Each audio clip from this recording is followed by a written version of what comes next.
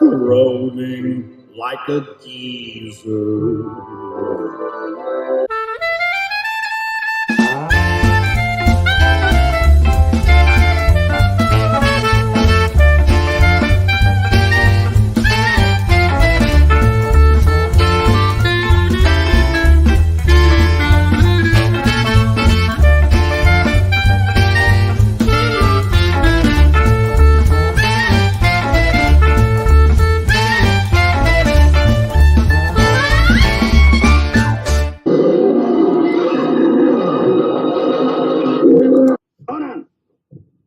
In life, crush your enemies, see them driven before you, and hear the lamentation of their women. Ah, the lamentations of the women. Welcome, everybody. We are back. I'm sorry about the hiatus last week, but sometimes life gets in the way, but we are back. We are better than ever. And this is Graybeard's studio episode number 30, which means art auction, because every 10 episodes, we do an art auction of some of the art that we've created right here before your very eyes. It's like magic.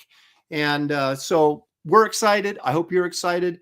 It's going to be a longer show, so pack a lunch. And what's going to happen is we will do our drawing. And when the drawing is complete, we'll go right into the art auction. I'm going to try and be a little bit more efficient about how we run it, but it should be a good time. Now, Kelsey picked the categories this week. And like a fool, he picked robots, which everybody knows I hate. He picked ninjas, which everybody should know that I'm not a big fan of. But then he threw in Barbarians, which I love. And what happened? Barbarians won. Let's bring in the rest of the crew and see what they have to say about all of this. First of all, let's bring in the man, David Williams. There he is. Hey, David. I can't complain about it because you're always giving me good product placement. But there you go. David Williams and his funky green. Ooh, look at that. We're going to get a closer look at that in just a few moments. Let's bring in an anchor who is, wise beyond his years. And that's saying a lot because he's old. It's Gary Martin. There you are, Gary. Hey. G-Money. I'm ready for the marathon. I've got my memory foam. Back pillow. So he's got his blanket he can pull up when he goes to it for nappy time. He's ready to go. All righty, let's bring in Sasquatch himself. It's Kelsey Shannon. Scribbles on sale now, only on Fund My Comic. Wow, we got 269 backers, 16,086 raised in 15 days. Oh my God, get it now, 200 pages. Wow. Hello. Nice. Wow, that's over on Fund My Comic, and the link, believe it or not, is in the description of this video, along with Wraith of God Bloodhunters campaign, which is mine. David Williams is Bass Reeves, and then Gary Martin is still pushing you guys to sign up for his Brush with Destiny book, which is coming up soon. So all those links are in the description of this video. So that's right. If only we had Kelsey out there selling all that stuff for us with his we'd have 24-hour sale voice. Oh, it's gonna go. Two speakers. Black Lives Matter. Oh, Gary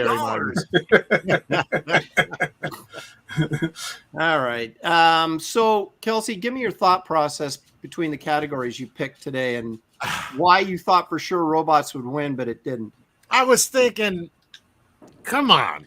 Everybody wants Aaron to have to draw robots, and surely they're going to pick robots. We all wanted GoBots. We all wanted Transformers and whatnot. Surely they wouldn't let me down. And I threw in Barbarian just to kind of get your hopes up. But we've done lots of Barbarians. Surely nobody was going to choose Barbarians, right? Who's this Shirley chick? Yeah, she's the one that tipped the vote. Yeah, let me down. Let me down. Shirley. Well, now I know who to blame. I have to blame Kelsey and, again, all the people in the chat for making this thing happen for Aaron.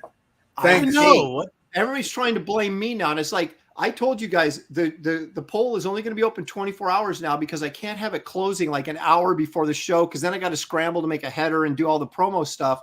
So it's only 24 hours, and we had a lot of votes. Over 200 people voted, and Barbarians won, not by a landslide. It was close, but I call in shenanigans because you disappear for a week, doctored up the vote. I know. Something happened. Yep. The pipes broke around here, and I had to stop the voting while he fixed the pipes. It was Transformers, and then something happened with the pipes, and suddenly it's Barbarians. Yeah. Did the Biden administration help you get these votes? Hey, we did find a bag of a strange white powder in my house the other day. So yeah, Kelsey, you're one of those wacko conspiracy theorists. It's the Russian bots. I see it in the chat. Aaron is a Russian bot. Mark says, yeah.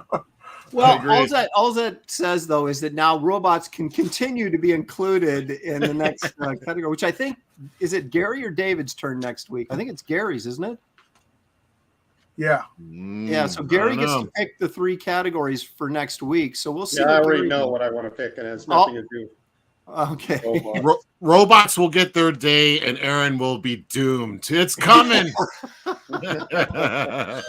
See, I'm going to shock the world and just destroy you guys with just the killer robot driver. I know you're working on it on the side, right? I'm sandbagging, man. That's exactly what I'm doing. Got a sketchbook full of GoBots. Yeah. Yeah. Hey, that's what I was going to do. GoBots. The great thing about today's episode, of course, is we're going to do our drawing, and I'm going to call it right now. I'm not only going to do the drawing, but I'm going to paint it. I'm going to get it done before the end of the show. So whoa! I'm calling it right now. You start. I'm calling it. That's dangerous. I know, but I'm living. I feel good. I feel like I'm living on like magic right now because there's no way that Barbarians should have won, and yet it did. So it's telling me to go for it. So this is your chance. This is don't screw it up. Don't mess it up. You challenged us to distract you while you're drawing, so you never get to the color. Yeah, you can try, but no, I'm focused, man. Well, there's a lot of names of ladies in Barbarian movies that we're going to need a reference of, and you're going to need to look those up for us. So. Well, when you say Barbarians, it could be Barbarian movies, it could be Barbarian cartoons, it could be Barbarian comics, it could be anything. It could be my own creation. Wow, maybe we'll get a preview of upcoming attractions. What? Does that count? It's a Barbarian. It does.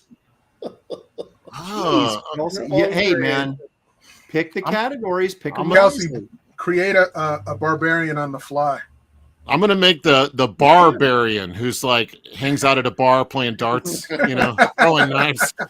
You know what I thought about doing was, those 2 wrestlers, the Barbarian brothers from the 80s. Yeah. They actually did a movie called The Barbarians, and it's great. It's really silly. Oh my goodness! So I thought about that, but anyway, let me address the. I'm sorry, what, David? I didn't say anything. Yeah, I feel like Kelsey is an IP machine. Let's keep it that way. The Barbarian. All right, so let me address the chat here real quick, and then we'll get going. H is for Heretic is here. Squibs, the Hyper Wizard. Did somebody say Barbarians? Yeah, baby. Kevin Thomas is here. What is best in life to watch Graybeards? See D-Wams crush his enemies while Aaron cries it's not a competition. What the? I can't. Holy crap. Dude, this is not the way to start this show. Kevin, Aaron's woman and her lamentations. Oh, my gosh. Dan the Pizza Man Genovese is here. He goes, I like Barbarians and I want to wield an axe into somebody's face. Damn. Getting intense already. Frankly, Zero is here. Citizen Ronan, Phanol Life, Hubert Cumberdale is here. Marcus Killiger, of course, is here. Blackjack, Brian Norton, hail the Graybeards. Hi, everyone. Now, where did Brian say he was from? Where he's living? I mean, it's like Asia someplace, right? Because he's like 16 hours away. Where did he say he was at? Japan? No, I can't even remember now. You guys probably don't remember either, do you? Middle Earth. Middle Earth? I don't know. That's my answer for everything. 16 hours away. Everything outside of America is Middle Earth. Yeah. It's scary. I don't like Delafino's here. Sequential Treasures. Hendin Schnelly. Ruby Jade 90 is here. Hyper Potato. Aaron is late trying to finish reading Atari Force. Let's see what we can do about Triangle. What? that. Wow. You had to slap the taste out of his mouth for that. Got new material. Aaron came prepared. He's got new material. Hey, I've had a week to rest up, and I am not in a tolerant mood for this kind of garbage. Look out. Harold Pridemore is here. Christina Lynn, of course, a freelance editor and proofreader. She'll be working on Wraith of God very, very, very soon, Christina. Zaid is here. Phil. There he is. Hey, you beardos. Brian 999 is here. Nine. Dad's Den of Pop Culture. So who broke their hip last week? That would have been me. I'm feeling it right now, honestly. Yeah. Toshiro, who dropped his last name because we couldn't pronounce it. It's time. Geek Avenger is here. The Dawn. Hey, Aaron, say hi to Shelly for me. Thanks. I will. Hi, Shelly. And who else is here? Geek Avenger, Hyper Wizard, Kevin Thomas, Skull Nasher, a whole bunch. Ignite. Admiral Wackass. This guy with a dirty name is on here. Hyper Wizard. Luffy is God. Don't gloat, Lopez. We all know you rigged that poll. That is not true. Completely innocent. Duck Bacon is here. Ronan is here. Schism. That hero definitely chose the place to be there, seeing the perfect behind. Man, oh man, D. Williams. Duck Bacon. That's all I'm thinking about right now. He's like, who cares about Ms. Marvel's butt? I'm thinking about bacon. Yeah. Bacon. HR is here. Glitch. Geek Avenger for $2. Thank you so much, Geek. Appreciate it. I scored a 6-pack of Zig pens for Squeaky. Way to go. David Williams, spread the word and look what's happening. Numpty is here. Don't call me Shirley. Let's see. Mighty Geek Studios. Christopher John. Brian Norton. He said Brian Norton's chiming in again, but he has not reconfirmed where he's at because I can't remember. Wasn't it like Japan or someplace? I think it was. You guys Mordor. I told you. Repairman Jack is here. Let's see. I think that's just about everybody. Admiral Wackass is here. Mark Pengrin. Aaron is a sore loser. That's why it's not a competition. I'm not sure how I feel about that. Oh, we know how you feel. We know exactly how I feel about that. I'm seeing visions. Yeah. Yeah. Tech Zombie is here. Danky Frankie rolled in. Duck Bacon. Okay. We got everybody. Thank you guys all for joining us. We've got we're over 100 right now. Let's push this baby up to 200. Tell your friends and your family to tune in right now to the best show on the internet because we're just getting started. Hit that like and subscribe. We greatly appreciate it because we want to be the biggest and the greatest show on the interwebs. But the best robot artists in the business right here. Right here. Yeah, where's our buddy Kaiser Stone? Why isn't he in the chat? He might be working though. You never know. Okay, let's do a little show. Let's do a little show and tell, shall we? David, you're up first. Already started. Look at him getting a head start. I don't know. He's always trying to like shame us when we can get rolling. All right, tell us about this, David. I'm only doing this because Kelsey inspired me. We've been doing these Doc Martin paintings, coloring pieces. So, I got my Doc Martens, but I'm scared. It's scared. Yeah, so I got the drawing down, but I'm just afraid to put it down because it's not gouache and it's not watercolor. It's a new thing, and I know that's a nice drawing. I'd hate for you to ruin it, but get in there and try anyway. I mean, I won't ruin it. I mean, I could just redo it again, but yeah, that's true. Is this a commission, or are you just doing this for the heck of it? No, I literally just doing it just because of Kelsey. Dum. Dude, that's a great piece. That's an awesome piece. So don't ruin it. Did I show? Yeah, don't ruin it. No pressure. Yeah, I know, right? Just know that you're gonna mess it up first. Then you'll be relaxed. Oh yeah, I'm totally gonna F this up. That doesn't work for me. Did I show this last week? Not finished. Sweet. It's great. Now that is a commission, right? Yes. It's just waiting for some Doc Martens to mess it up. No. That's great.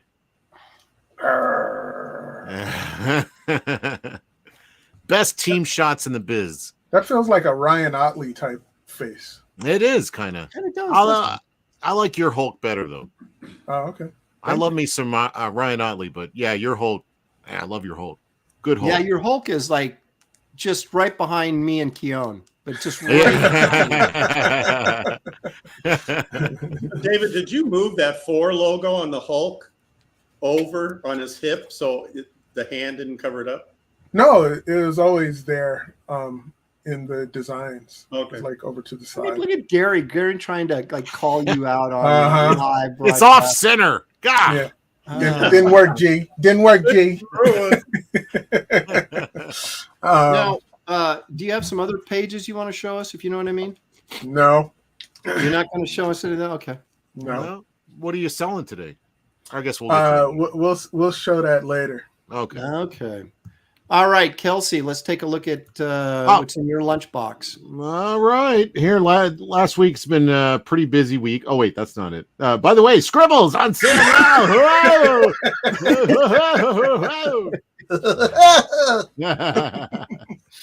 Yeah. I love that. Yeah. I've had a pretty, Who'd you Feels piss like off? a Bruce Timm type thing. Yeah.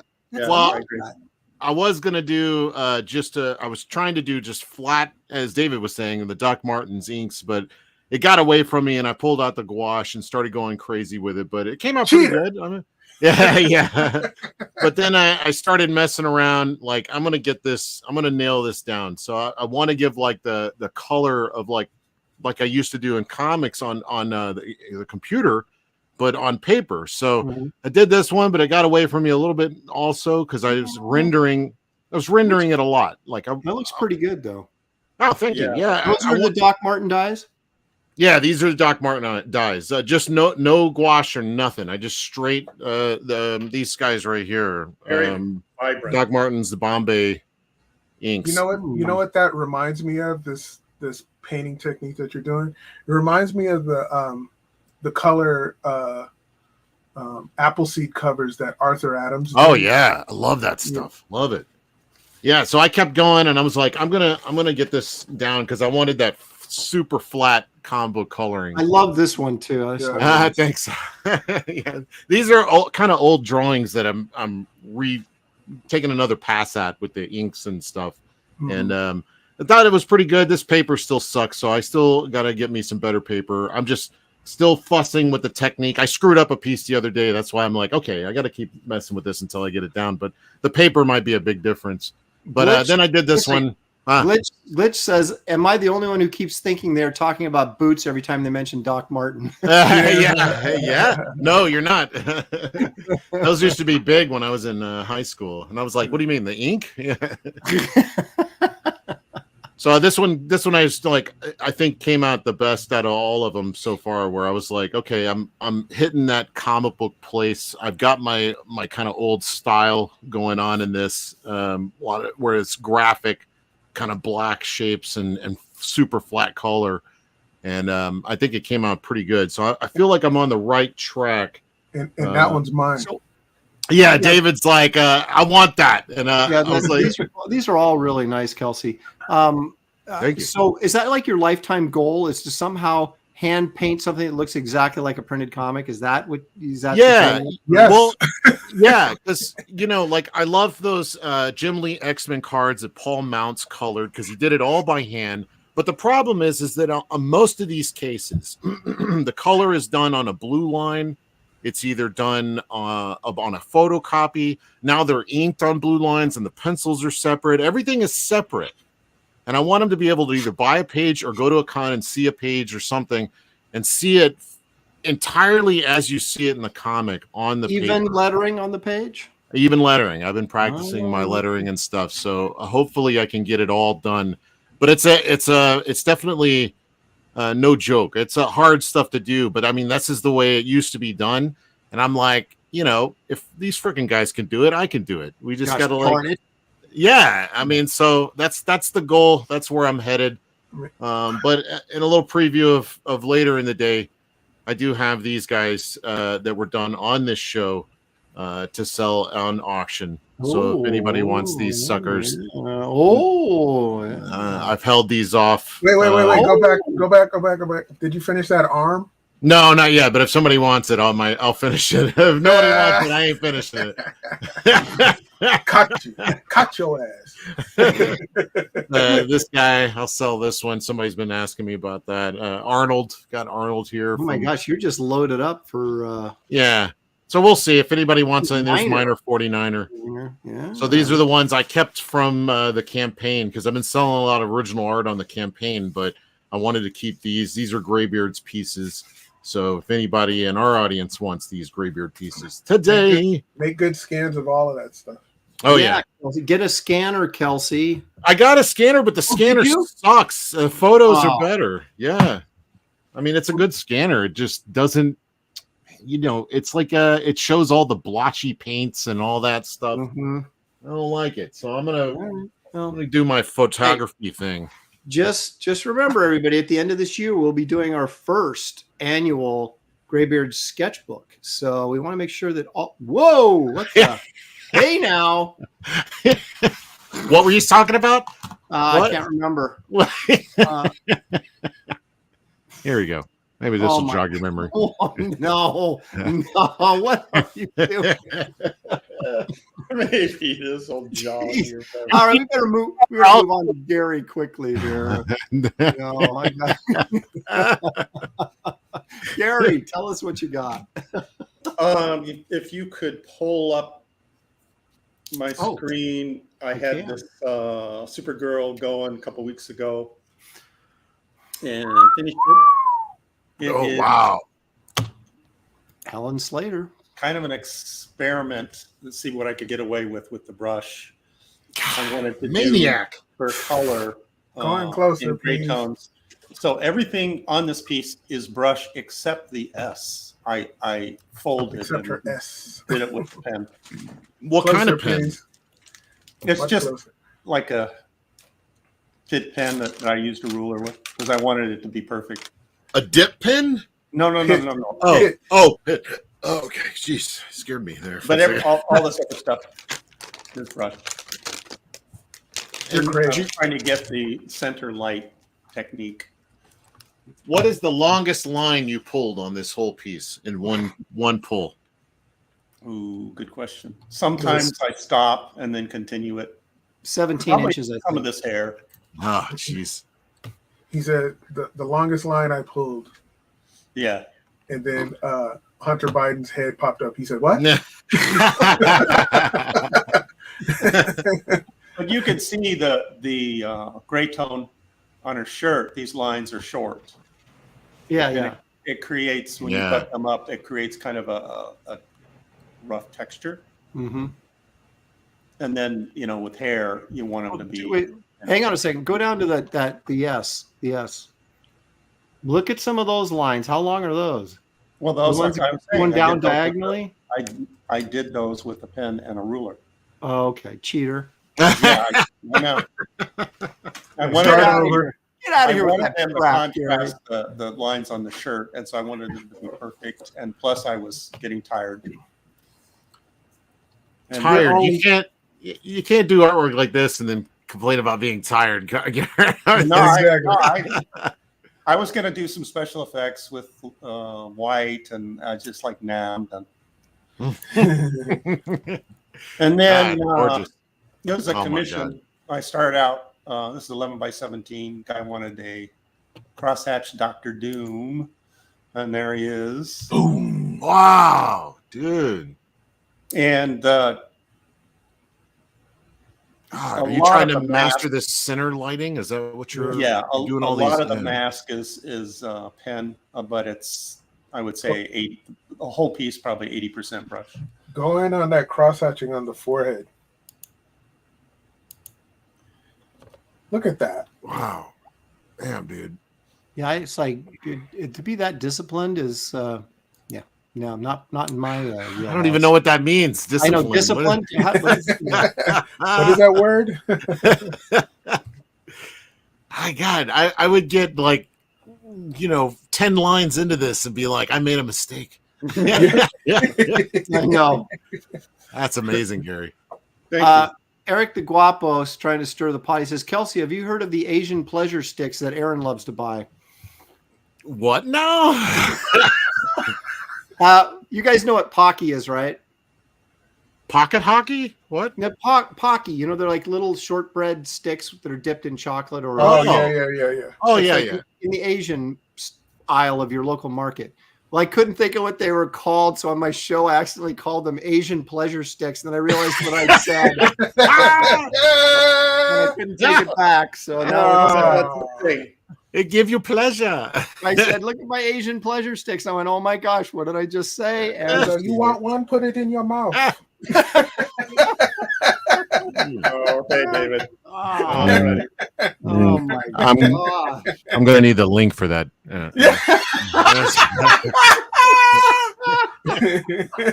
You'll find the link in the description of this video. Does one of those mail order brides come with one of those sticks? I'm changing the subject. Glitch. That Mary Jane is one of the pieces that I'm going to auction, so you will see it later. Awesome. Oh, Gary's going to be throwing some. I got two pieces I want to do. Throwing his line weight around. Yeah, exactly. All right, Brian Norton's on me. He says, "Come on, Aaron. I told you it's pronounced pokey or pokey. Haha. So it's not pocky, it's pokey. Oh. So pokey pleasure stick sounds even worse. Yeah, is that what you do with them? Oh, jeez. You can keep that link. Yeah. Oh my pleasure. We're on the AC. Quick, Gary, change the subject. Yeah, the chat is making it impossible. Oh my, yeah, it is getting pretty raw in there. Come on, you guys, clean it up. This is a kid show. Oh my gosh. Okay, well, I guess it's my turn. I want to show this. It's been on social media, but this was a birthday present for my son. Thankfully, my 30-year-old son still likes comic book stuff, so I didn't have to spend any money. Just time and effort. No girlfriends. Yeah, lots of time. No, he's married. They got a kid on. Oh, okay. He's going to be a grandfather. How about that? Poor man. You kind of late. Guys are getting old. I know. I did this Spider-Man for him. This is great. This is inked with David's Zig pens. And is that gouache? No, it's acrylic. Oh, I was going to say, because it seems very deep. In those colors. Very thick, very heavy. Yeah. What happened was I messed up. Yeah. Hey, but it's the finished product that counts, right? Kelsey. Yeah, you pulled it out. It out. Yeah. So this is all watercolor. Spider-Man is all watercolor. But back here, I took a flat brush, square edge brush, like my oil painting brushes, and I mixed up some acrylic, and I had some violets sitting there from the Scooby-Doo piece 2 weeks ago. And I said, well, Spider-Man's red and blue. You put that together, you get purple. Yeah, this will work. So I put this real dark purple in there, but it was about as dark as Spider-Man. And I was like, that doesn't work. So first of all, I put in a couple blotches of yellow ochre here. And then that... Oh, yellow ochre? Yes. I thought you said yellow okra. Okra. Isn't that what it's called? No, okra is the plant that you eat. No, there's... Or is it ochre? Ochre? Ochre. Yeah. Whatever. You're painting with hey, you know what? I used to go in the art supply store, and this chick that worked there would make fun of me because I didn't know what anything was really called. And then I finally said, I said, but at least I'm working professionally. You're still working here. So, can I have some burnt sienna, please? Some burnt. Where do you keep burnt? Yeah. Oh, my gosh. okra. I used actually what I did was I ground up the okra for my garden and then made paint out of it. So shut up. So then I slapped on some dark blue in there thinking, oh, but it still didn't really do what I wanted to do. So I said, I just got to lighten this up. So I went in, added some more acrylic white to the violet that I already had, and then came up with this much lighter. Is it almost fuchsia? I don't know. Yeah, I guess. And so then I put that in using the square brush again, and then I thought, I liked it. I thought it turned out pretty well. So I know the story behind this Spider-Man. I'm sorry to interrupt you. Yeah, go ahead. Spider-Man's coming into the scene. He thought he was kicking Nightcrawler, and he just bamfed out of the. That's right. Yeah. Right. Well, the part of the color idea was because I had just seen Into the Spider-Verse. You know how electric all that color is on and it kind of made me kind of do something like this. I thought it kind of has that sort of Into the Spider-Verse vibe. So anyway, Eric the Guapo says that's a nice painting of David you did there. Yeah, David in his Spider-Man that's right, his costume. Right. I got one other thing I want to, just in case people didn't see this on social media when I posted it. Yeah, usually I got this thing about opaques in the background of like watercolor pieces, but you made that sing actually. Thought it did good. Oh, here you go again. Yeah, and so that's the violet that I had come up with for this piece, and I had some left over, so I thought I'd just use it in the Spider-Man piece. But like I said, I lightened it up. But yeah, so there you got Shaggy and Mr. Hyde from 2 weeks ago when we did Scooby-Doo. Yeah, very cool. So that's all watercolor, except the background again is acrylic. Yeah, that worked out a lot better. That just the one color. The what do you call it? What is it? Fuchsia? I guess. I mean, I don't know technically what's on the. It's I think it's just violet. But can you blend those well? Like I always had a hard time blending acrylic. No, you gotta lay them over the top. And what I do is I dry brush the edges of it, and that way you can sort of get a kind of a faux blend. Oh, that's true. Yeah. Oh, they're opaque. Yeah, just the background. Yeah, right. Yeah. Oh, yeah. You mean acrylics? Well, there's translucent, transparent, and opaque, but I never can figure those out. Let's never forget that Aaron is cool. So, I noticed you fit that in whenever you can. Well, if you remember, this was the the disaster episode, but my 15-minute trying to save the my disaster. We all realize that that's a portrait of your one black friend. David? Is it David? Yeah. Whoever said I was Aaron's friend. Oh, okay. Exactly. I have like 3 black acquaintances now, so and you're counting. You're right. counting Luke Cage. So I've been like scrambling this week to get ready for San Diego. Oh, you're going, huh? Yeah, I got a booth and everything. Costing me a fortune. So if you guys are going to San Diego, please come by and buy something. Yeah, spend money at Aaron's booth. We don't get taken to debtor's jail. It's going to be a whole new experience without Hollywood or any, Marvel DC's not going to be there. I mean, you should get more traffic, right? Yeah. There's less to see, so you might as well go see her. That's right. You got nothing better to do. That's right. I mean, you got nothing better to do, right? Come and see me. I got a corner booth, so I actually have 2 tables. So I got a really great location. It's just really expensive. So we shall see. Oh, good deal. Maybe this might start a trend, and it'll go back to how San Diego Con used to be.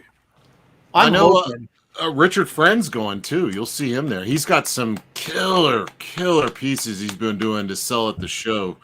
Just freaking unreal, that guy. That Daredevil one he did was cool. Oh, dude. Just insane. I mean, he's hitting at another level. Yeah. Yeah, and it always stuns me when I see guys that are known for inking. So they turn around and like, dude, if you draw that well, how come you just been inking your whole life, Those are the best. Yeah, it's true. Right. Those are the best inkers are guys that can draw. So Gary will attest to that. Not that I claim to be in that Wow. category, but I agree. There you go. We got to work on Gary's confidence. I know, right? You're supposed to be like, yeah. So right. today, you guys will wrap up about 3:30 with the drawing, and then we're going to go right into the auction. And as David will be fine because he just ate a steak sandwich before the show started, Kelsey and I will be dying. And Gary will be eating crackers at some point. No, I had a ham and cheese with lettuce and onions and tomatoes and some Rotel cheese dip with chips. God. Oh yeah, I was getting ready for today, pal. I'm gonna be. You're like a bear getting ready for hibernation. Yeah, I was ready. I learned from the last one. This is a gauntlet. I'm here to play. Okay, I want to show this real quick. This is one of my prints that'll be available at San Diego. This is Freya. I'll go large here. Yeah, go large. This is Freya of the Ice Kingdom, and there's another Yeti bites the dust. But this will be the character I'm going to be doing right here on this live stream. Freya, the Ice Kingdom. Cordrath spinoff, or what is it? No, she'd take care of Cordrath. Oh, is this what you're doing on the show today? Yeah, this is one of my characters, man. When I do my I'm not going to draw this exact same thing. It's done. I'm going to pull a David Williams. I'll just Wait a minute. Wait. Does that Yeti does that Yeti have titties? Wouldn't you like to know? Oh, okay. I want to know, that's a print, right? Okay, that's why it's so shiny. What did you do that with watercolor? No, it's Photoshop. Oh, okay. Because I was about to say, how did you get that red? I was about to ask you all these technical questions. I just get red. How the black's so black? Yeah. How did you do that? Making stuff up. Yeah, it's called the fill bucket. You'll just be like trying to do it and it won't work. Aaron, how'd you get it done, man? I don't know. You just got to lay it down. I'm just good, What can I say? What can I say? All right, so David, what are you gonna do? I'm thinking either Red Sonja or Valeria from Conan. We're going total shit. Yeah. Or I might do both of them. Whoa. Okay, in other words, you're not going to be finished today. I might.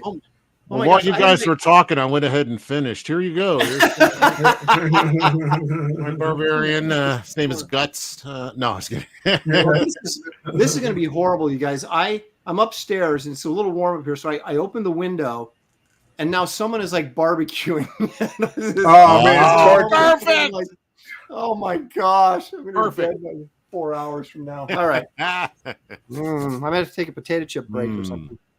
Yeah, we got lots of questions about your favorite foods today. That was on our topics. Well, you're lucky you could eat potato chips. I can't eat potato chips anymore. Why? Man, blood pressure, man. Jeez. You got all your teeth. Oh, Brian Norton says Kaiser's launching a book on Fund My Comic that looks pretty cool. Anybody seen that? Oh yeah, he's doing an art book. Yeah. Oh shoot, man. Yeah, I keep forgetting. I gotta write him to let him know how to do Fund My Comic. That's awesome. I'm glad he's already doing it. Don't wait on me. John says I hit the wrong thing, but he says it's 92 in where is it, John? 92 in San Diego today. Now, John, I know you called last night. I saw the message, the call, but I had my phone turned off, so I will get back with you today. Has something to do with San Diego, would be my guess. I think it's like 92 here in Louisiana. Let me see. I think it's always 92 in Louisiana. Well, you're in the desert. So what? It's still hot. That's what we're talking about. For it being hot. What's my table? I got so much light pouring on my table, and it still looks like it's dark. Let me see. Oh, it's 97 here. Yeah. So F you, San Diego. Yeah, right. And it's not a dry heat. Yeah. Oh, dude. Yesterday I went out to get groceries and it wasn't that hot, but I could barely breathe. I felt like I was drowning. Like, no kidding. Like, I was just like, Imagine how the skunk apes feel. Coming in the air, stuck out there in that. It's no good. All right, Kelsey. So, Kelsey, what are you going to do? I'm going to do one of my favorite barbarians from the movies when I was growing up, Beastmaster. Oh, with Mark Singer. Yeah, cool. Classic. And also, oh man, what's his name? Is the bad guy? Oh man, I need a man with a tattoo on his dick. You know, what's that guy? What? Wait a minute. No, was that Rip Torn? Rip Torn. Thank you. Yeah, Rip Torn was the bad guy on that. And I used to crack up when I was a kid because he had these tiny skulls on his braids, like holding his hair together. And I was like, did he shrink those heads first? Like, I was all like, how did he get those tiny skulls? It was like Gulliver's Travels. You know, he went around and found the little people and filleted them up and took the skulls. That director who did that movie, years later, when I started getting interested in films and stuff, I found out he's the guy that did Phantasm and oh, really? Yeah, a bunch of others. I'm forgetting his name offhand. He's got like a Italian name. You should probably look it up. Go, by the way. No, that's what you're going to do later. What are you drawing? You can't be drawing He's already. Already. Okay, ready, go. Oh, yeah, crap. Go. All right. I'm not looking up Beastmaster. I'm fighting the urge right now. But I don't know if I'm going to be able to contain it. I was hoping you'd we're struggling with Rip Torn's name and would have to look it up, but you got it too quickly. Even as a little kid, I got that joke. I was like, Rip Torn? Seriously? Yeah. It's better than Dick Trickle, you know? Yeah, that's that was the worst ever. Used to crack me up. Dick Butkus, you know, all these names. I'm like, I would have changed my name. What is this? That's right. Sandow Bergman. That's her name. I was telling Gary today, that I was going to do Valeria. Oh, Valeria. You're going to do her in full Valkyrie? No, because that was so brief, but when they put the black makeup over themselves. So. Oh, yeah, with the stripy. Mm-hmm. It was kind of like it was like a precursor to Commando. Yeah, that was black white face that they were doing. They didn't want to single out anybody. They were doing both. Got them covered. Black white face. I love that. Yeah.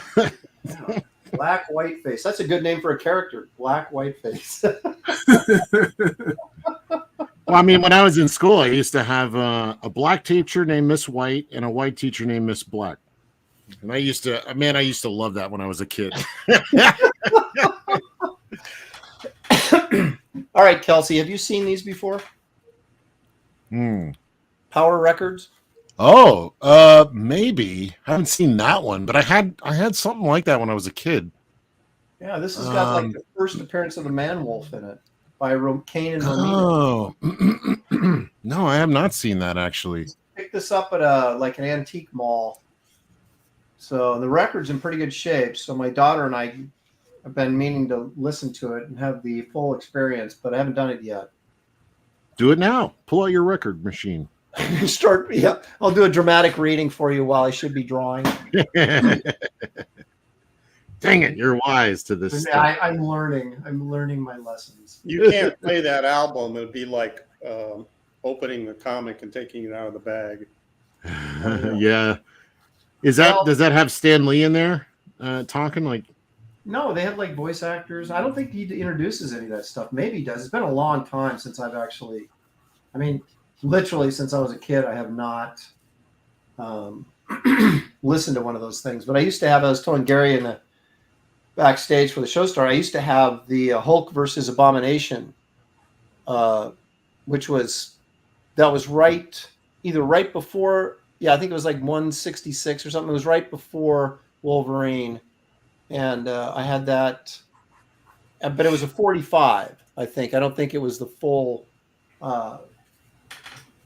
33 album. I think it was a 45, and then it would just like, I just remember doing the voices, and then it'd go bong, and you'd turn the page, and then it'd keep reading, and then bong, and you'd turn the page. But I loved that thing, man, when I was a kid. It's awesome. I'm sure I had great. I had the Star Wars one that had the storybook, and every time you'd have to flip the page, you'd hear R2 do woo. You know. Oh, really? Yeah, and then that's how you knew you'd flip the page. I'm pretty sure Meryl Streep got her start doing those. Oh, really? No. Oh, okay. The funny thing is, she might have. You know, what I mean, like, what's his face started on electric company, so I guess anything's possible. Yeah, what's his face? You know that guy that was in? Yeah, the guy who did this stuff. You guys know who I'm talking about. Oh, jeez. He was in that thing that we all saw that did that. You know, Morgan Freeman. Okay. Morgan Freeman.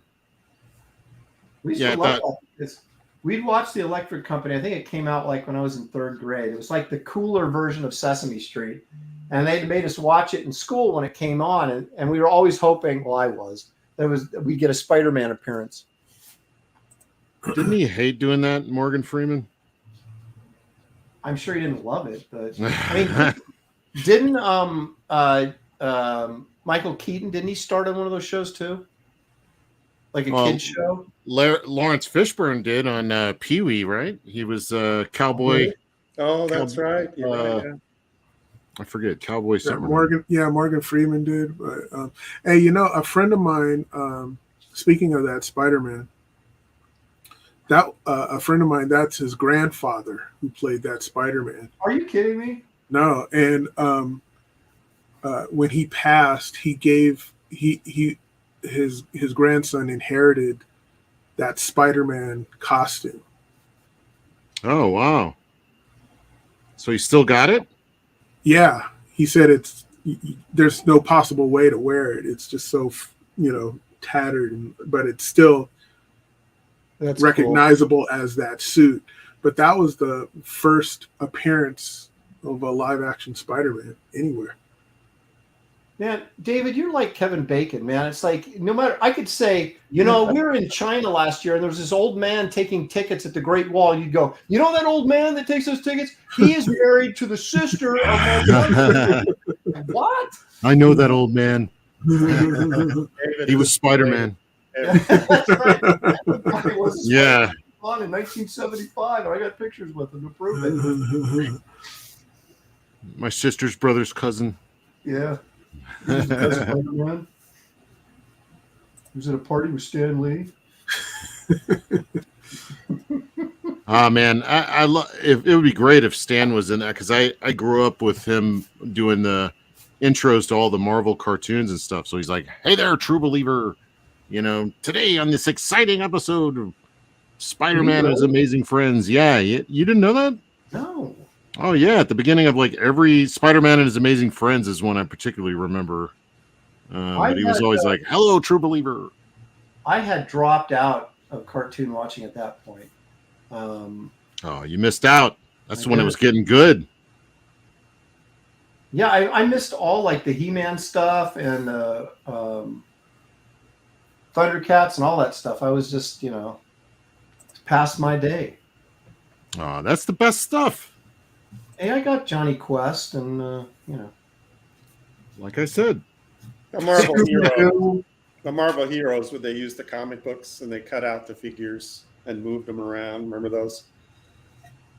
Mm-hmm. That was like the first. Oh, like the 60s? Like the 19... Yeah. First animated, if you call that animation, superhero. But the voice actors and the sound effects were great. There was one scene I remember in the Thor cartoon where Balder the Brave comes up to him and he says, "Thor, my friend, who I love more than a brother," or like more than a brother. And we'd always go, "What is he saying?" You know. Is he gay? He must be gay. That's right. He loves him more than a brother. What does that mean? I'm like, "Mom, what are they telling us on TV?" She goes, "Those woke bastards." Yeah, woke was what happened after a nap. You know, you woke up.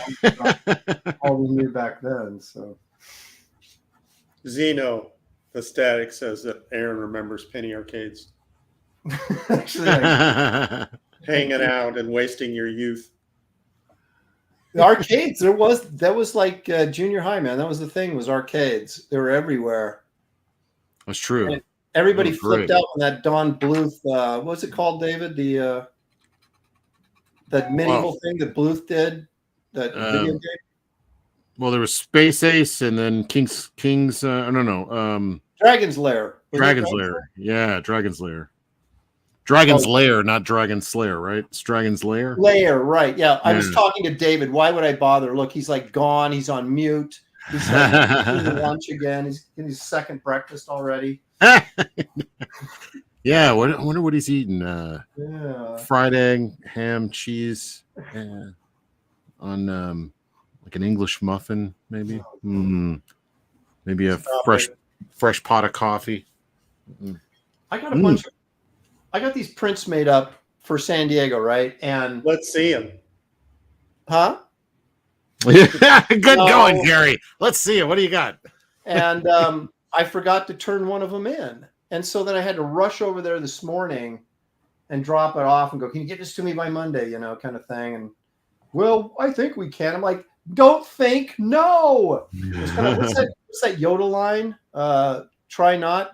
There's only do or do not. There is no try. Yeah. Hey, wow. I sounded like you had a clip ready to go. And he was like, okay, do not then. Yeah. He's like, yeah, screw you, pal. Get out. He's like, be my friend, please. No, they think they'll get it done. So he went back and checked to make sure.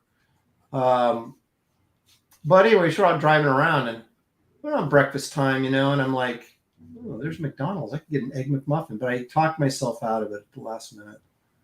Why? Why on earth? I just those are so good.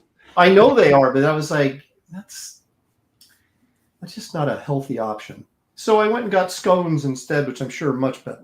Yeah, what the scones? That does not beat an Egg McMuffin. Or I like even just a plain sausage biscuit, a little grape cheese on there. He likes the scones with his ochre. Yeah. And what's the man? I always want the Chick-fil-A chicken biscuit, but I always want it on Sunday, or sometime in the afternoon. When they don't. Anytime they don't sell it, that's when I want it the most. Of course. Do you guys have any sort of feelings about breakfast burritos? My daughter was like trying to talk me into a breakfast burrito today. I'm like, those are gross. It's like they just take everything in the kitchen sink and shove it in there. And you're like, you got scrambled eggs, you got potatoes in there, you got bacon, you got something else. And what's that green stuff? And it's just all the breakfast foods, you mean? You mean like an omelet and a handheld wrap? You mean nice and easy? Maybe it's the wrap. Maybe it's the wrap that's throwing me. That you got to eat them in like either San Diego, San Antonio, somewhere on a border state, or even I don't know how they do them in Mexico, but the Tex-Mex version and even the Cali-Mex version are great. I used to spend like $1. This is back in the day, of course. $1 for these two giant breakfast tacos, and I'd get like chorizo and egg, or bacon cheese and egg, or potato and egg. Oh, it's so good. Kelsey, you're talking about food is backfiring. I know. I'm getting hungry. You're gesturing rather than drawing. I'm just imagining eating that sandwich right now. Burrito. He's gonna start drooling on his paper. Good thing it's watercolor paper; it'll absorb it. What's a burrito? Actually, you got that 20-pound copy paper, so you might be in trouble. Now Kelsey's drawing a burrito. Some bacon coming out of it. That's like little food advertisement art, like the good old days. Yeah, we need a breakfast burrito for this newspaper ad. Yeah, okay. I'm on it, boss. 40% Zed says, yeah, scrambled eggs, bacon, hash browns, salsa. Sounds terrible. I don't like the idea. For some reason, the wrap kind of throws me. Wrapped in a tortilla, that makes it gross. Yeah, for some reason. I mean, I want a burrito, like a regular burrito, when I wrap it in the wrap. I don't want, or maybe a chicken Caesar wrap or something like that. But you start putting breakfast food in there, I don't know. It throws me, man. Would you? I was like that with breakfast food, that I had to have some kind of breakfast food for my first meal of the day. What is this audio? Cereal or eggs or something like that. I couldn't miss breakfast. It was lunchtime. I still had to have breakfast. It feels like I'm on an airplane and they just kicked on the. What is that? Just me? Or? That's David. What? What do I do? Oh, I don't know. Your audio. Suddenly, I'm hearing your wife vacuuming in the other room. I don't know. I'm like, what does that sound? She ain't vacuuming in no other rooms. Hang on a second. Let me mute him and see if we can still hear it. Wait a minute. Where is he?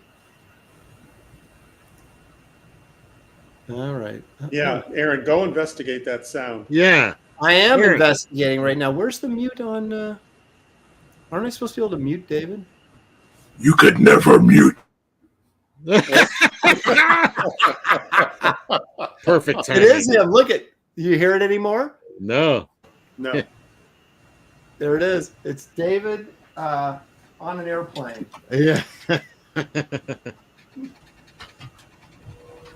He's on his way to that Mexican vacation he's always dreamed of. We're going to get some good breakfast taco burritos. That's right. We started talking about burritos and stuff, and he's on his way. Did he still hear it? You still hear it? No. Yeah, it's like somewhere along the line it just clicked and like all your room sounds were coming in, but it's fine. It's not bad. Yeah, live with it. Could be worse. You're raining. Aaron, are you still planning on coloring your piece? Because it looks like you started this several times. Dude, you know what you need to do? You need to shut up.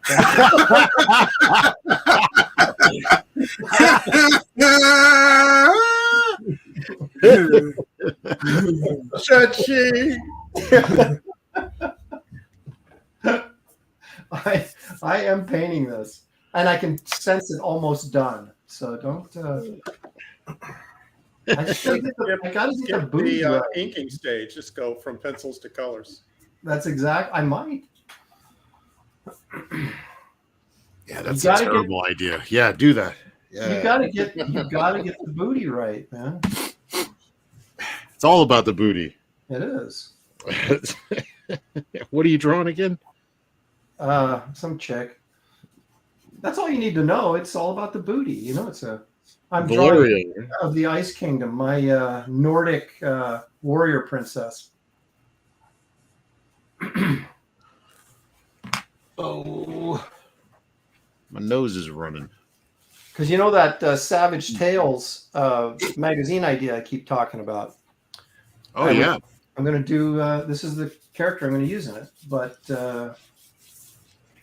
got to flesh her out, if you know what I'm saying.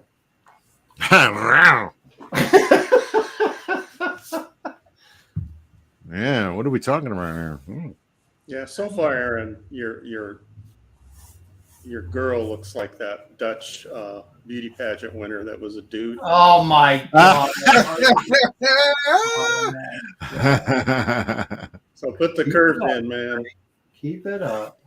You're going to get the cannon soon, Gary. Watch it. Right. I don't like to blow up people that are actually part of the show, but keep pushing me, brother. Keep pushing.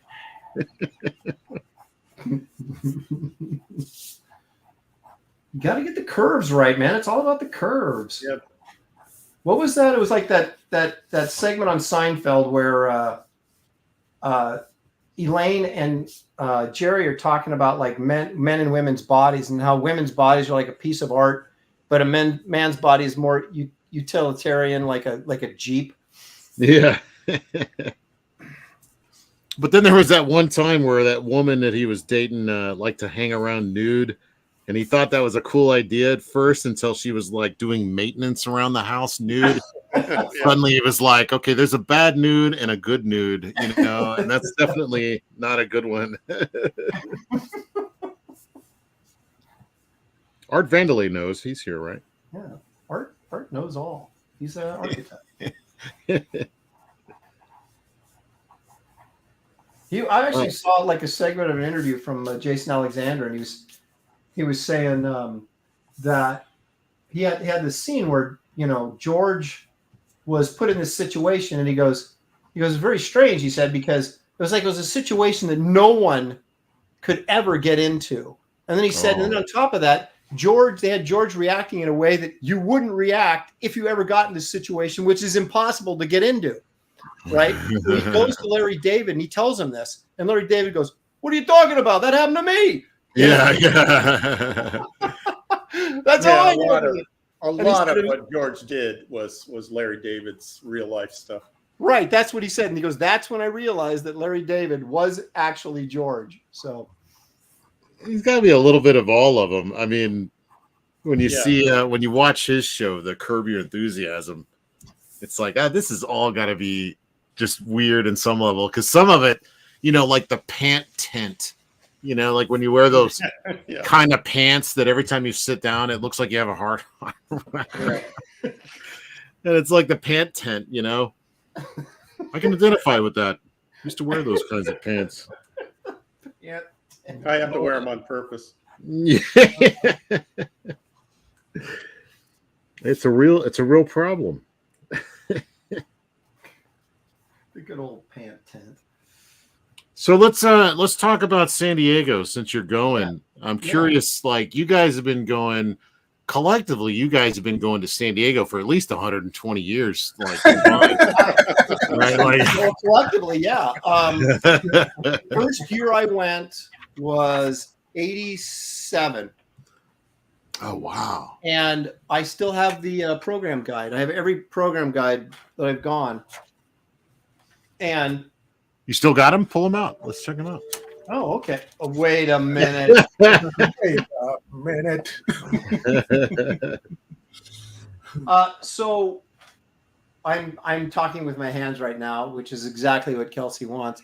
But I was after going that first year, and that's when it was in the old downtown. It wasn't a convention center. It was I don't know what it was called, but it was before they built the convention center. And at that point, it was just the biggest comic book show in the world, right? They had about between 40 and 60,000 people would go to this thing, which was, I was used to, Gary knows, the old Portland, one-day comic book shows, which would bring in, maybe on the best day, would bring in 1,200 people for a one-day show. At the old Coliseum. Yeah. And which we thought were, those were good one-day shows that Richard Finn put on. But so I went to this, and it was like, it was unbelievable because you had all this square footage on one side of the hall, which was all the dealers, and it was all comic books, comic related stuff, original art, movie posters, just that kind of stuff. Right. And then they had Artist Alley in the back. And then on the other side of the hall, they had all the publishers. So Marvel, DC. And then at that time, all the indies were kind of big, Pacific Comics and Comico or Comico, however you pronounce it, and First Comics and all those places. And so you could go in there and show your portfolio, then go over and buy Spider-Man 14 or whatever. And so I thought it was the greatest thing ever. And I said, I am never going to miss this show again. And I never did until COVID. Oh, wow. COVID. And then I went, I think it was 3 years. Didn't they have it shut down for 3 years in a row because of COVID? At least two. And then when I was supposed to go back the third year after COVID, which was last year, whatever, how many years it was, Shelley had breast cancer, so I couldn't go. And so I haven't been there in 3 years after having never missed a show in like 25, 26 years. What was the best time? Like, is there like a year that really stands out? The last year, Artist Alley allowed you to have 2 chairs. That was a good year.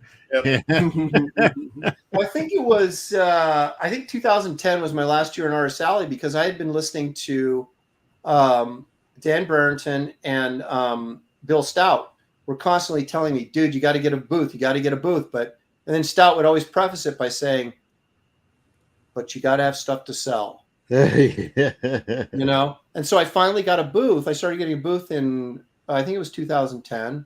And no, I'm sorry, not 2001. Excuse me. It was 2000 was the first year I got a booth, year 2000. And so I split off and it was like super expensive, right? But I mean, nowhere what it is now. It was like, I don't know, $1,500 or something for a booth. And we were getting Artist Alley space for free. All that. Yeah. But you're fighting, you know, for space.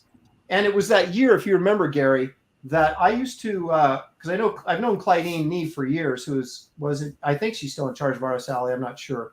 But so she would always get us hooked up with tables. And so we were in Studio Source, that big studio in Portland. And once, like a dummy, I tried to organize it. I said, well, let me talk to Clydeen. We'll get all these table spaces and we'll all be together. It's like one big studio. It'd be cool. And so what happened was she shorted us accidentally. She shorted us a table. So everybody got there. Randy Emberlin was the last guy to get there. And he didn't have any place to sit down. So he blew a fuse, right? So we finally, I don't know, I think it was me. I don't know if I roped Gary into this at all, but I gave up half my table so Randy could set up. And he was griping at me the entire weekend. And Randy, Randy has 2 tables worth of, stuff to sell. Right. And I was like, I go, this isn't my fault. I said, I told her she made a mistake. I'm not trying to throw Clydeen under the bus or anything, but that's what happened. She just made a mistake. And it wasn't like I forgot to include Randy. But so he's just raging at me the whole weekend. And it was a terrible show. I remember he blamed you for that. Yeah, and he continued. And it was the whole weekend. He was just on my case about it. And I had already given up half my table, to share with him. So I went from 8 feet to 4 feet, And so it was just an absolute miserable con. And that's what pushed me over the edge. I said, I'm never doing this again. I'm first of all, I'm never going to be responsible for anybody else getting a table. And then secondly, I'm going to get my own booth. And so that's what I did. And I've had a booth ever since. And then it was like a year later, Terry's like, how'd you do? And I'm like, I did twice as much, it cost twice as much, but I did twice as much business as I would have if I'd been in Artist Alley. So then he asked if he could come in. And I said, yeah. So we've been splitting the booth for, 20 some years. And now he's over at with Flesk, I think. And so I got the booth to myself, which is good and bad because now I got to pay for the whole thing myself. But it's 2 tables. So, But that's my history, Kelsey. Mm. Tell it again. And just I wasn't listening. Sorry. I was just thinking, I blame you too. I don't even know why. You're like, come to think of it, Aaron, that was a year I got 2 tables.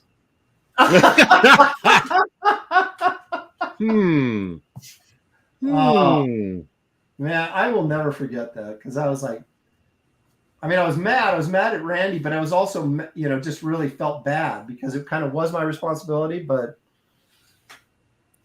and it just blew the whole thing up. It was the worst year I'd ever had there. And so for who's the most famous person you guys have met, like comic book wise? You guys meet all your heroes, or is there somebody, any good stories about that at San Diego?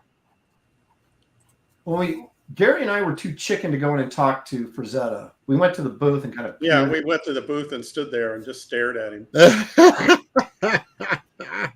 exactly right. That's exactly I did that to Michael Golden. That's funny. I met just about everybody. It's like I used to talk to Alex Ross back, when he was doing Marvels a lot. And then at the time I met Simonson was after the show. Everybody was, packing up, getting ready to leave. And this guy with a beard and glasses comes walking by, and I was walking the other direction. And I just passed him. And I said, he had a dinosaur shirt on. It was really cool. And I said, hey man, cool shirt. And he goes, thanks. I drew it. I went, what? And I go, you're Walter Simonson? He said, yeah. So we, chatted him up and been friends ever since. So that was good. He didn't I drew it. Yeah, that was a great answer. Thanks. Thanks. I drew it. I would have never said that. I would have just been like, thanks, and then walked on. But I did meet. I met Alex Ross in Chicago once, and I didn't know it was him because like it was right before Kingdom Come, right after Marvels, and he had just cut his hair, so he'd gone bald. He had like long hair, but it's like all the photos I'd seen him in, he had long hair, so that's kind of who I assumed he would look like.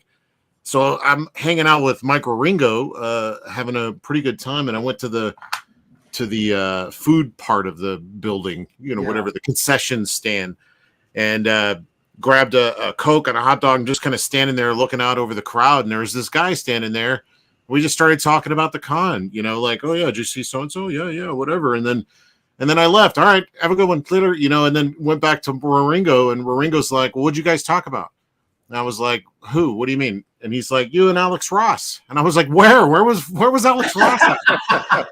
It's like you were just eating a hot dog with him over there. I was like, what? But I'm glad I didn't know because I had like a nice conversation with him. Had I known, I would have been like, oh, what paints do you use? Like, yeah. Be my friend, please. Yeah. I had a similar experience where I was in Artist Alley and some guy was, standing in front of my table, just some fan yapping on about, his characters. And this was just a fan. He wasn't a professional. I mean, he's telling me about Laser Man and all, he's just going on and on and on about these characters. And every once in a while, this like older gentleman came up. He was kind of, nicely dressed and, put together well. He would make a comment. He was just standing there listening, and he would make a comment every once in a while, and the comment was always intelligent. It was like this. I could tell this guy, knew what he was talking about. Mm-hmm. So I'm sitting there, and this older gentleman is standing there, and this fan dude is just going on and on and on and on. It had to be at least 20 minutes, maybe more. And then this older gentleman said something else, and it's like, this guy, who is this guy? And he was wearing a name tag, and I looked closely, and it was Dave Gibbons. And he, I didn't know the whole time. I didn't know it was Dave Gibbons, and I had inked Dave on a couple of projects earlier, so he just came up to say hi. I'd never met him, and talk about manners, that him standing there, not interrupting, not, just waiting his turn the whole time. It's like, I almost want to, grab the guy by the collar, the fan, and say, you dolt, don't you realize those Dave Gibbons standing here? Like, get out of here. Quit wasting my time when I could be talking to Dave Gibbons. About Laser Man. Dave Gibbons taking notes. Laser Man. Yeah, Laser Man. Brilliant. Yeah, let that be a lesson to you, Gary. Not sure what the lesson is, but let it be a lesson.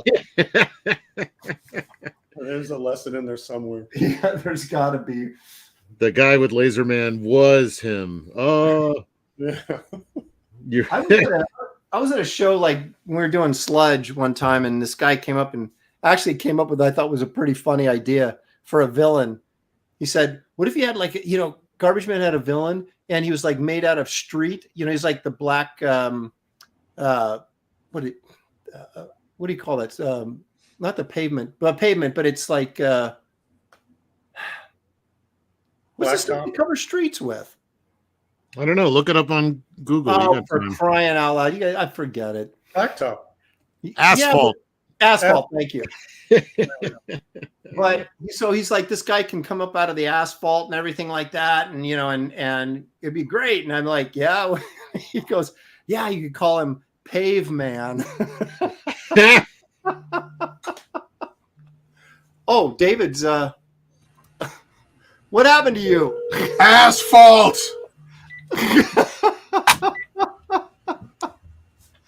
Oh, Dude, how did you get kicked? What did you do? I don't know. I was just right here, and all of a sudden I got booted. Well, Is Asphalt someone with a questionable booty surgery? Yeah.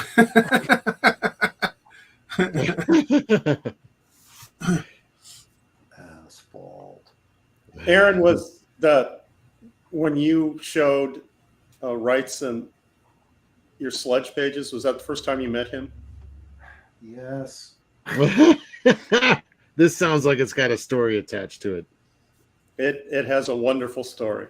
Here's the thing. I bought a piece. This was when Wrightson first really started selling his stuff in mass, because I think he got divorced and he, had to liquidate some stuff.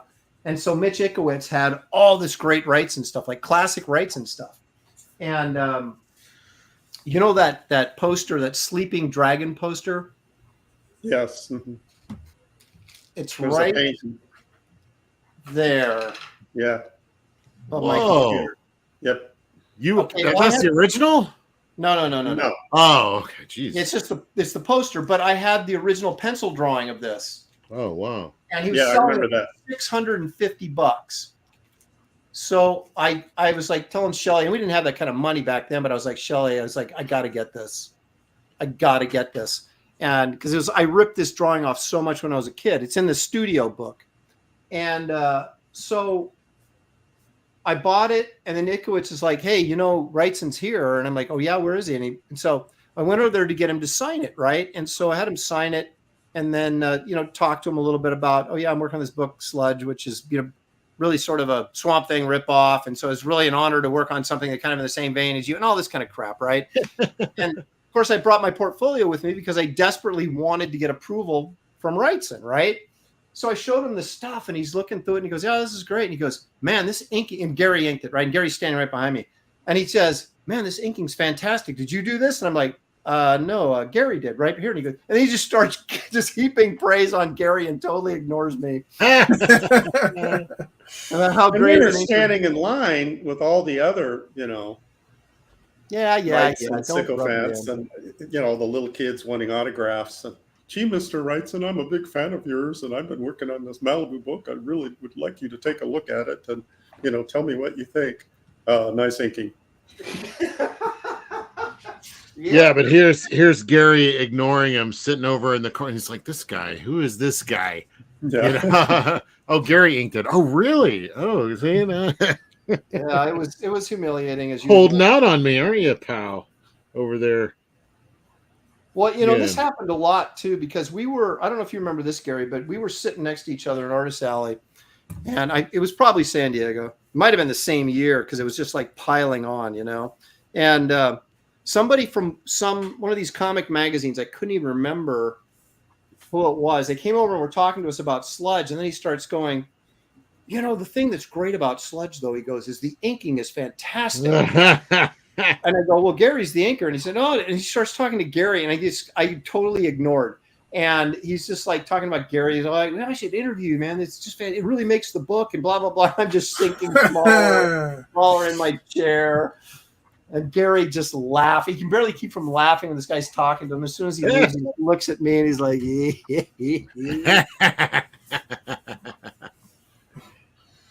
So I called up Malibu and go, you got to fire Gary. He's screwing up my pencils.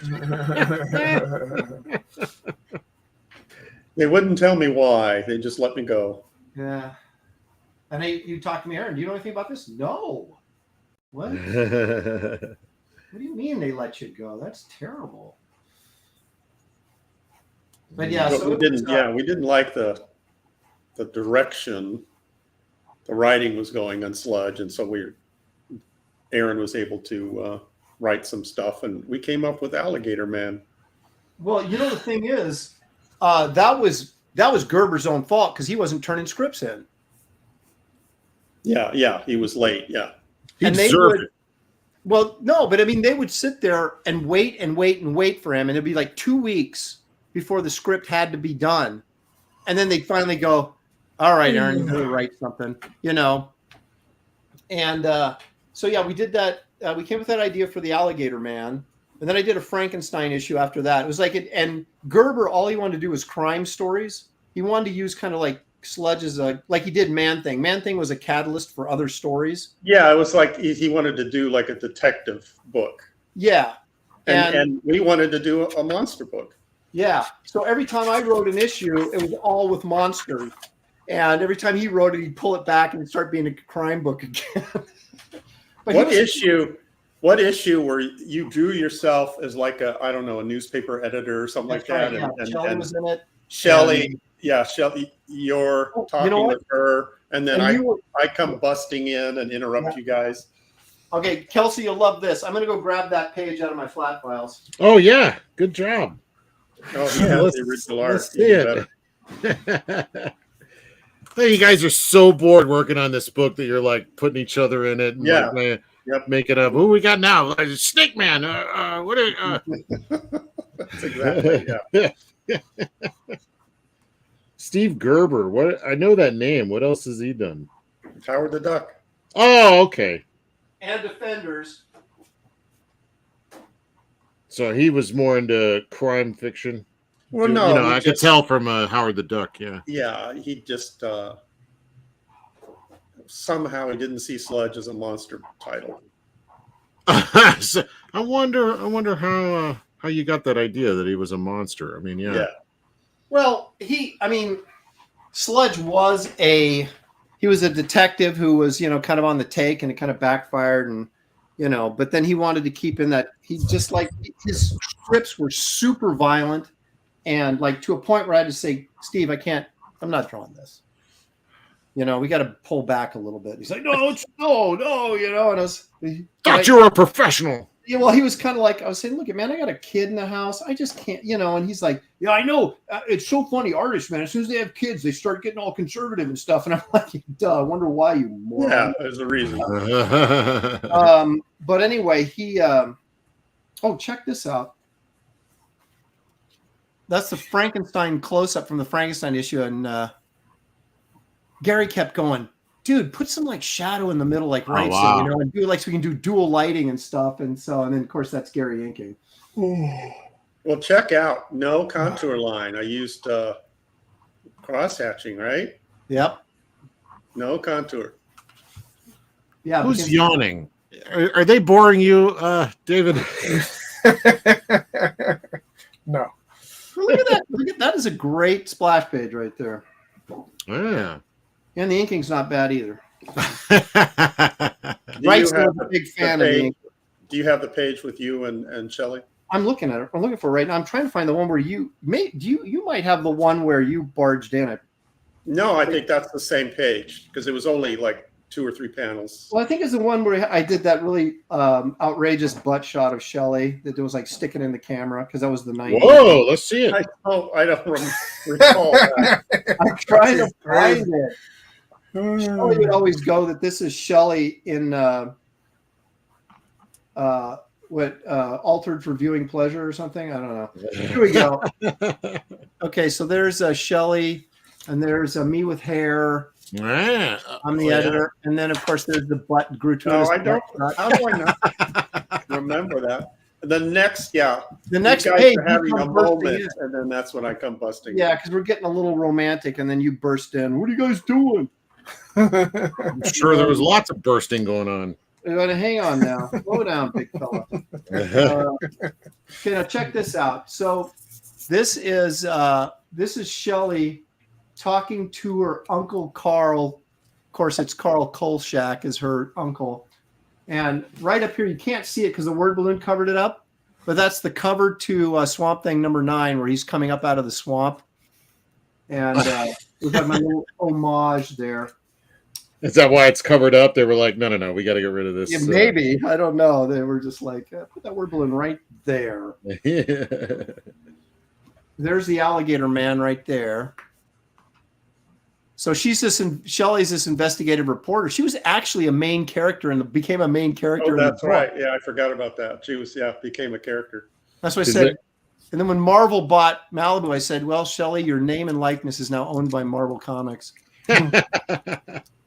But yeah, I had to keep that big close-up of the alligator, man. Very nice. Gary was always pushing me to do more lighting effects.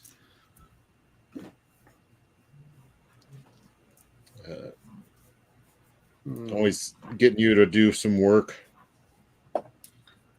Yeah, now here's Shelley, but that's not me. I think I wrote myself out of the thing because I didn't want to draw myself anymore.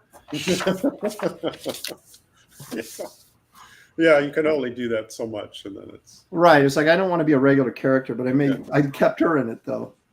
So yeah, so she was like this investigative reporter investigating Sludge. And we worked at the New York Daily Globe, which they also covered that up with word balloon. Why would they cover that up? That balloon right there could have gone right there. Yep.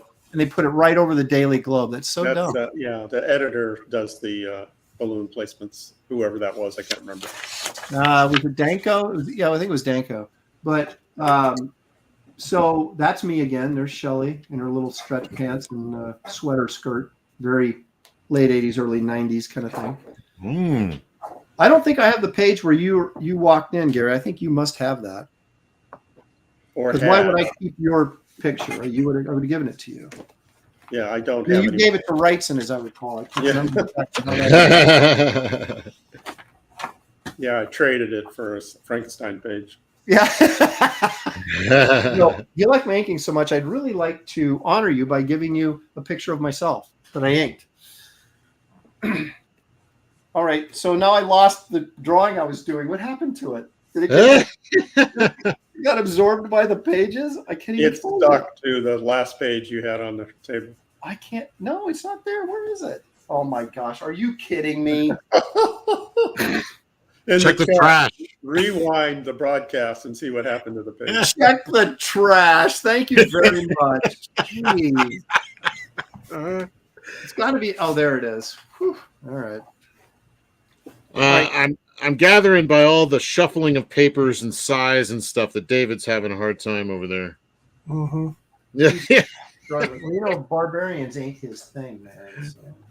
David and I were just talking the other day about working, and then you like drop a art supply off your table, and you look down, and then you can't find it. Oh yeah. It rolls like twice as far as you ever thought it possibly could, and then you're like, "Where the heck is that?" Dude, I've had something disappear right in front of me. I'm looking down as I drop my pen, and the pen hits and vanishes. Yeah, and I'm like, wait a minute, and I tore up the place looking for it. It had bounced and slipped in this tiny space in between. You know how you got your comic box and you usually set it in the lid so you can look through the top? It had fallen between the box and the lid in the bottom. So it just like literally vanished right in front of me.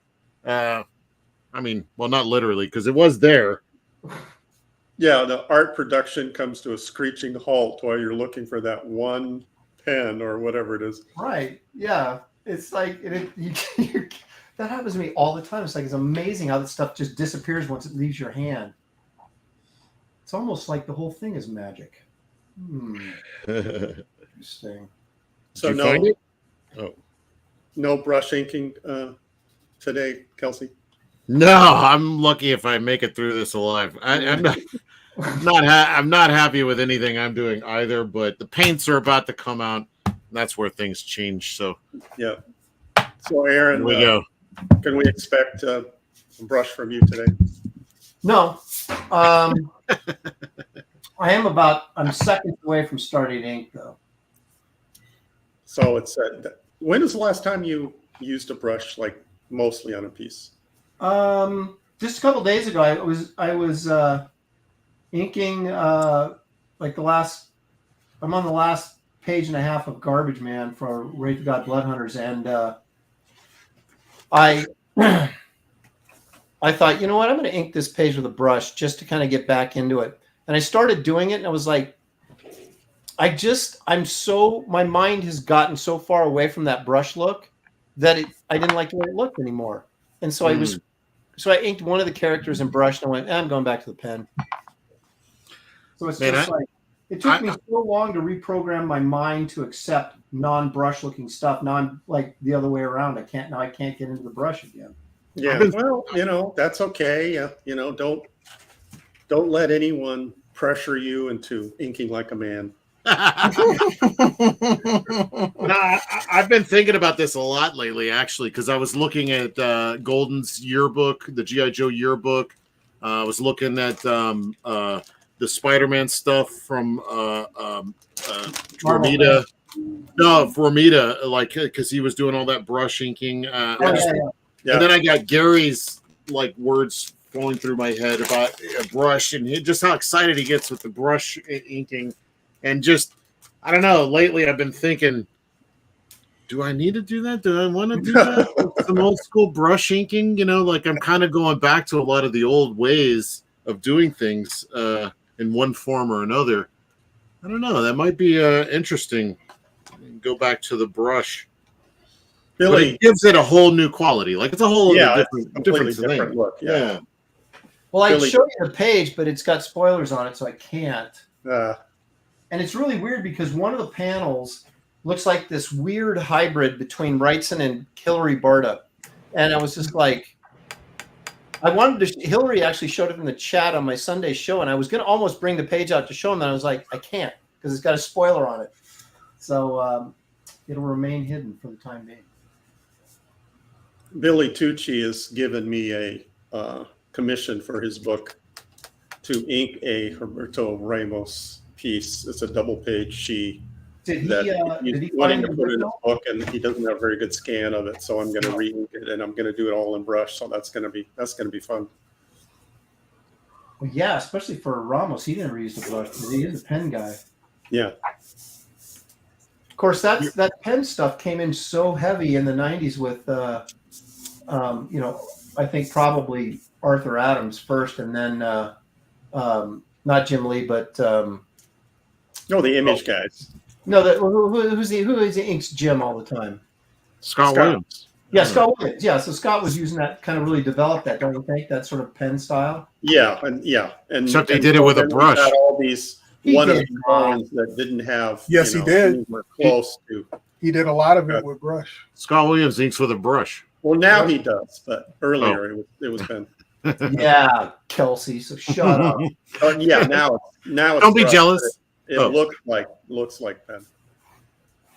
Yeah, I love that look. That kind of like he just flicks it, and he kind of treats it like a pen. It's really wild. Yeah, he's like uses this flat side of the brush. I ink with the point. He uses the flat side, and he gets these pen-like lines. It's amazing. Wait a minute. What do you mean the flat side of the brush? If you got an old brush with a point, what do you mean? Yeah. No, you got a lot of sides to a brush. I use the very tip. Right. And I go, away from the tip, and he does it the other way. He'll like lay it flat on the paper and go, across. That's how you get that sweet dry brushing effect too. Yeah. But he uses, he does feathering like that. I was gonna say, how do you get a thin line with that though? I don't know. Talent. It's Scott Williams. Enough said. Yeah, because that's weird. Because it is weird, but it's like there are YouTube videos of him inking. I have to check that out. They're fascinating. Listen. Hey, you still got an hour to go, Dave. You got plenty of time. Okay, Byron Norton, I'm not going to repeat what you just said. Must have been good. I'm going to call you out, but I'm not going to say it. Oh, my goodness. I like this from Flying Saucer, a little creative there. Lichen share. But it's lichen, like lycanthropy, and share, like the singer. Yeah. She might be. Judas Priest, Kelsey. What? Like you got birds and people and what the heck? For starters. I'm still working on this chick's face, and you're like, oh yeah, there's my eagle, and I got 15 people here in the background. Not sure what I'm gonna do with them yet, but Kelsey, is that Charlie's Angel in the background? I can't remember her name. Yeah, what was her name? Oh, the Tanya Roberts. Yeah. But she was a brunette in the movie. In that movie, wasn't she?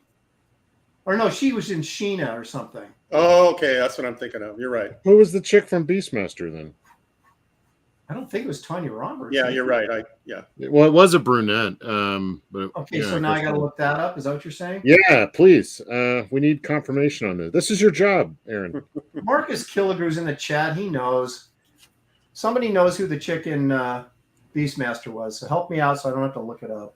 Well, they've already told me that I've forgotten what was her names? Kodo and Shush, man. Pogo. It's been ages since I've seen this movie. Honestly, I need to watch it again. Pogo and Hogo. Yeah. Sluggo and Nancy and Sluggo. Zeno. It's been long enough that I'm not even sure what they're talking about. Zeno the Stoic is claiming that it was Tanya in Beastmaster. Oh, it was. Oh, okay. Right. Excellent then. I was just looking at the boobs. I couldn't. Yeah, I was like, yeah. At that point, it doesn't really matter what the face is, right? It's this could be anybody. It doesn't matter. Could have been Tanya Harding for all I know. Hold on a second. Dark Side. Darren is saying that David is drawing them thick today, like 1,000 squats a day thick. Oh. He's in one of those moods. A day. He's very frustrated. That's a measurement in thickness. When he gets frustrated, the chicks get thick. When all else fails, add the thickness. I should pull out that mantra splash page that David drew that I inked. Oh yeah, made her like Rosie Lopez thick. Let's see it. And the editor, who was at Bar, who wrote the story, was complaining that she was too thick. Mm-hmm. Yeah, Aaron, pull it up. I don't have it. Gary. Oh, what? Don't drag me into this. Wasn't that technically a tranny book? I mean, a transgender book? You know, it was. And, now that I think about it, Mike Barr, he wrote Camelot 3000, which had some of that in it, too. Yeah. Mike Barr, you dirty mother. Mike, you dirty mother. What is he also? Is he a furry also? Like, how far does this go? I haven't seen Mike in literally decades. I mean, I have not seen him in 20 years, probably. I'm trying to think of. I know that name from. Did he write the Light Darkness War that Cam Kennedy painted? I feel like I've seen that name somewhere. Well, Barr was, like I said, he did Camelot 3000 with Boland. Yeah. He was on what regular book was he? Well, he did. He was real popular for a while. He was doing some big projects. Was it Green Lantern? What was he working on? Yeah, he was pretty big in the 80s. I used to get him and Barron confused. Mike Barr and Mike Barron. Very confusing. Art of Roy says, "Remember, the cat was a black lion." Yeah, I know, but I'm drawing an actual panther. They had to paint a lion black for the movie. Did they seriously? Batman and the Outsiders. That's right. It, Batman. Oh, okay. Yeah, that might be it. Yeah. Wait a minute now. Let me get back to this. James says he did Detective Comics with Alan Davis. Oh, that's right. That was year 2. Yeah, the McFarlane finished it up for him, right? Year 2. Yeah. And hold on a second. Wait a minute. Time out. McFarlane followed Alan Davis? Yeah. No, he helped. He finished it up. Alan couldn't finish it for whatever reason. So, yeah. Wow. That was one of his early deals. That's when he actually really blew up, Todd McFarlane. Yeah, because he did Invasion for DC, and then he ended up on that Batman Year 2 thing. What's hilarious is I'm a huge Alan Davis mark. I mean, he's one of my all-time favorites, and at the time I saw what McFarlane was doing, and I was like, "Ooh, look at that! Oh, cool. Who's this old fart in the beginning? I don't like this stuff." And then you see later, then Alan Davis, man, he went on to. I saw Clandestine and his X-Men run, and And it goes on and on. Oh, Guys look amazing. Excalibur with Claremont was great. Yeah, the Excalibur, yeah.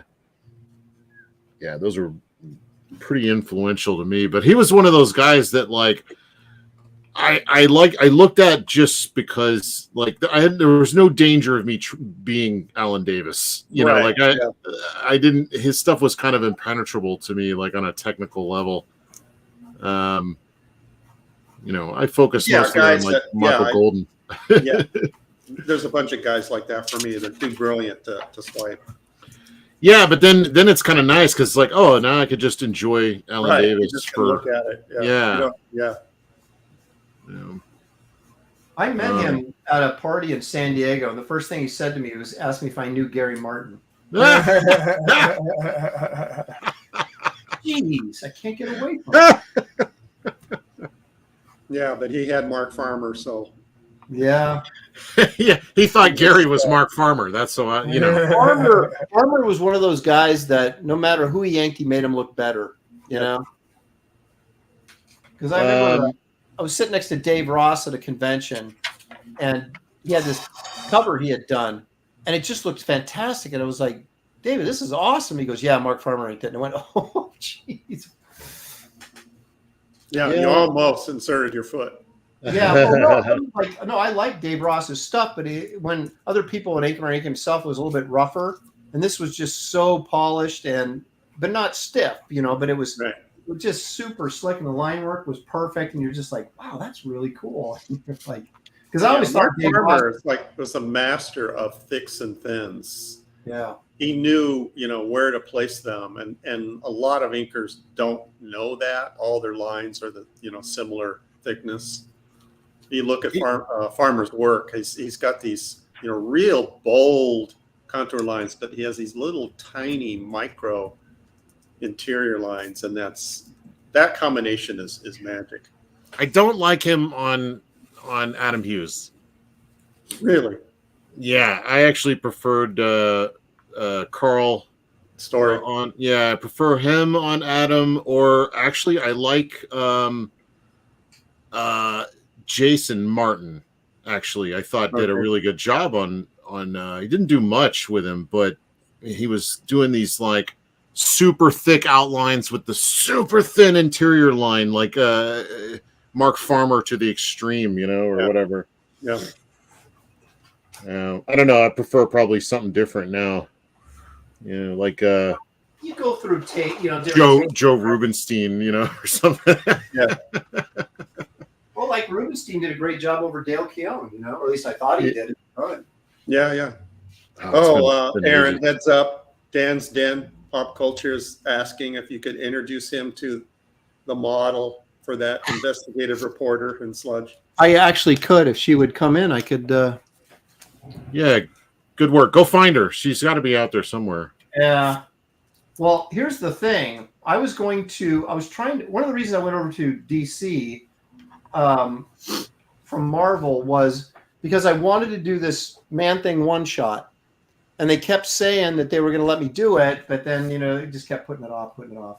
And, but I was going to bring back Shelley Rogers, investigative reporter. And the shtick was that she kind of lost her reputation because he was chasing Sludge and never was able to pin it down. And so she was a failed reporter. Well, yeah. So she was now working for like the National Enquirer. So she was getting sent out on like these UFO reports and stuff like that. And on this one, it actually was. She's out in the swamp, and some rednecks, like Kelsey, is leading her around in the swamp. And yeah, it was right over here that I saw it, and he's like hitting on her, and she's like rolling her eyes, going, "Oh my God!" Sounds like me. How the mighty have fallen, kind of thing. And but then she actually gets abducted by an alien and ship, and then Man-Thing gets abducted, and they start messing around with Man-Thing's brain and stuff, and he gives him consciousness. It returns, so he's like Ted Sallis again, but it starts to fade, kind of like Flowers for Algernon, they take this dummy and make him into a genius, but it only lasts for a certain amount of time, and then he goes back to being a dummy again. And so it's like her and Man-Thing team up to stop this alien invasion, while his, he's super smart, but he starts to lose it. And by the time the ship crash lands on Earth and they get away and the aliens are dead, he's slumbering off into the swamp, just Man-Thing again. And it's kind of a, Beauty and the Beast kind of moment thing. And then I thought it was Beauty and the Beast meets Lawnmower Man. Yeah, exactly. And I thought it was quite frankly, I thought it was brilliant. And but they didn't. They turned down my Western Ghost Rider too, which became Wraith of God. So what do they know? Yeah, man, you showed them at the Institute. Bernie writes and called ahead, made sure. Gary got work though. Yeah. They said, Aaron, this idea sucks, but do you have Gary's phone number? I'm like, you son of a... Just tell him Gary wrote it. Random Task says, Aaron is Silver Surfer to Gary's Galactus. Right. Oh, Mr. John Beatty's in the house. How does King John talk so much each day and King never John lose his voice? Wait, what? Everybody was talking when you said that. Say it again. How does Aaron talk so much each day and never loses his voice? How, Aaron? How? It's all pre-recorded. Yeah, there's someone else talking right now. The puppet master. No, it's green tea, of course. No, I'm kidding. I don't. I do actually lose my voice. Just not often enough. That's what Kelly said. But no, I do all my streaming at the first half of the week, right? So it's like my Sunday show, then Monday Kings, then Tuesday Professionals, and then Wednesday this. And then I don't do it anymore until Sunday again. So I have all this recovery time. I think that's John's point. You talk too much? Wait, what? What's John's point? I'm not going to put words in John's mouth. No, John respects me almost as much as he respects Gary. So. I like John's. Not at all, what you're saying. Yeah, now how does it feel, Gary, huh? I like Beatty's Michael Golden stories. Yep. Like there's one time, one of the only ones I remember is him going over to, he used to live near him, like went over to see him, like knocked on his door, and Michael just answered the door. He's like, "Not now!" Closes, slams the door in his face. Oh, like, man. I can see that. That's the Michael Golden stories I want to hear. Yeah, lives up to the legend. The legend that is Grumpy Golden. He's not Grumpy Golden anymore. He just used to be. No. Yeah, and apparently he still has all his art. Yeah, you remember those stories where he like ripped up all his art? I did not hear that. Yes. Nobody remembers this now. I do. I remember those stories. Please tell it. Well, he used to. The legend is that he sold some artwork to somebody who talked up a big game that he was like, "Oh, I'm the biggest fan," and then he turns around. He didn't really want to sell it or something like that. I don't know the whole story, but then he turns around and sees it immediately on for sale for like a higher price, and then from that point on, he ripped up all his originals when he got it back, so nobody would ask him. Nobody would bother. He just stopped selling originals, and he just said he destroyed them all. But then, of course, years later, we started doing the convention circuit. All this artwork pops up. Like, wait a minute. Yeah. Wait a minute. Yeah. Not only that, but I went over to Tim Townsend's house during one of those Florida MegaCon, I think. And Tim has one of the greatest art collections I've ever seen. Yeah. Yeah. And he had Michael Golden and Larry Hama's Wolverine Christmas story in its entirety. Wow. Wait a minute. John Dell used to have that. Yeah, they must trade it around. Well, I mean, he's no doubt pals with John Dell, but I think someone else has it now. I think he may have sold it to someone else who I'm hoping to one day be one of the owners of that, and then I can fill it. But that's like one of my favorite comic book things ever. Yep. Wait, I'm not one of those people that gets like tired of original artwork. It's like if I spend the money on something, it's usually something I really want badly. Right.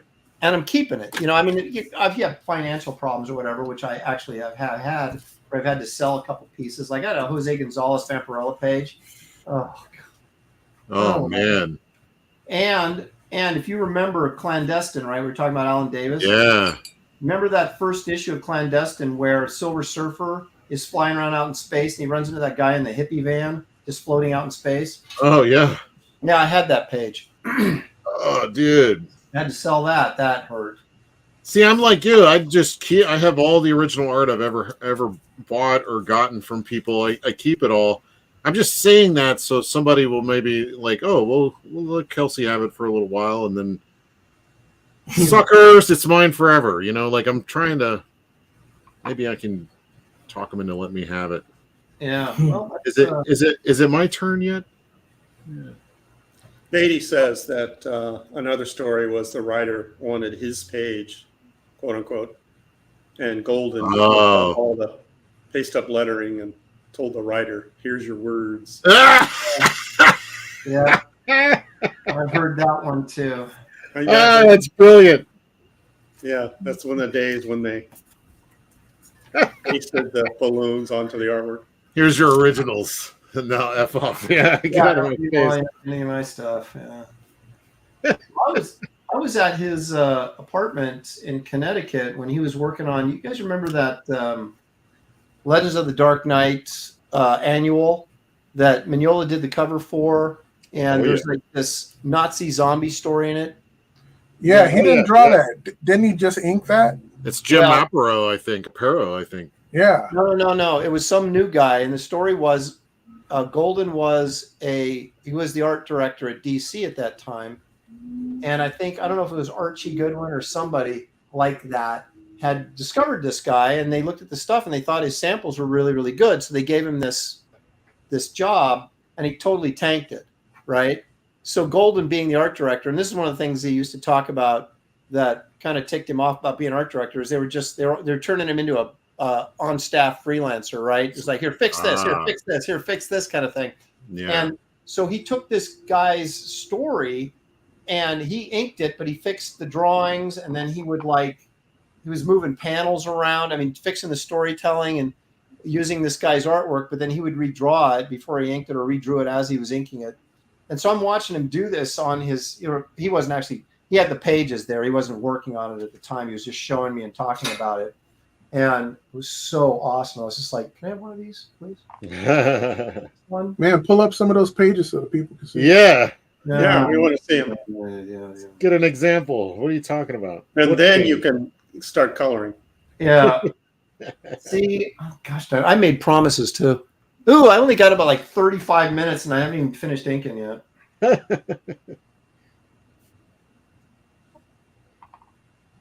I figured I would do this smaller, and she ended up being much larger, and then I couldn't figure out the pose I wanted, and then I did, and now it's too late. Now I'm crashing and burning. I'm having a David Williams moment. Is that sword going to go like off the page? Get off my back, man. Are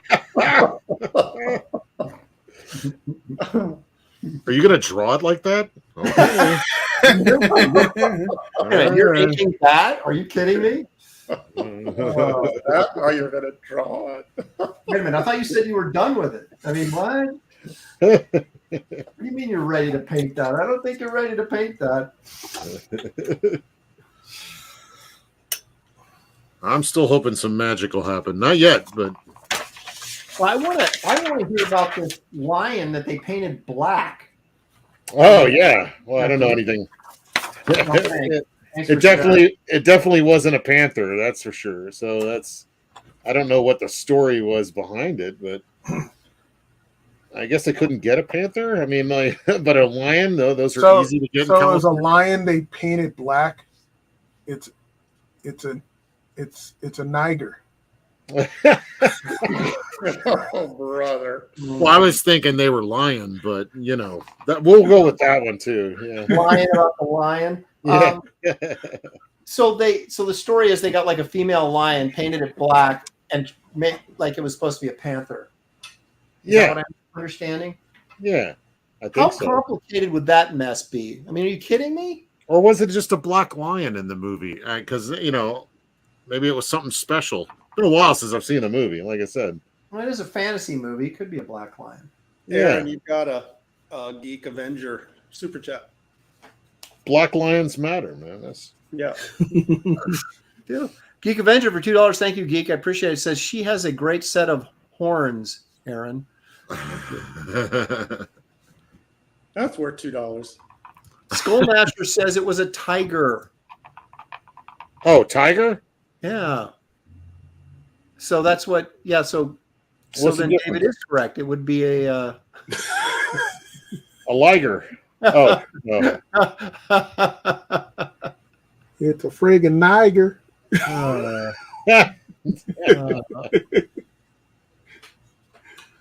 In the chat, they're going, Aaron, quit inking, paint it, and then ink it later. And I'm like, yeah, you're right. I should. I got to get her face done first. I'll do her face, and I'll start painting. Man, Kelsey is like coming with it. I don't know. The thing is, what people don't understand, Kelsey's like drawing on a postage stamp, right? So it only Right? he's Exactly. half the work. He's got to What? It's a scam. How is this? It's like what is this? 9x12 or something? 11 by 15, man. Dave's 11 by 17. You work in a 10x15 area. What are you You're talking- cheating. It's only 1 inch bigger. Don't be bragging. It's a lot, okay? I think John is referring to James when he says, John Beatty's referring to James when he says, your co-host talked to me about your Saturday show when I was out at the SummerCon a few weeks ago. Would that be James, Aaron? Did you do a Saturday show, Aaron? James, are you in the chat? Was that you? Comic Art Convo with James, the sequential treasures in the chat. We do once every the last Saturday of every month. Why so few? Yeah, James confirms it. Because I'm freaking busy. That's why, man. Doing what? Doing all the live Hey, stream. I told you in that Twitter conversation that I got so much work done last week when I didn't do this. Oh show. yeah, no, isn't it great? It was amazing. I was like, I should stop streaming. Then I'm like, oh yeah, then no one will buy my book. So like, why does Kelsey disappear every now and then? Oh, I get it. yeah, exactly. Well, and then he comes back with 10 books he's finished. Yeah, that's yeah. Here we go. Yeah, exactly. It totally makes sense now. But that's the frustrating thing. Is like, man, I could get so much work done if I would just disappear. That's why you got to think. Like I've been thinking about this. About you coordinate your sales, so you're at least done or close to done or finishing up a book, and then you go into sales mode, and then you don't have to worry about doing other work while you're doing that. But you got to be fast for that, Aaron. Yeah, that's the easiest time is when you're finished with a book and you're starting up a new one because you're not starting to draw yet. You're just spending all your time raising money for the campaign. So there's it's only the singular pressure of salesmanship. You don't have to worry about any sort of art deadline. Right. That's what I'm going to try to do on the next one because in this one I'm doing now with Scribbles, it's trying to negotiate. Just doing updates. Like I need to do an update. Say, hey, I'm still here. Kelsey, what's this scribble you speak of? Oh, funny you should mention that. Yeah, let's see. Where is it? No, that's not it. Where? Geez, you caught me. Yeah, Kelsey, you better go on the internet and find it. Here we go. That's just porn. Don't look at that. Yeah, we don't want to see that. All right, hang on a second. Wow, Scribbles on sale now. Scribbles is my layout and sketchbook. 270. Just picked up another backer. Thank you very much. This is 200 pages. Inside, look at one of the most creatively fertile brains in the field of comics and illustration. And I'm not talking about Aaron Lopresti. I'm talking about Not me. David Williams. No, I'm talking about me. I got over 20 different comic books, some printed, some not printed, some just for the hell of it. I've got animation, design work, random sketches of Anna, sketches of these fellers here, everything I've done. I'm still finding artwork and throwing it in there, so there might be even more. And even you've got a cover that your mother is questioning. Oh, yeah, it's for I can't believe did I tell you that? She's been like, I don't like this cover, and I'm like, why? What's wrong with it? No, it just doesn't talk to me somehow. I just don't. Why isn't it more finished, or why isn't? And I'm like, it's for sketches. It can't do like a finish. And she's like, and it's got this girl licking like a lollipop or something, and I'm like, oh, okay, that's what it is, right? Well, yes, it's just kind of lewd, and I don't, I'm like, yeah, it's suggestive. I'm like, yeah, I know, that's the idea. Mom, I'm trying to sell this book. Okay? Yeah, she's like, well, I don't like it. I'm like, okay, you don't have to like it. It's not for you. And she's like, well, and then she gets upset at that, it's not for me. Better than that? Yeah. When you get paid and put some extra cheese on her burger, she's gonna go, I love this book. She's like, that's not how you. Booty covers. She's like, that's not how you speak to a customer. And I'm like, oh, damn. Okay. You don't know our customers. Hold on a second. John is saying, Steranko only did 27 stories of Marvel. Yeah. And High Pimp Han is and has been strong for decades. You could be like him, Kelsey. Oh, who, Steranko? Yeah. Yeah, I gotta get my ascot ready to go. Just pimp your stuff, man. Does Steranko pimp his stuff? Oh, big time. Oh, big time. Like all his old stuff, or like what is he doing? New stuff? Oh, he does. He does the convention circuit, and he just has old stuff there, and he never sits down, or very rarely, and he spends time with every person that stands in line and gets his autograph. That's my problem. I keep going, get away from my table. I'm tired. I don't want to hear about Laser Man. Get out of here. Yeah, Laser Man. Yeah, well, Lacey telling me in the early days, before there were women at Comic Cons, that Steranko, whatever show he was doing, he would go to the local model agency and hire a spokesmodel to work at his booth. And that's what everybody was talking about when Steranko was at the show, is who's that woman Steranko's with? Yeah. But she'd be like in this, shiny sequin gown, and I mean, just all dolled up. The legend. Yeah. Legend. Dude, that's what I want to do, but it's like that costs money too. It's like, hey, would you come stand at my booth for all day and I'll draw you a sketch? They're probably not going to go for that. Oh no, he was paying the big bucks. Oh yeah. Steranko. He knew how to get the ladies money. That's exactly. You're old, but I'm rich. Okay. And look at this ascot. Come on. Look at my wingtips, polished to the nines right here. What are some of the features on your page? Huh? Kelsey's yeah. Oh, I forgot what we were doing. I'm talking. Yeah, your scribbles. I don't have any features right now. You can buy a T-shirt right here. We got the I'm Fucking Drinking T-shirt, legendary first appearance on the Jack Show. I'm trying to get this thing. Whoa! We're talking. You got some paint going. Good. That's good job. Good job. All right, I'll give you. Well, if you'll stay on task, Kelsey, I'll give you the full screen. Oh, okay. Wow! Here we go, scribbles. All right, I got drawings. I don't have any more things. It's just this right here, the T-shirt and the book. Now I'm fucking drinking t-shirt, and I will have some more original artwork up here at some point. I'm gonna do a community post or whatever it is, the update to show off some pages where I've actually got commentary and stuff. I've had to do a little redesign and stuff, so I wanted to give a quick look at how the pages are looking. Huh?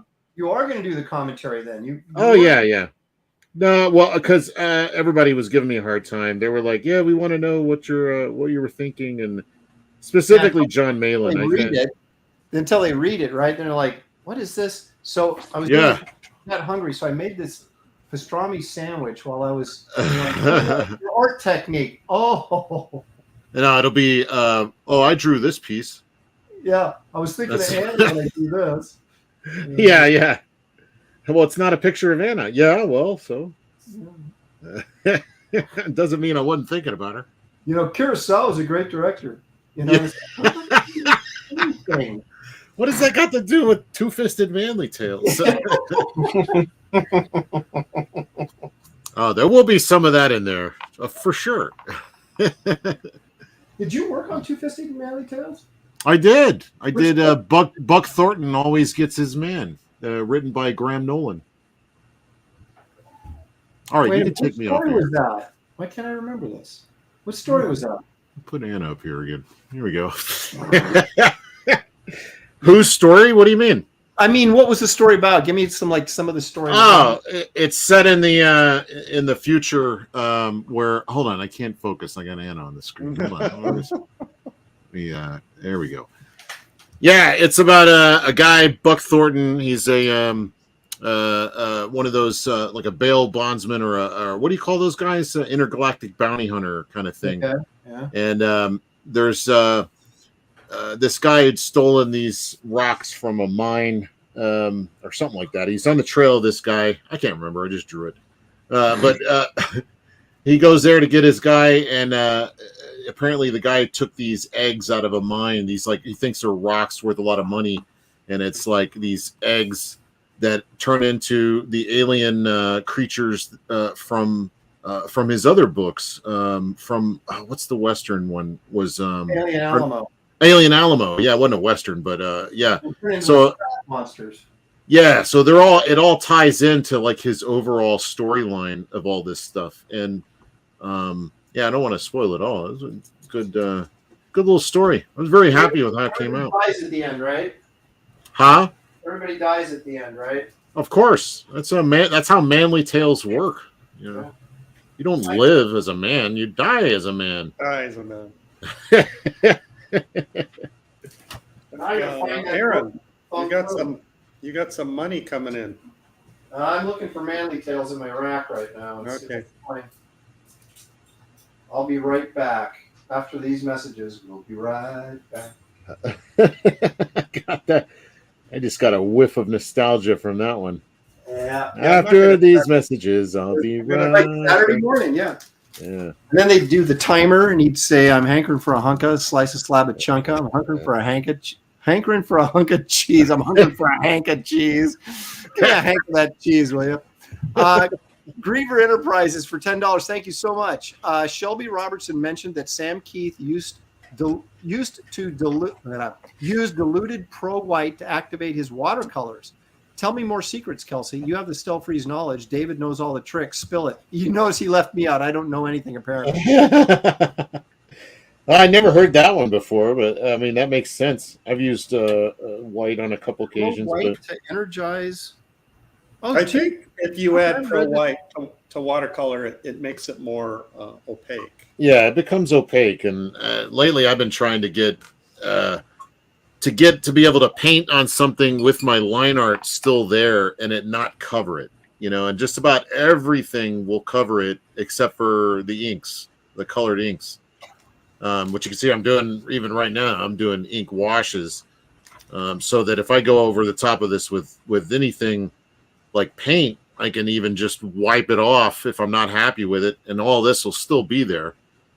So you can just start over, basically. It's kind of like my undo. But I don't know. What I learned from Stelfreeze was mostly about color theory.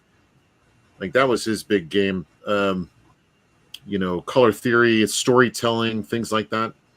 Have you guys ever taken like painting classes or something like that from like a good painting instructor? Good is the that's the whole. I took some in college. Well, I did. I found some guy locally here that I used to take painting classes from, and it was so frustrating because whenever I took classes, you want people to tell you technique, like how to handle the paint, right? Right. And they never do, because that's for you to figure out. What they want you to understand is color theory and light and shadow and all these things that go into making the painting work, right? Exactly. And how you lay down the paint, that's entirely up to you. That's like the secondary thing, but you always think that's the primary thing. It's like, see, that my painting I audited a class in a community college for painting, just because I needed to know, like you're saying, just how to like move the paint around. Like, how do I do anything? I don't know. And so like I get in there, I buy all my art supplies, I get into the class, and she's like, okay, now paint and let's see where you are. I'm like, lady, I'm not I'm not anywhere. That's why I'm here. Yeah. Like I don't know what you're talking about. And she's like, well, just start and see what happens, and then I'll have more of an idea of where you are. And I'm like, okay. So I painted these wine glasses, and I used duct tape to get these like super straight lines. And like by the end of the class, I had the whole class like around me, like, what are you doing? What is this? And they all had paint all over them. They had these smocks on, and they had paint like covering head to toe. And I'm sitting there just wearing my normal clothes, not a drop of paint anywhere. It's like, I don't know why you guys are so messy. Yeah, it was like a painting class to just say you're taking painting classes or something. Yeah, when your instructor becomes in awe of your work and you don't even know what you're doing, that's pretty scary. Yeah, she was throwing out these names like, oh, only so-and-so developed the technique of paint. I mean, did you know about this? Or taping the lines down. Did you know about him? I'm like, no, I don't know who you're talking about. I don't know. Lady, I'm telling you, I don't know anything about anything here. Teach me something, and eventually I just left. The one technique I did get out of him, because it was a standard technique, right? So any variation you put on it is yours, but it's like this whole scumble up, glaze down technique that was kind of like the masters used. So you'd go in with your color and say you're doing a skin tone, right? And so you'd go in with like I always do. I go in with old burnt sienna, Bert, and yeah, and I add some white with it, and to get my flesh tone, right? So then you use some sort of medium to cut it so it's not really heavy, and you'd go in and sort of like a glaze. Then you go with this oil painting glaze, and you glaze, say the flesh tone in, right? But then you'd take quick dry white, and you use it almost like a dry brush thing. You'd get the white on there, and then what you'd call is scumbling, which is basically dry brushing with the oil paint to create a highlight, right? And you would soften as you got out from the center of where the white was, and so it'd kind of blend in with the, it'd kind of fade, right? And then that would use quick dry white, because you don't want to have to sit around and wait for this to dry. Then you'd glaze over the top of that again, and then you'd scumble over the top of that, glaze down, scumble up, glaze down, scumble up. And that's how you'd create your different values. And then you'd leave where you wanted a really hot highlight. At the end, you wouldn't glaze that down, right? You'd hit it with the white to give you those really hot highlights. And so this is an old master's technique, apparently. And so we learned how to do that. That was kind of a technique. But in terms of like wet on wet painting, where they call what's the actual term for that? It's like some French word, isn't it? Wet on wet. Je ne sais quoi. Yeah, I'm asking Kelsey. He doesn't even. I don't know. I just found out about glazing like the other day. Like I was like, I always thought it was like getting a glaze and like putting it all over your painting, and then like a table, like when you're glazing wood. I have an example of it over. Let me pull it up. Well, it's just layering on light layers over. I'm like, why is that called glazing? I don't understand the term. It's the medium, I think, that you mix it with. No, you can glaze with watercolor or ink or anything. It's a technique. That's what I remember when you used to. everything's glazed now if you do layers, but Yeah. What we were taught, I can't remember what it was. It's this medium. Right. That's what I always thought. And it would add a like this. But seriously, it looks really cool, and it gives you really good depth in your painting by doing it that way, because you're just layering over layer over layer, and you're just continuing to bring up your highlights and knock them back, bring them up, knock them back, and it's long and tedious, but it does look cool. And that was kind of the one sort of technique, if you will, that I learned, and then it's just practicing it, until you get it so it actually looks good. But comic board, hold on, Aaron. Comic boards, glazed donut. Hey, speaking of comic board, he just launched a new site that has all of our. You could find any information on books and websites that everybody's got. I think it's just comicborgs.com, or is it? Man, you should have said comicborgs.org, so that would be great. There you go. It says here, random task says Kelsey glazes his donuts. Yeah, there it is. Well, Aaron, you also have a super chat that's essential that you read. Oh my gosh, someone is cooking bacon outside, and it is just like flowing in here. And we still have the art auction to do. I'm going to starve to death. Leg Kick for $2. Thank you. Appreciate that much. Of course, Leg Kick is here because Leg Kick is almost always here. Hi, Aaron. Tell Gary he's great. Yeah, thanks a lot. At least he said hi, Aaron. Let me take care of this real quick. Take care of that. Gosh. Who sent me something in the private chat? Oh, David. I'm here. Let me in. Oh. He was looking for Gary's info, too. Yeah. This Gary sounds awesome. Send me his info. Art of Roy says bacon is disgusting. Yeah. What? Jeez, what is going on around here? That was definitely worthy of a cannonball. Yeah, exactly. Yeah. That dude had a few strips of bacon in his life. I remember this one thing of what's that guy? Anthony Bourdain was doing. Killed himself? Well, no. Well, I don't think so, but that's a whole other story. But anyway, really? You got some conspiracy theory going on? Yeah, for sure.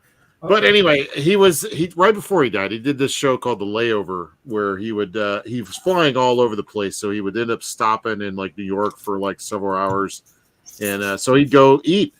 And there was like one bit where he was in this restaurant, and there was like a guy there who was a vegetarian. And he was like, I don't know how you could be a vegetarian. Somebody cook some bacon around this guy. See if how long is he going to stay a vegetarian? And I completely agree with that. I don't know how you can like smell bacon cooking and not be not freak out. Have your life change. Yeah, what is that? Well, the bigger question is, why is someone cooking bacon outside? Oh, How do you cook bacon outside? That's the guys I pay to stand right outside your window cooking bacon. I wonder, maybe my daughter's downstairs cooking bacon and it's seeping in through the door, and I just think it's the open window. What was that scene in Malcolm X when Malcolm was trying to convert Spike Lee's character, and he said, "Man, I can't be no Muslim because I like bacon and white women." Yeah.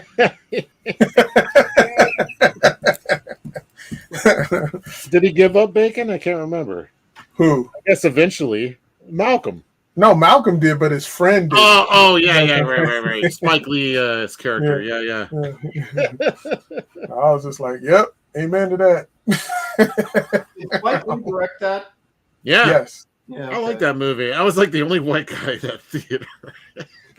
In the theater? Yeah, I went because I was a big Spike Lee fan. Saw a lot of his movies back in the day. And I was really excited about Malcolm X because I didn't know anything about Malcolm X, but I loved, especially he did the Rob Liefeld Buttonfly Jeans commercial. He'll always be, even though he's a hateful, racist bigot, he'll always have a special place in my heart for having done that. It's like dealing with your older generations, your grandfather characters. Yeah, he's a bigot, but he did the Buttonfly Jeans commercial. We got to give him a break. But anyway, yeah. So I remember being the only white guy in that theater, and thought I was might not make it out alive. But no, it was fun. Yeah, that was probably his best one. I want to back up a little bit in the chat. Glitch is laying down some knowledge. He got game. Painting miniatures. Glazing is just using a translucent paint to blend two different colors together. See, that's what I was wanting to say, but didn't have the vocabulary. Wait, what is it again? Say it again. Glazing. Wait, hold on. I have to scroll. I'll let Aaron say it. Find it, Aaron. When I'm painting miniatures, glazing is just using a translucent paint to blend two colors together. Okay. And that's what I was thinking of when I was talking about translucent. There's different types of paint. I heard trans and I panicked. The translucent. I do that. It's funny because I paint like that with watercolors anyway, and having no idea, that was glazing, building up layers until you end up, with fading and all that stuff. And that's the way you got to do inks as well, because, man, if you're laying it on thick, it has like not waxy, but it has like a hard coating. It'll eventually repel anything. Yeah, your water will just beat up on it, so you got to like build it up slowly, or you're gonna be in trouble later.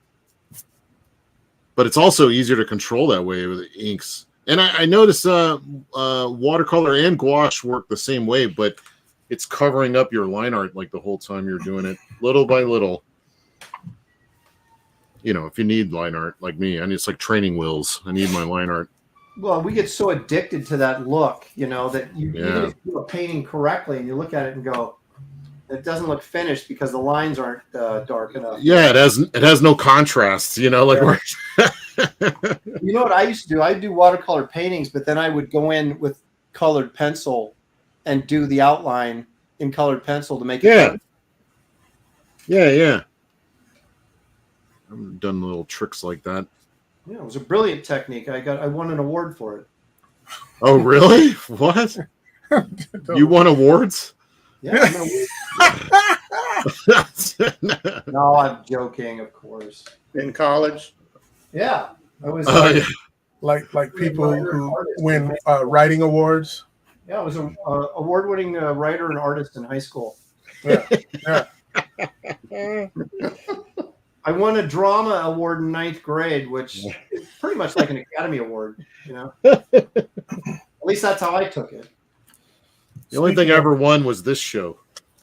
Well, I don't know about that. It's not a competition anyway. So saying stuff like that gives people the wrong idea.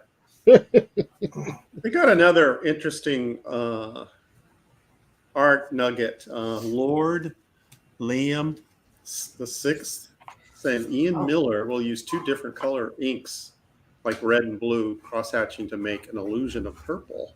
Who will do this? You ever heard of that? I don't know who Ian Miller is, and I've not heard of that technique. So this is if you look at Stelfreeze's stuff he's been doing lately, he doesn't do a lot of color blending like in the paints. He'll do the same thing. He'll throw down and somehow he organizes it so that it's just crossing where it needs to cross. But like he'll have like a skin tone and then like a shadow tone, and then in between it makes this whole other color. So it's like all the blending is happening through these translucent the layers. Yeah. And I don't. It takes a maestro to do something like that. Seems like you have to. That's too much planning. A lot of forethought goes into that. No, I really like guys that are really loose watercolorists that do that kind of stuff, where they lay down, like you said, like a patch, and they lay a different color over it. And I don't have enough gravitas to try that. I'm still kind of conventional. Although being on this show and having to hurry makes you do stuff like that maybe you wouldn't normally do. There's times like that where I've done real successful, like, quick, like this, quick things like this. And I'm like, oh, I'm having to build it up. and do it all very fast. And I'm like, oh, okay. So, and then I'll tell myself, so it's not about getting it right on each part the first time. Just layer it up and do it over the whole piece. And then inevitably I'll go do my own thing. And of course I'm micromanaging every little part of it. And then it comes out flat somehow. And I'm like, why isn't my stuff look like the Graybeard stuff? I don't know.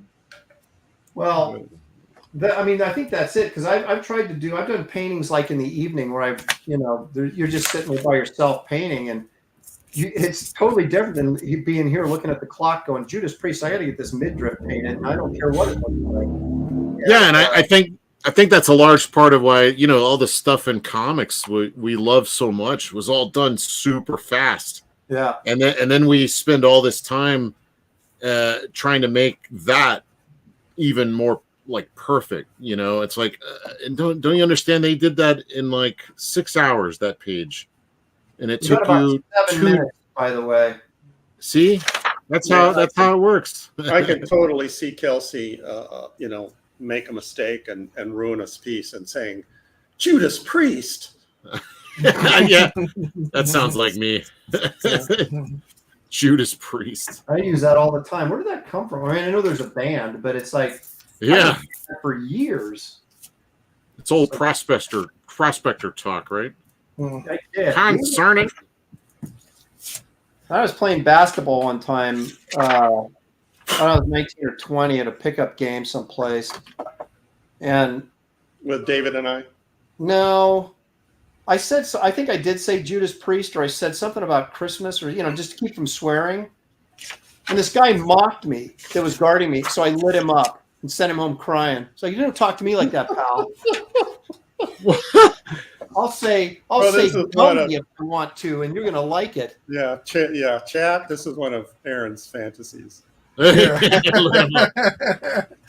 dude, I dunked on him so hard. Yeah, I crossed him over like Allen Iverson. Posterized him. Guys, I used to be a pretty bad trash talker, and but I would never. Hold on, Aaron, you're white. Do you mean bad as in that you were no good at it, or bad? No, I was very frequent, but I never started it because I didn't want to be a jerk. It was sort of like the Christian in me going, "No, you probably shouldn't do this." But if someone, for example, we're playing this pickup game, this guy comes down and dunks on me, like just posterized me, right? And I said, "Geez, nice move." And the guy goes, "Yeah, it's something like, yeah, wait till next time, and I'll dunk on you again," or something like that. And I was like, okay. And so I started bringing the ball down, and I was like, yeah, I go, dunking's okay, but making shots is actually cooler. And then I would just drop like a 20-footer on the guy. And I kept doing this all game long. I never stopped the entire game. And it was this big black guy, right? And he was getting so freaking pissed at me, and because I was hitting everything. And I was like, yeah, that I was thinking about that dunk you did on me earlier, but it's not as cool as this, huh? And I'd pull up from 25 or whatever and nail it. He was furious.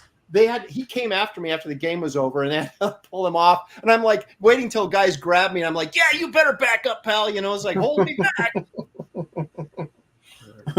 Yeah. Then he stole your girlfriend, right? Yeah, I used to be a little bit of a trash talker, a little bit of Larry Bird in me, except the part about being really good. Well, if you're sinking 20 footers, you're not bad. You met in the parking lot afterward and did a dance off. Yeah. Gary was actually pretty good too back in the day. So I'll give Gary credit.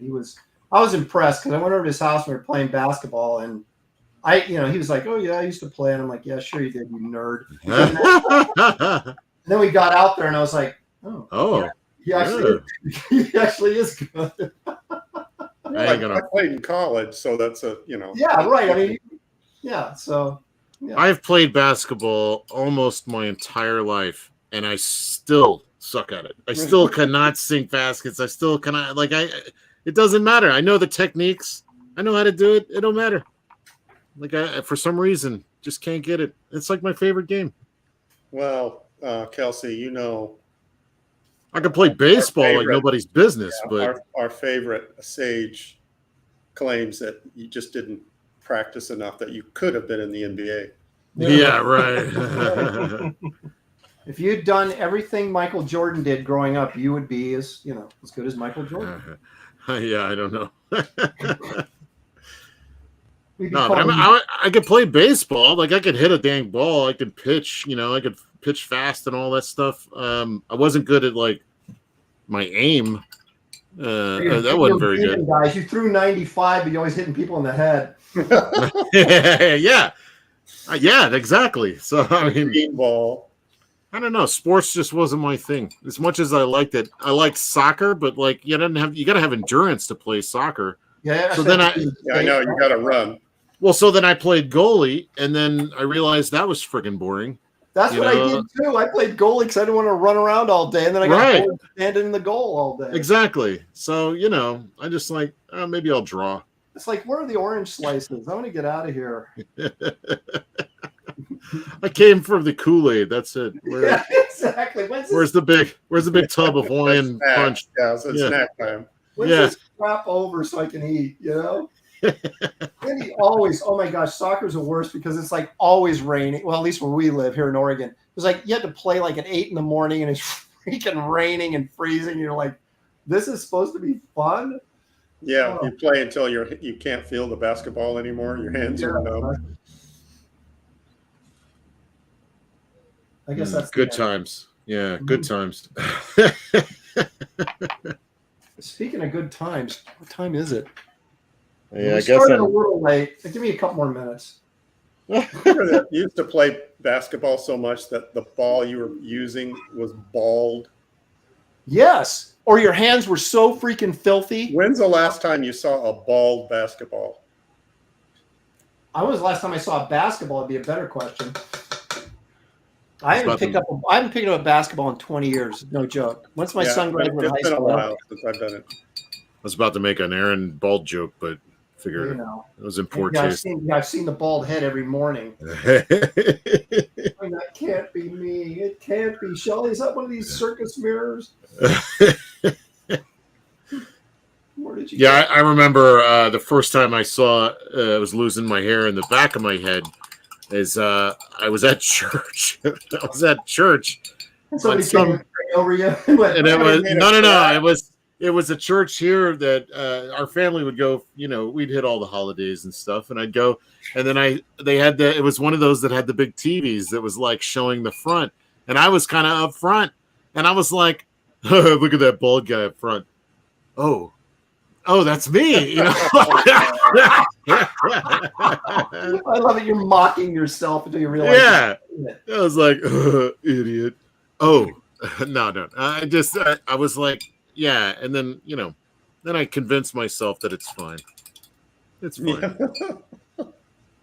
Well, I'll go full Captain Picard. I'll wear hats like Gary. I'll do stuff.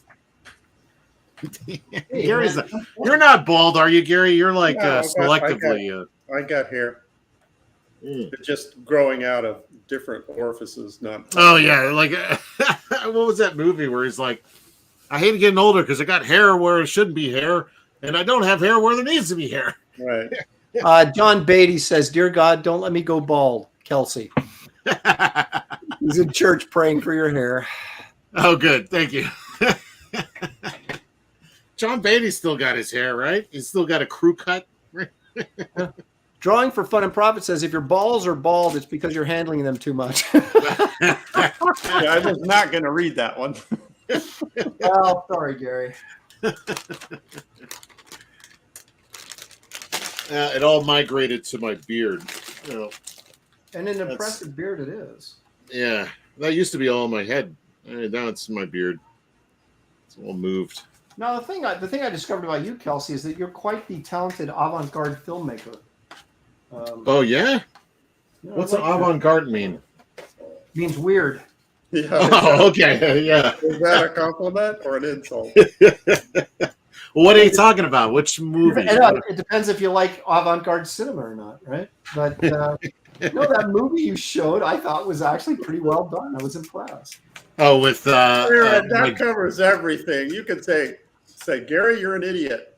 It's like, is that an insult or a compliment? Well, it depends on if you like idiots. You're not idiots. I happen to like idiots, so yeah, so it's a compliment. The Aaron, dumber you are, the better I look. Aaron, what's the clock situation? We're done, but I'm finishing this up first. Well, some of us are done, right, David? Mhm. Oh, David quit 35 minutes ago. He's like, he's on the phone. He's on Twitter, right now. Yeah, I was gonna call her, but I don't know. No time for that. I'd end up in the same place Aaron is right now, about halfway done. I know, and it's tragic. All right, Well, David's obviously left, so and Kelsey, I don't think you and I are going to get where we want to be. So yeah, well, I'm finished on some level. Just not coloring. I'm washed up. We're all I finished don't know on if finished some is the level. right word. All right, so let's take a look at what maybe in 4 or 5 hours from now might be actually good. Let's.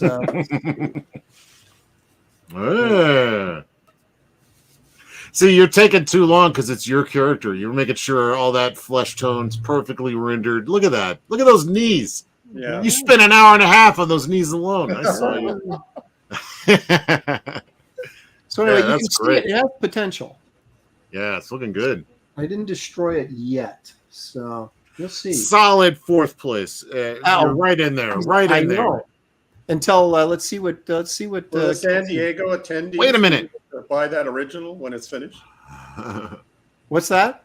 Will the San Diego attendees be able to buy that original if it's finished?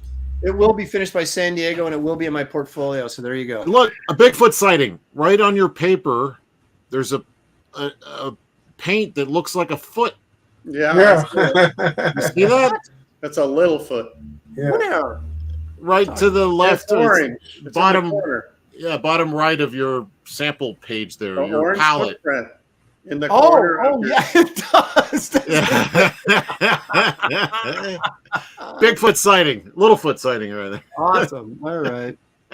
Okay. Let's see what Kelsey's got for us, which appears to be much more finished than that's Yeah. pretty finished. It's okay. I kind of screwed up his weird face. I was trying to get his smile. I wasn't really worried about likenesses. I just wanted to do something okay and something dynamic, like a like if they made an anime of Beastmaster, maybe what it would look like. Yeah, if we had 5th place, you'd be right there. All right, good. Yeah, as long as I'm in the top 10 at least, right? Yeah, Okay. well, easily. Yeah, and I got it's all I got the important things done right. Yeah, exactly. Winner, chicken dinner. There it is. See, he knows how to bring the crowd in. Just put a little color on those, and you'll be victorious. Yeah, if it were competition, of course. There we go. Wait, let me just polish it off right here. Dude, I got to tell you, for that many characters, the fact that you were able to ink wash this in that amount of time and for that many characters, I'm impressed. Yeah, thank you. If that meant anything, I'd be more than happy. I think a solid 5th place right here. Yeah. Well, I mean, come on, that's something, right? Just out of the money round. You finished just out of the money round. I spent most of the morning laying it out, so I was prepared. Yeah, well, you got to get a running start. David, this is like his 6th drawing, so it should be good by now. Except for that tangent, it looks great. Yeah. You know what I'm talking about? I was just making that up. No, he's talking about. I thought you were talking about his index finger almost touching the. Oh yeah, I was, but I was sword. going to give him a complex trying to find it. But no, what I like is the moon behind her head, then the 2 moons on her chest. Yeah, nice symmetry going on there. Yeah, exactly. It balances the whole thing. Actually, I like really good. That would have been great if you could have even remotely come close to finishing it. This is gonna be one of those he demolishes as later. Yeah, it'll show up in about 3 or 4 days and full color and after everybody's gotten their oohs and ahs, he'll drop it like a stick of dynamite. Oh yeah, here we go. Just threw this together. Random task says huge tracts of land. Yeah, I know. Then we got look at those cantaloupes. It looks great. There are worse ways to die. Yeah. 3 moons of Brohog. 3 moons. That's that ball basketball that we're talking about. Also, great cans. Snoo. Mound triangularization. Yeah, that's like almost math right there. Yeah. Where is it? No, we know where she keeps her gold pouch. Sequential treasures says, I can feel the gravitational pull of David's piece. Water wings of beauty and salvation. Yeah. She comes with her own flotation aids. Yes. Keep going, Cat. Just keep going. Glitch says needs more underboob. Yeah. Oh, Well looks done. like David has become a fan favorite really quickly here. There you go. Some more underboob action. Yeah. But I love I love hearing all the sighs of unsatisfaction from David. That makes me happier. Yeah. Moons over my D whammies.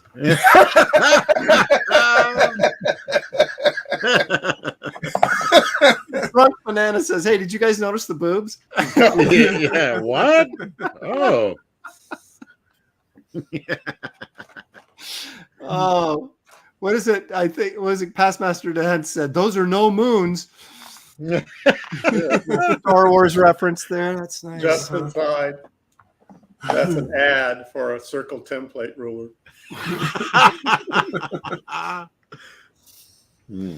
Fire, new and improved circle Irene is templates. Fred, Sonia, and Lopez is the guy on the ground. What? How did I get involved in this?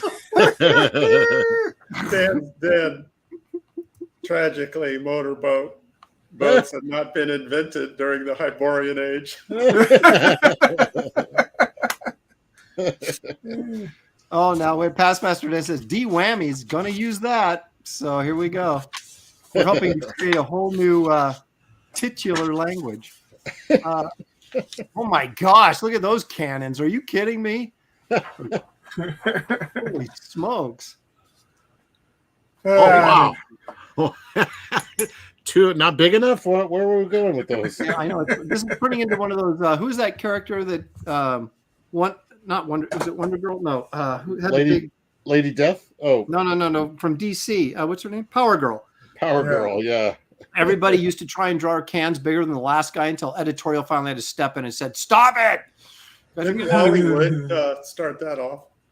I don't know, but I know that it was Bart Sears was telling me because he drew Justice League Europe, right? And if you look at how big Power Girl's cans are in that series, it's ridiculous. They just kept trying to see how big they could draw them before someone would notice and say, "Stop." They finally did, apparently. John Beatty says, "Dave, finish all 3 of those." Yeah. I love the hip action on the one on the far left. Yeah, I agree. Hip action, like it's moving. Well, it practically is, man. Look at that. Yeah. Well, If you were like, it's like a ski slope. You go, whoa, you jump off the edge. Ski slope. Beatty broke his hip looking at that thing. He's like, whoa.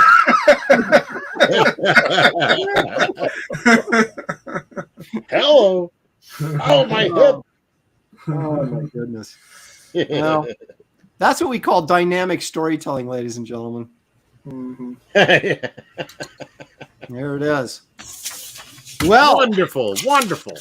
Now, normally I'd say, show's over, thanks for joining us. But no, the show is just about to begin. Uh-oh.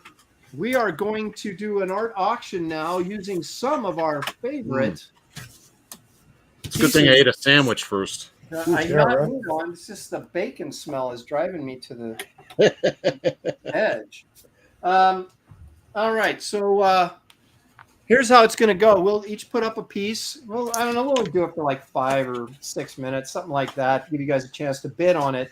And please note that there's almost a 30-second delay between what I'm saying right now and when you guys are hearing it. So if you wait till I say do the countdown and get to 1, I'm going to have typed in over by the time you even hear the fact that I'm down to 1. So, like, if you're going to last second bid, do it like on 3, okay? But so I'll count down, 3, and I'll type it in the chat, 2, type in the chat, 1, then I'm going to pause, and then I'll put sold in there. Now, if any bids come in the chat, by the time sold that I put in their posts, if you can sneak in there, that counts. But anything after it, it's over. So don't wait too long. You blew it. Yeah, let's not make the auction longer than 5 minutes. No, I agree. That sounds great. Total. Yeah, I don't 5 minutes. Each person gets 10 seconds. Yeah. But as long as people are bidding on it, I'm not going to. Right. Yeah, you got to let it go if they're bidding. Right, but then if it starts to slow down, then we'll give it that 5-minute limit and then start the countdown. Let's see here. It was 40%. Zed said, so if the bid is typed before you type sold, well, that'd be impossible because you're on a delay. So by the time you're seeing me type sold, it's already going to be in the chat. So I'm just saying, if you're a last second bidder, you might be better off bidding on like 3 or 2 at the latest to get your bid in, because by the time I type sold in, you guys will just be hearing 3 or 2 probably. So Beatty wants to know if David has a Captain America. You can only sell stuff done on the show, man. No, I thought we could sell anything. Kelsey, will you tell David the rules, please? I can't hear you over all the noise he's making. What are you saying? Actually, I don't care. You can sell whatever you want. Oh, good. I got an old couch I'm trying to get rid of. Perfect. Let's do you this. have a Captain America, David? No. I do. I have a David Williams Captain America. Take that, Beatty. Put it up for auction. Oh, yeah. All right, I'm going to auction off David's stuff. Oh, you probably make some money that way. I've got a pretty good David collection. Shut up. I got that. A little hand grenade one there. Look at that. Let me do a little David Williams portfolio here real quick. I'm not selling any of these, so don't even ask. But Frankenstein Jr. I don't think anybody was going to ask. Oh, for David's art, yeah. Yeah, you dummy. Aaron, let's get to the auction, please. Oh, Gary, be quiet. He's got to show off your David portfolio. I am. Yeah, I don't own any David artwork. Look at that. Hold on a second. Look at that black Kelsey. Huh? Kelsey, the normie nerd is asking if you're selling your Snow Miser piece. Oh, yeah, for sure. Yeah, I'll sell whatever you guys want. That's what I wanted to show you. There's a David Williams Captain America. Wow. Ooh. Look at that, Beatty. You'll never get it. Masterful use of the white pen. Yeah. Oh, Phil Noto, Supergirl. Look at that. That's kind of nice. All right. Come on. All right. So who wants to go first? Anyone? Bueller? Gary. Gary, you want to go first? Do I? Yeah. I don't know. Do you? I'll go first if you want me to warm the crowd up. Age before beauty. So I'll go last. I don't need a warm crowd. Hold on a second. All right, what do you got? Let me share my screen. Our first item of the day. Okay, he's right at me because I'm showing David's work, and I'm like, "Let's go," and he's like, "Oh my gosh, that's like the who are those brothers? Hernandez. The Hernandez brothers, man. Oh, that's great. Yeah. How big is this, Gary? 11 by 17? It's 11 by 17. It's on Bristol board. I don't use dollar store paper. That was a shot. So it's Bristol board, and it's all inked with India ink and brush. look at Kelsey. He's working on his piece while we're just such a cheater. And okay, cheater. There it is. Okay, you guys have to type in the dollar amount and confirmed, and then it becomes a real bid. So there you go. Sequential treasures. Yeah, $100 confirmed. My camera again, Aaron. I need to show something. Yeah. It's all you, man. What do you got? I actually drew this with a crowd behind her. This is like on another piece of Bristol. Oh, and I didn't like the crowd. They're not goofy enough. My idea was like she's in the park and these idiots are, like Googling her. And so I redrew it without the crowd. And so this pencil art is included in this auction. Holy smokes. yeah. And so you get actually 2 pieces. You get Mary Jane, the inked version, and then you also get the two pieces for one. That's right. Version. Yeah, very nice. Who is this Mary Jane figure? Gazonga's baby. So that Spider-Man, negative space Spider-Man, cross-hatching inside the web was you're nuts, man. Yeah, it was problematic. I'll just leave it at that. No white media. That's just straight. There is some white in there, but it's mostly. Because I'm not a machine. I mean, there is some white in there. Lies. Yeah. That's not what I heard. All right, you guys, $100 confirmed. We're gonna go 5 minutes on this. So let's get those bids in there, man. It's worth you getting 2 pieces of original art on this, the finished piece and then the pencil drawing. Pretty good deal at 100. We want to get it higher than that. Come on now. Citizen Ronan says Crumb would love those legs. Oh yeah. That girl's got nothing but junk in that trunk. 150. The legs? 150 confirmed from Sumo Thori. Nice. What were the legs? Was it the legs or what the legs were connected to? Like what was it? Was it really the legs? Is it ever the legs? Exactly. Sometimes. What are you talking about? Are you saying you're not a leg man at all? Well, I like the part where the leg hooks up to the ass. That's a good part.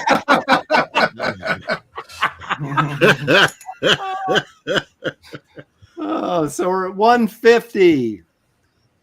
Sumo Thori. Let's see if we can get this to 175. Come on, guys. This is a several $100 piece at least on a bad day. So let's go. Let's get this. Let's get cooking here. The legs don't come separately. So what's the difference? Blah, blah, blah. Buy it, and she will quietly judge you from her walls.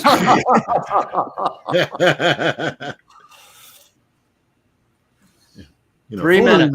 Galore, except for the legs. Do you want me to pull up the picture, Gary, so you can? Sure. So you don't have to keep holding the original. Yeah. It's still there. Wait a minute here. Hang on a second. We'll do this. And then why is this not showing?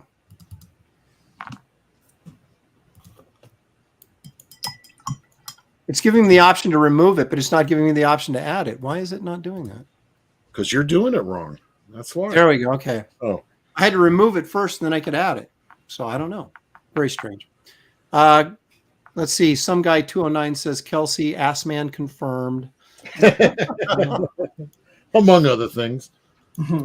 Oh yeah, you guys. Actually, if any of you guys would post like a link, let everybody know in like Twitter and Facebook or wherever you're at that the auction's going on right now, that'd help us out too.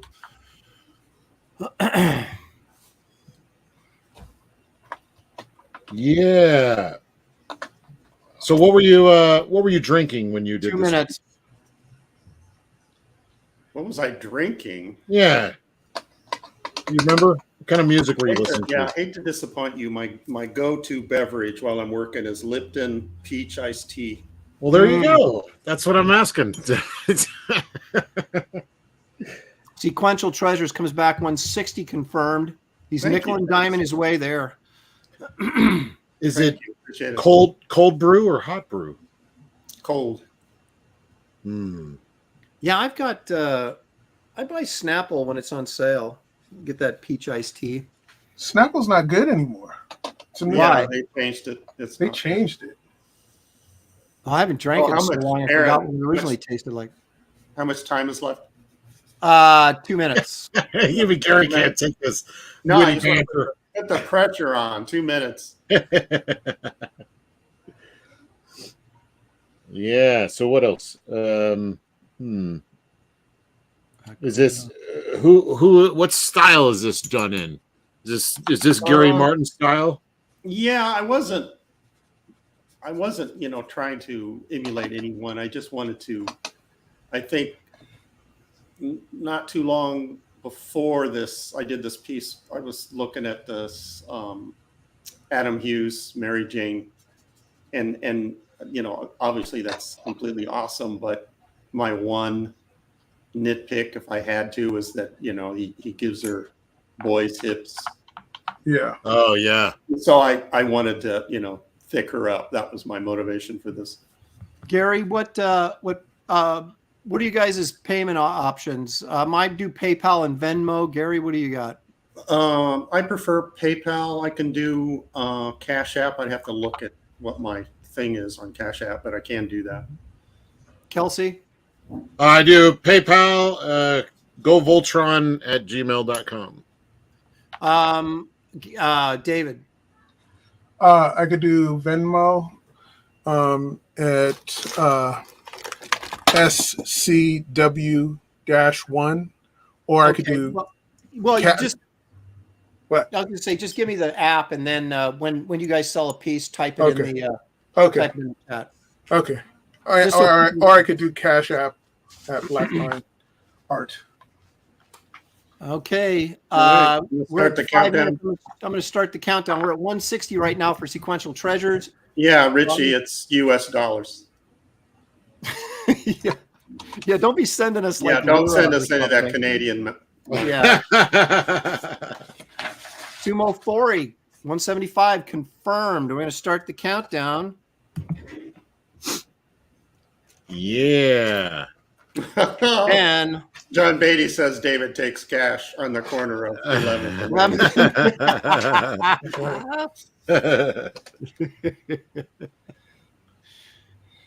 Let's see.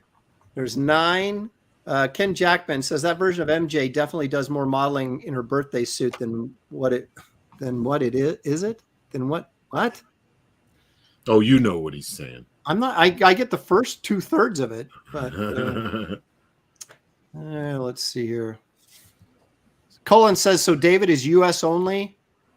They're asking that if you're Canadian, you can bid. If you're Canadian, you just have to bid in American dollars. I mean, is that the question? I mean, I guess. Well, if you're PayPaling, it converts it, doesn't it? It should. Yeah. Send quarters. Just put a bunch of quarters in an envelope and mail it.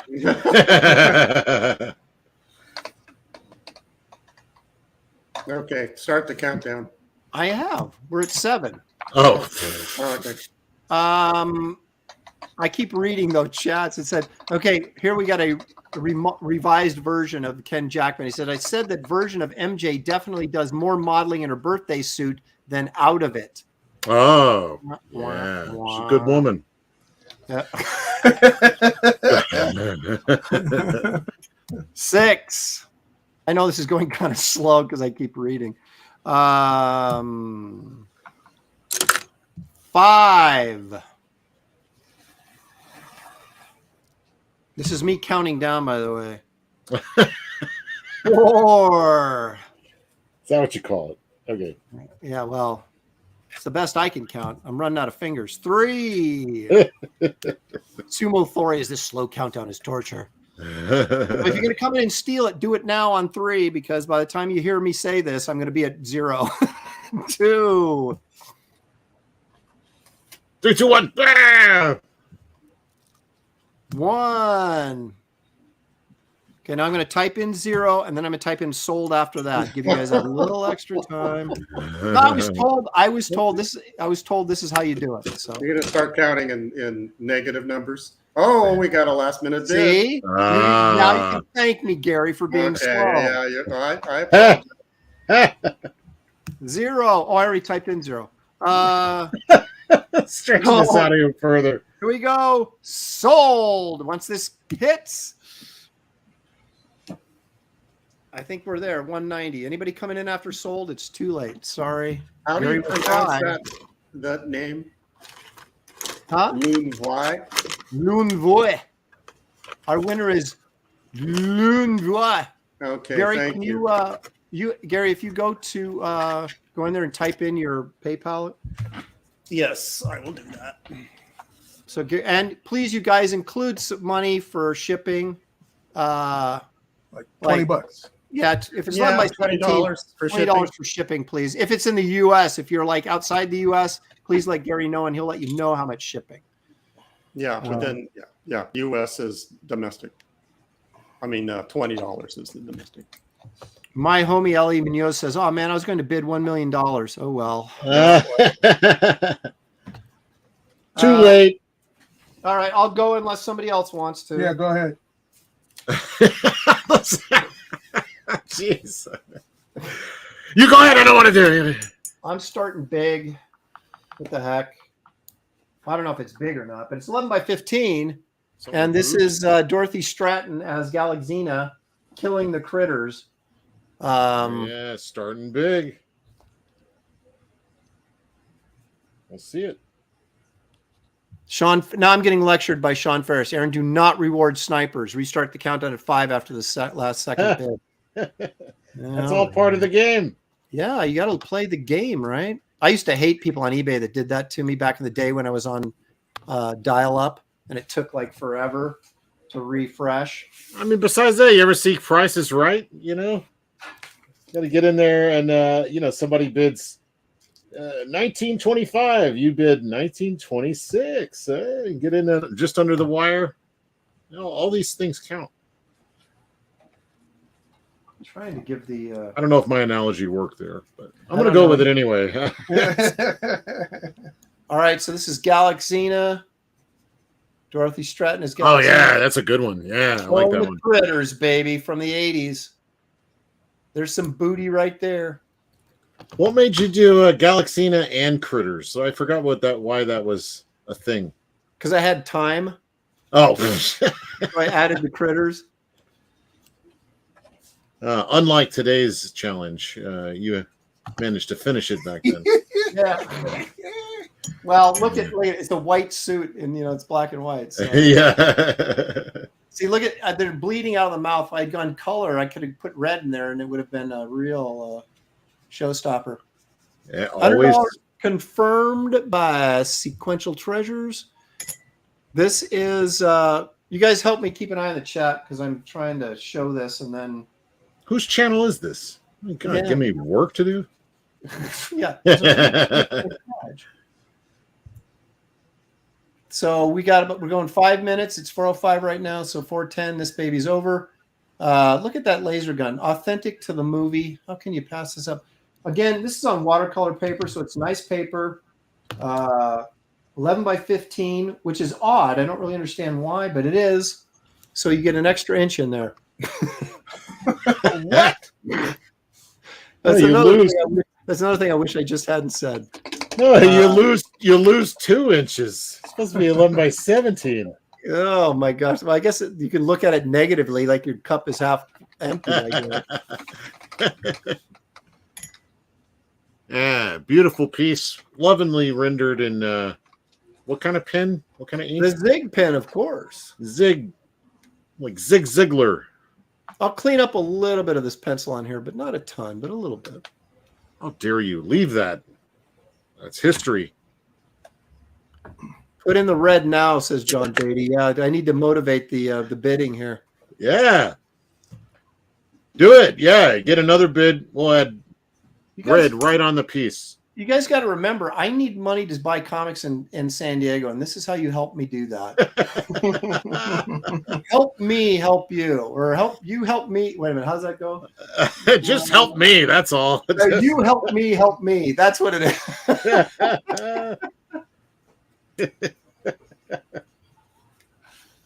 Yeah. Maybe it's nobody knows who Galaxina is. Does it matter? It's a chick with a booty who just killed 2 critters. Well, it doesn't matter to me, but I'm an ordinary person. Let's focus in on the important parts. Yeah. There you go. What? So Dorothy Stratton, right? Yeah. Was she a Playboy playmate? What was her deal? She was, and no longer with us because her boyfriend killed her. What? Oh, this piece has got history. Yeah, I know. Get the pieces that was murdered for.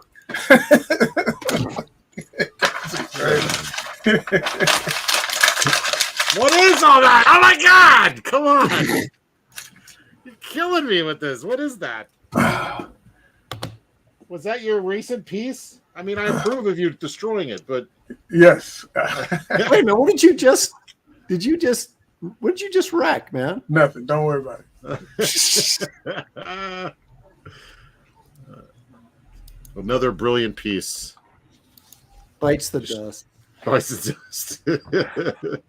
There we go. That's kind of what it, there you go. Me. There you go. Yeah. Come on, people. Oh, I thought you were doing the red. Sexy babe. Laser gun. I'll put the red blood in there by request. Tight clothes. 2 critters. Everything a growing old man needs. Not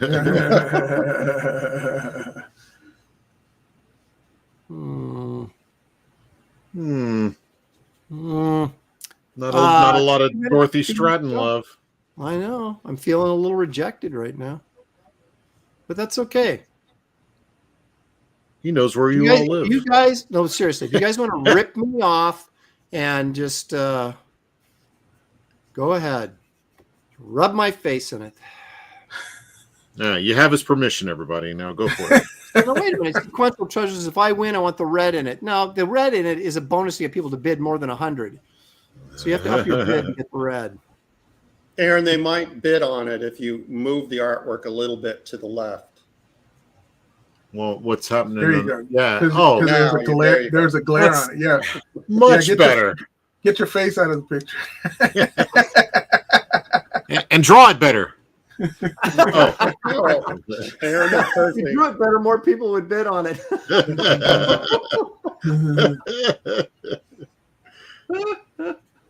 Could you hold up the detail of that creature? You put a lot of work into it. Put it up to the camera. The sweet cross hatching.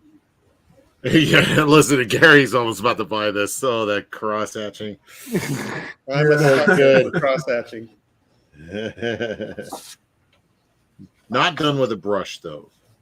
Well, still, it's zig pen. Still well done. Glitch says, Alo, please move your paint palette. That is giving me serious anxiety seeing the pages touching it. It's just more color, man. That's all it is. Just more color. All right. I see how it is. We're going to start the countdown. Sequential treasures. Sequential treasures is in the lead right now at $100. 10. What a steal. I'll put the red in there at sequential. I will, James, if you end up with it. I'll put it in if someone comes in and steals it. I'll put in extra red if someone comes in and steals it. If you did right now, you might sell it for more. Yeah, 10. Good. Probably don't have enough time though. 9. Past Master Dan. What a bargain. But you're not bidding on it, Past Master Dan. 8. This is a bargain. Sweet piece. How much? $100. Oh, that's a steal. Never mind. Yeah. We're giving it away. We're giving it away. This is like one of Kelsey's flash sales, right? 99 cents. You get the whole thing. Yeah. 24 hours only. John Beatty says, I had to pay my yard keeper yesterday. Oh, I hear you, man. The bug guy came yesterday for me, so I got to pay the bug guy. Help me pay my bug guy. Drinking Bud these days, huh? No. Wait a minute. How did we lose like 10 viewers since we started the auction? That's really insulting. Right? This is where we dip out. Deadbeats. Come for the free entertainment. I see. 4. They'll come back when I start selling. Don't worry. Yeah, I know. Dorothy Stratton. It could be hanging on your wall. John Beatty's like, nah, I got to see what David has first. Oh, my God. 3. Let's go here. 2. Look, they're just rushing in right now for those last second bids. You can feel it, can't you? I got a bid on 0. 1. Well, at least I'll be eating a lot earlier than I thought I was going to. But with this kind of money, nothing good. Some chicken nuggets, maybe. I know. I'm gonna have to go. I'm gonna have to go hunt for my meal today. I don't even buy any ammo. Here it comes. At 0. Here comes sold. Oh, the pain. Poor Dorothy Stratton, man. I remember her well. And there it is. It's sold. Sequential Treasures taking advantage of me. For $100, and I got to put some red in there. Woo! Thank you very much, Sequential. Give me 15 for shipping too, if you wouldn't mind. This is all tactic. They're waiting on the good stuff. That was the good stuff. Oh, my bad. It's all downhill from here. Oh, you got to start remind everyone to include their shipping information in the payment. Look at this. Toshira's like, bust out your Uncle Sam next, please. Yeah, but if you're the only one who bids on it, you're going to get my Uncle Sam for $100. That's what he's hoping for. I know. It's all a big scam. All right, I'm going to put my PayPal in here, and then we'll move over to, I guess, Kelsey. Oh, my turn? Oh, okay. Well, just give me a second. I'm typing in my... Oh, okay, good. Give me a moment. I'm eating a sandwich. Give me a second. Yeah. Dad's Den of Pop Culture says he just bumped my shipping up to $100. Jeff sent a test payment to my PayPal. I did get it, so you got the right Gary. Yeah, you can get this piece for $100 plus $600 shipping and handling. That's right. All yours, what a baby. Deal. $100. Is it my turn? All right. Since this was requested, we'll start off with Cold Miser here. Classic Rake and Bass claymation character, lovingly rendered in watercolor and pen ink. I don't think this was an ink piece. I think this is watercolor. I think this is one of the first pieces I ever did on this show, honestly. A different take on Cold Miser. Of course, my Cold Miser is quite evil looking. Right? Does he look like this? I can't remember now. No, it's way scarier than the actual. Yeah. See, look at those eyes. Did a little wake and bake this morning. He's ready to take on evil and all. Wake and bake. He's totally fried. Well, what do you do in the winter? You know, you're cold. It's so cold outside. I just realized that the only warm spot is him passing gas. We see the steam coming out of his. He's melting the snow behind him. You got to get your warmth somewhere. All right, now someone asked Kelsey to put this up. So we got a bid. Oh, there we go. Normie Nerd for 100 confirmed. All right. I thought they were one of the people that left earlier. Well, you notice we were doing fine until I put my piece up and then everybody left. What the heck? Where's the respect, man? So this is we did this last Christmas, right? Or one of the close to it? Christmas. I gave you my heart. Hey, you know, speaking of which, have you guys watched the Wham documentary on Netflix? No. It's it's getting like 5-star reviews. It's like 100% on Rotten Tomatoes. And so I was like, okay, we got to watch this. So my daughter and I, she's really into music and rock, even though I wouldn't say Wham is rock. Wham, yeah. But it was pretty interesting. The overall documentary is as light and breezy as their music. But it's kind of fun. Got some background information about how they, made it. And in 4 years went from, two buddies in high school to filling up Wembley Stadium. So it's pretty amazing, really. But it's interesting. It was fun.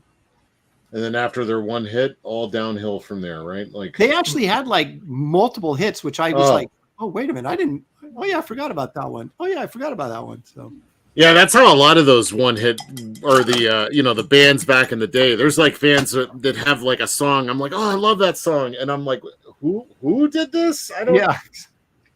Frankie and the Sound Machine? What? I don't, like, or whatever. No, I'm getting some crap for watching a Wham documentary, but it was getting like such great reviews. It was like, oh, I wonder if this is like, this hard hitting expose or pull the curtain back kind of thing. And it wasn't. It was very light and breezy, but it was still. I always like to see how guys go from nothing to making it huge, because you always think, what's the formula I'm missing? Talent. Yeah, that was it. It always comes down to that stupid talent thing. Oh, they didn't tell me this in career opportunity class. Yeah. They said I could do anything. That's right. All they had to do is practice as hard as Michael Jordan. That's all I have to do. John Beatty says, I feel myself losing testosterone watching this. Yeah, you can go ahead and do the countdown. Honestly, I think this is for who got this? Normie Nerd. Got it right. Yeah, Normie Nerd. So we can totally give it to old Normie Nerd here. And, unless everybody wants to get it last minute. But this is 9. for Normie. 9. I held on to it just for you. 8. 7. Cold miser. Oh, there you go. Look, each one of these snowflakes, hand lovingly rendered. Individual. That's not a snowflake stamp. Yeah. 5.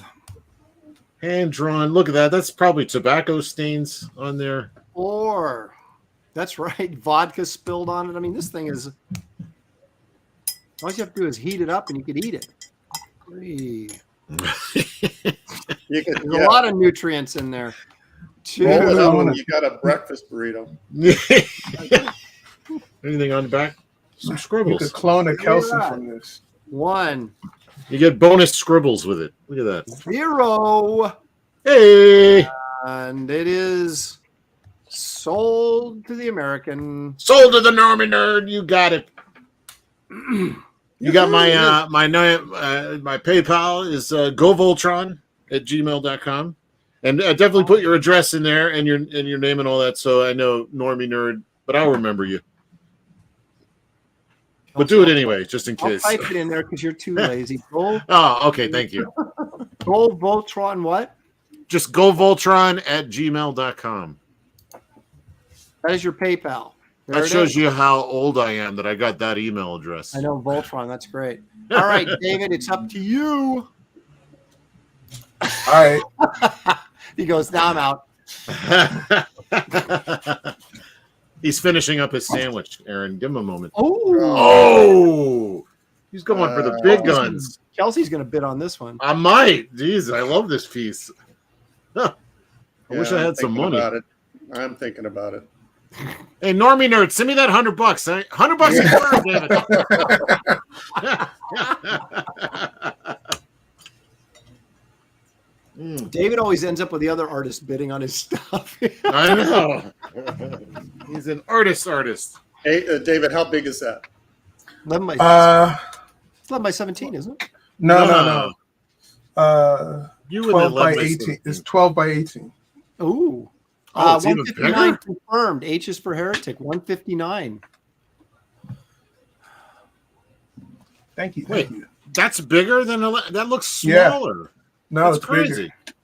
The paper's big. I just drew it smaller within that because of the borders. Okay. No matter. David. I'll show you 11 by 17 next to it. David, you don't take PayPal, right? No. It's Venmo, and do you do Venmo and Cash App, right? And Cash App.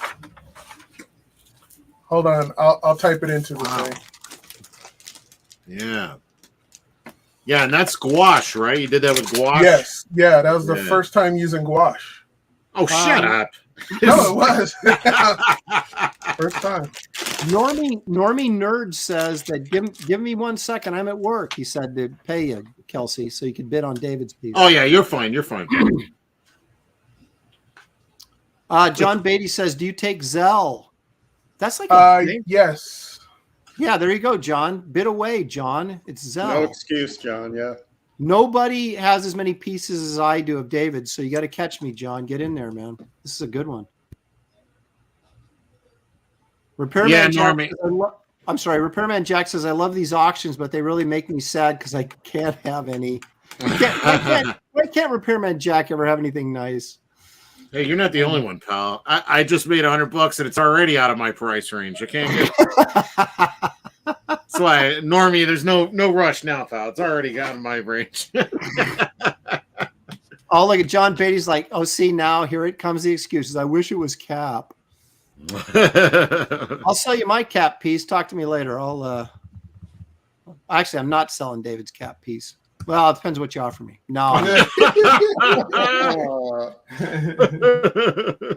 Everything's for sale. That's right. Everything must be. Dude, I'm so far in the hole at San Diego, man. I'll sell everything I got. Look at, I got this great Nebraska canteen, water canteen. It's for sale. Come on, John, people. Look at Beatty. What? Come on. Who is that character? Are you kidding me? David, tell him. Aaron doesn't know either. Because he doesn't know. Dude, you got to go look it up. That's the Argonaut from Jason and the Argonaut. Jason and the Argonauts, yeah. Yeah, he's a big metal guy, you know, was he actually called the Argonaut? Yeah, don't you know anything? It's the Argonaut. The Argonaut was the ship. What? Yeah. Oh God. Yeah, the Argonaut is the ship. That's Talos. Yeah, Telos. There you go, right there. Telos was a Micro Ringo book. That's not. Look at this. Nomadidin says I'd bid, but PayPal is all I got. I'll tell you what, Nomadidin. You can send it to me and I'll send him the money. So go ahead and feel free to bid. Oh, that sounds like a scam.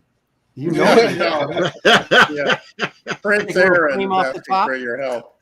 Yeah. No, seriously. You can send it to me, Nomadidin, and I'll ship it to David. So although I will not ship the artwork, David will have to do that. Yeah. It'll be after San Diego. See, David, now you owe me 200 confirmed. Awesome. Very cool. Now Beatty's all mad. He's still mad it's not Cap. Yeah. Well, David, can you change that into Captain America? How much work would that? Yeah. I'll put a A on his shield. head. Yeah. Yeah, I'll make this a shield. And make him saying hi to John Beatty. Oh, God. I'm going to kill you. Good work, Right, kid. John, I'm Captain America. John Beatty says, how much for a commission of Cap, David? More than what I'm getting right now on this thing. In other words, message him. Yeah, send me a private message and we'll talk. Yeah, just first two offers don't count. Snake Oiler says Jason killed it by draining its fluids. That's terrible. That is kind of true, though. Yeah. Oh, gross. Yeah, it was like, why was there like oil in there? Is he like the Tin Man? He hit his Achilles and knocked that cap off the thing, and then all that oil came out. Mm-hmm. Past Master Tan. What was Captain America's sword's name? Mjolnir.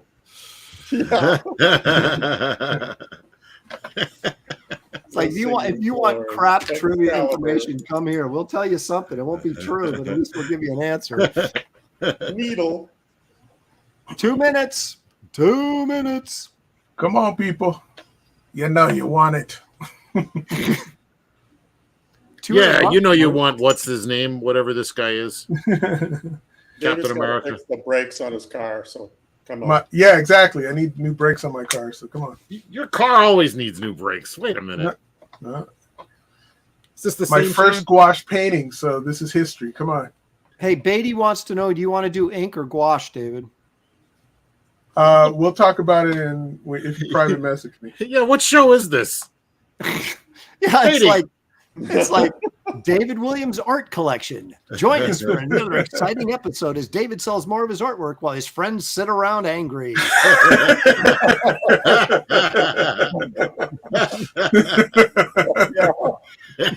I know, John. You're trying to get these guys to hate me. More, exactly. More than we already do. Beatty's going to come in next and start, talking up money, and I'll give you $1,000 for it, David. And, shut up. The David Williams Show, starring David Williams and his art. That's right. Oh, that's coming. Don't worry. Featuring the David Williams players. John Beatty. Colonel Dusty as the angry old man, and Kelsey who doesn't know where he is right now as the minor 49er. Yeah. And Gary Martin as the cynic. How did David get his show? Yeah. Why does David have a show and I don't? This is ridiculous. All right, I'm starting the countdown. 10. Look at those abs. Michael Keaton wish he has those abs. 9. Captain America ain't got abs like that. Come That's on, right. Beatty. Beatty says he's David's Ed McMahon. 8. Did you know that yellow orange is lighter than orange yellow? What? Say that again? Oh, never mind. Say it again. This is orange red. This is orange yellow. Okay, never mind. Okay. I thought I had two paints. I thought one was orange red and the other was red orange. I was like, what's happening here? Nomadidin, if you can, send it to me without, like, as a gift or a friend. Actually, no, don't do that because then you get charged for it. Like friends and family, because that. Well, yeah, but you know what? PayPal now charges you when you do that. Oh, lame. Oh, really? Really? Yeah, because I'll Venmo it to David and they don't charge anything. But anyway, send it to me with as least amount of fee as possible so that David doesn't get screwed in the deal. Let's see. EVS drew that bolt. What are they talking about? Oh, I was counting down. 5. Oh, yeah. Leg Kick says, we didn't know who you were until David got his own show. Well, we still don't know who you are. I've never done this in the middle of an auction before. First time for everything. That's right. What do they take? They take, I don't know. They take like 5% or 6%, something like that. PayPal, I mean. Yeah, what are they thinking? Are they offering a service or something? I mean, what are they? Well, yeah, what they do is if you send friends or something, they charge you. So it's like if I send somebody $200 as a friend, then they charge me like $5 or something. And it's a test to see if you truly are a friend. Well, yeah, I keep being friends with a lot of people, I'll tell you that.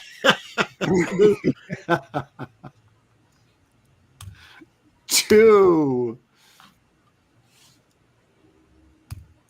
1, 0. Normie Nerd says, Kelsey, can you bring the piece to Tampa? I'll buy you a few drinks.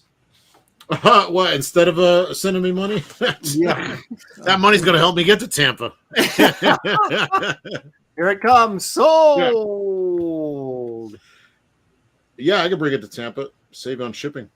I'll tell you what, Nomadidin, send me like $225 for shipping. Give me $25 for shipping if you can't send it with like friends or whatever, and that'll kind of eat up that little extra. So however you want to do it, $20 actual for shipping, but if you send me $25 for shipping, you add an extra $5 or whatever, that'll like cover their fees or close enough. And don't forget your shipping information. Yes, please.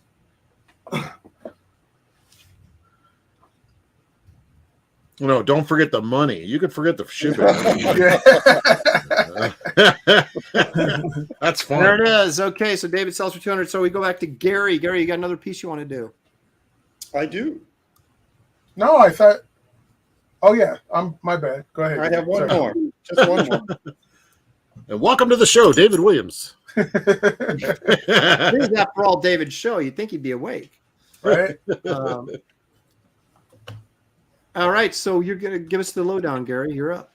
This is it speaks for itself. Hey, Sonic. Crosshatch Sonic. Your favorite character. Yeah.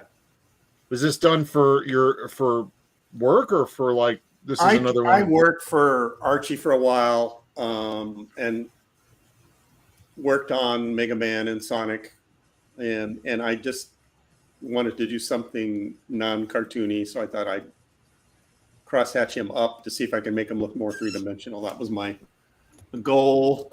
And for you Art Adams aficionados, yes, that's Art Adams smoke back there that I stole. Yeah, Nomadidin, I did get your test payment, so everything is good. Yeah, those are hugely popular books. I mean, they got fans even now still complaining about it, right? Like it was a pretty vocal group of fans for the Sonic comics, right? Yeah, any the gamer fans or any of those gaming characters, they're very, very hardcore. Yeah. Is this 11 by 17? It is, right? Yes, 11 by 17, inked all brush, I believe. Art Adams did the clouds. That's cool. But yeah, all brush, and I've had this for a while, and just like would bring it to a show every once in a while, but it hasn't really been out there that much, and so I decided to put this up. You've got some real created some real volume with how you used your lighting and cross hatching there, like in the hair and on the on his Yeah, an otherwise flat character. Usually it's always flat. Yeah, right? Yeah, because then they just cool add about color. And so I wanted to gray tone it. Something about it like makes me think of like an old black and white Mickey Mouse. I don't know why, but kind of fun. Interesting, yeah. Don't let Disney hear that. That's right. You're gonna shut us down right now. Yeah. Well, when I was inking Sonic and Mega Man for Archie, that's the approach that I was taking. The clean line, the kinda... Mickey Mouse inking techniques. Yeah. Gottfriedson is what I was trying to channel.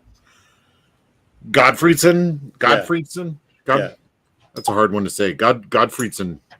Yeah, his stuff is brilliant. Floyd What's your Gottfriedson. language, Kelsey? Jeez. Oh, sorry. Sequential treasures, James. Yes, I got the payment. Thank you.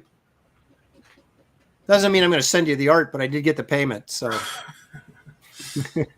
We got no Sonic fans here. There's like kids all over the world would be jumping over themselves for this. You got any kids in your life? They would love this. We need to hire Kelsey as his salesman. Yeah, Sonic's huge. You could buy this and then sell it for 3 times as much. Think of it as a business transaction. It is the original art. This big money right here, Sonic. Hey, did you send me that 100 yet? Maybe I can bet on this. Might have the money in my account.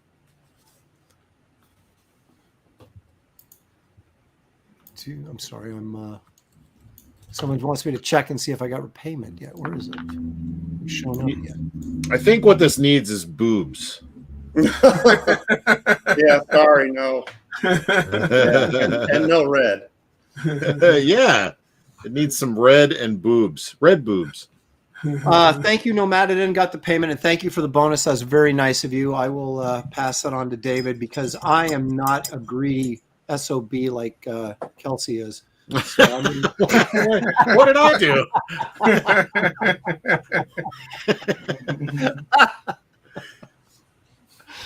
Kelsey gets the blame for everything. Well, someone's got to take it. I'm not greedy. I'm cheap. There's a difference. That's right. I'm sorry. Yeah, that's a total opposite thing, isn't it? Yeah. There we go. Jaffet, I just got payment for the Mary Jane. Thank you. $100. Myers, $100 confirmed. There you go, Gary. Wow. Gotta hit that $100 mark to make it worthwhile. Henry Thrun says, "Keep Sonic pure." What does that mean? I don't know what that means. People were talking about furries and stuff in the. Oh, see, this might not be the audience for this piece. Well, maybe we got one smart guy who knows the value. No, you got to go on Reenie's show to sell this. Yeah, Tom Teacher is asking if David has any Sonic. So you're insulting David and you're insulting me.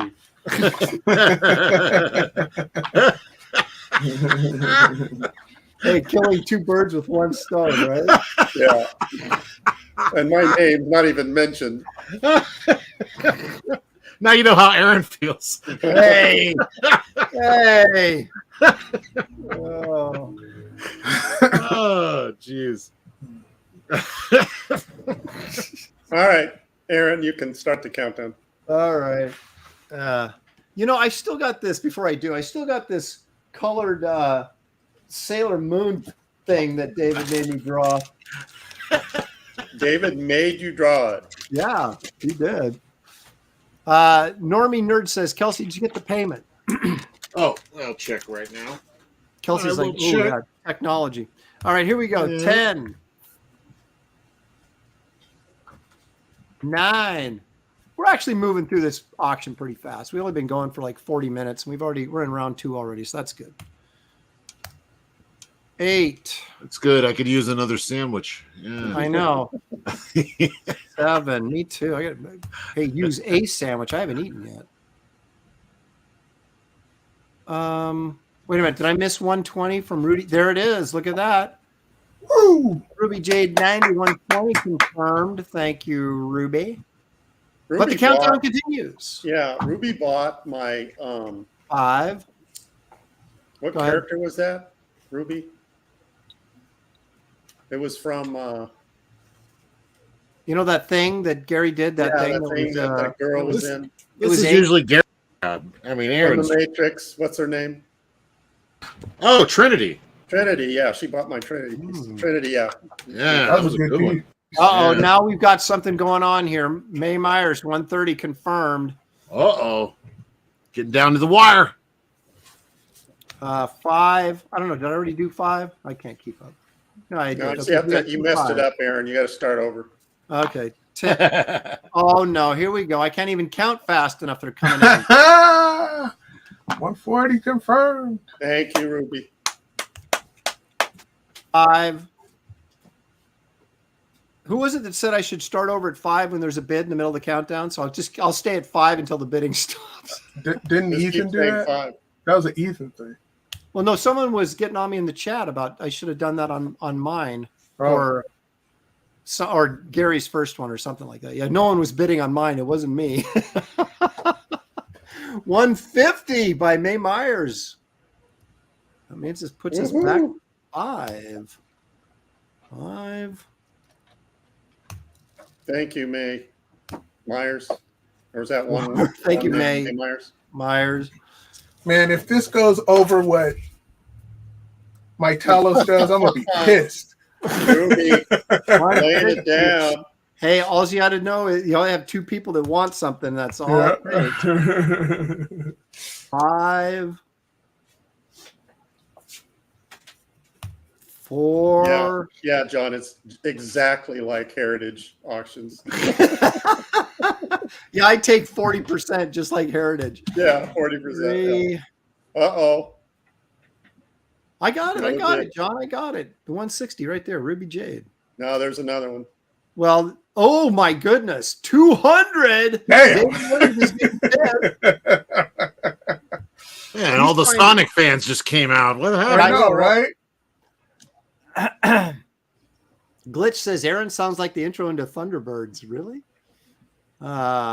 Rudy J gave it up. See, May Myers. This is like poker, when you've got like most of the chips, you can bully people out of the game by just hitting the big bids, and everybody's like, I don't know. Thank you, Ruby, for running up the bid. Hey, Normie Nerd, I got. Lied. She lied. She's not done. Okay. She was just toying. She was toying. 5. Now David is just furious. I'm over here seething. 4. Well, actually, Nomadin gave you a bonus, so you're going to get more than 210. So, David. Okay. 3, unless I keep it. 3. I won't keep it. 2. It'll cost you. It'll cost you, but I won't keep it. Yeah. Give me $20 and I won't keep that extra 20. 1. 0. And I'm going to type in sold. It's happening. Oh, I got to capitalize it here. You said, how do you spell that word? Yeah. S. Yeah. Thunderbirds are go. Sold. There it is for $210 by Ruby Jade. She paid more than she wanted, but she's got it. Jade Ruby is a gem. Look at this. David, I think that's David doing like sarcastic clapping. He's not happy. That was my butt cheeks. Gary, type in your info again, will you? Yeah, she might still have my assume nothing. And you, don't worry about shipping, because she is a regular, a past customer. All right, that's excellent. How about that? So I guess do you my need turn. you need my PayPal thingy again, Ruby? I just want to let Normie Nerd that I did get his payment. Thank you very much. And I'll get this right out. Does Gary have a wrench? No, I but don't he doesn't think I need one do. because you can type it in StreamYard. You don't have to type it in from YouTube.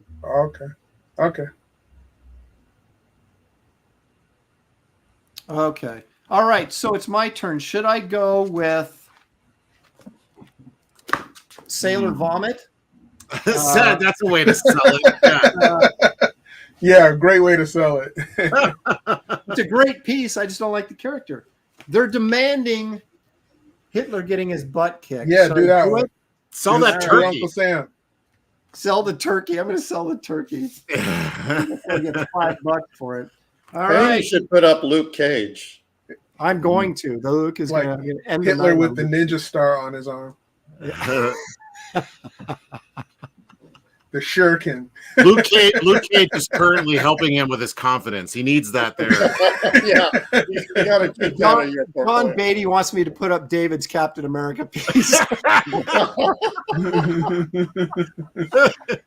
Oh yeah, Normie, I'll bring it to Tampa. Yeah, great. I'll see you there, pal. Oh gosh. Okay. Here we go. It's all about me. Look at this. Wow. This is full color painted. That's beautiful. Uncle Sam It really beat is. the crap out of Hitler, and acrylic in the background color. It's I got the want to see a Swiss healthy flag bid or on whatever. this.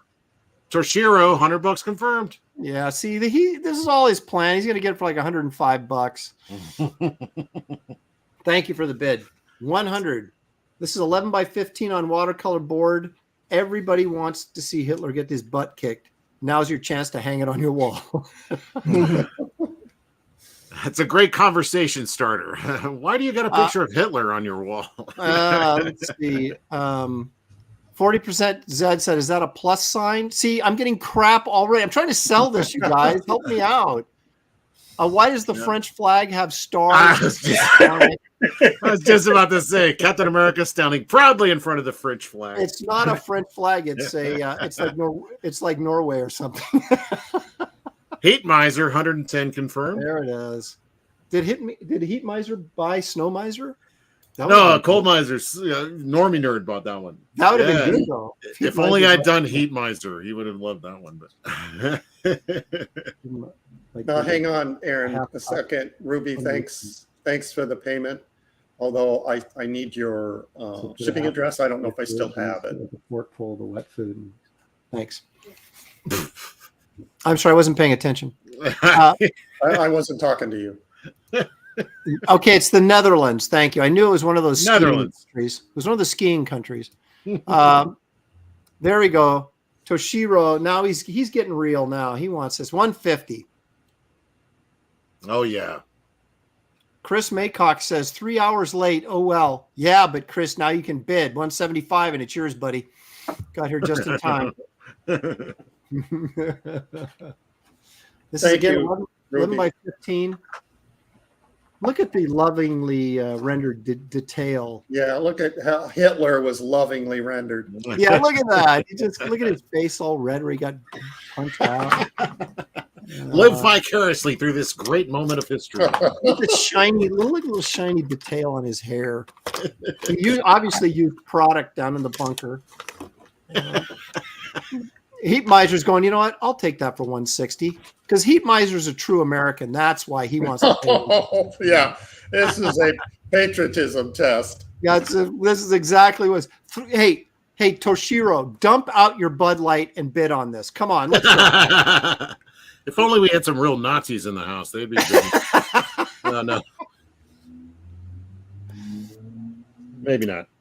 John, he wants to know, where did I find 11 by 15 paper? It's watercolor pad, Blick's watercolor pad, and it's 11 by 15. You can find it at any dollar store. Yeah.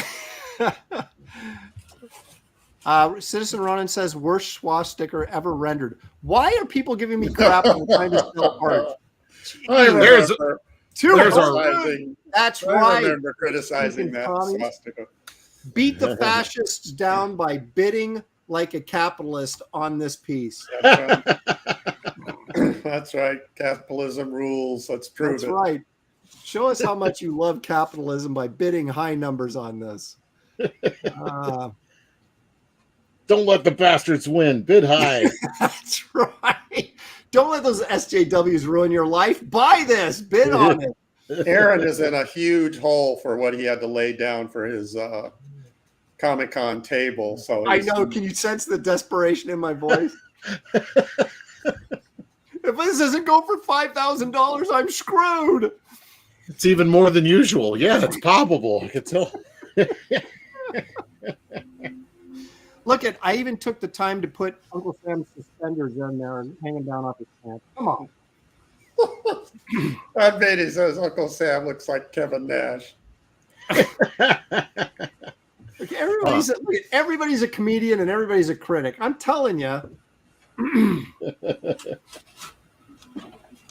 The Rage of the Illusion has it down. You're not an American unless you bid on this or buy it. So,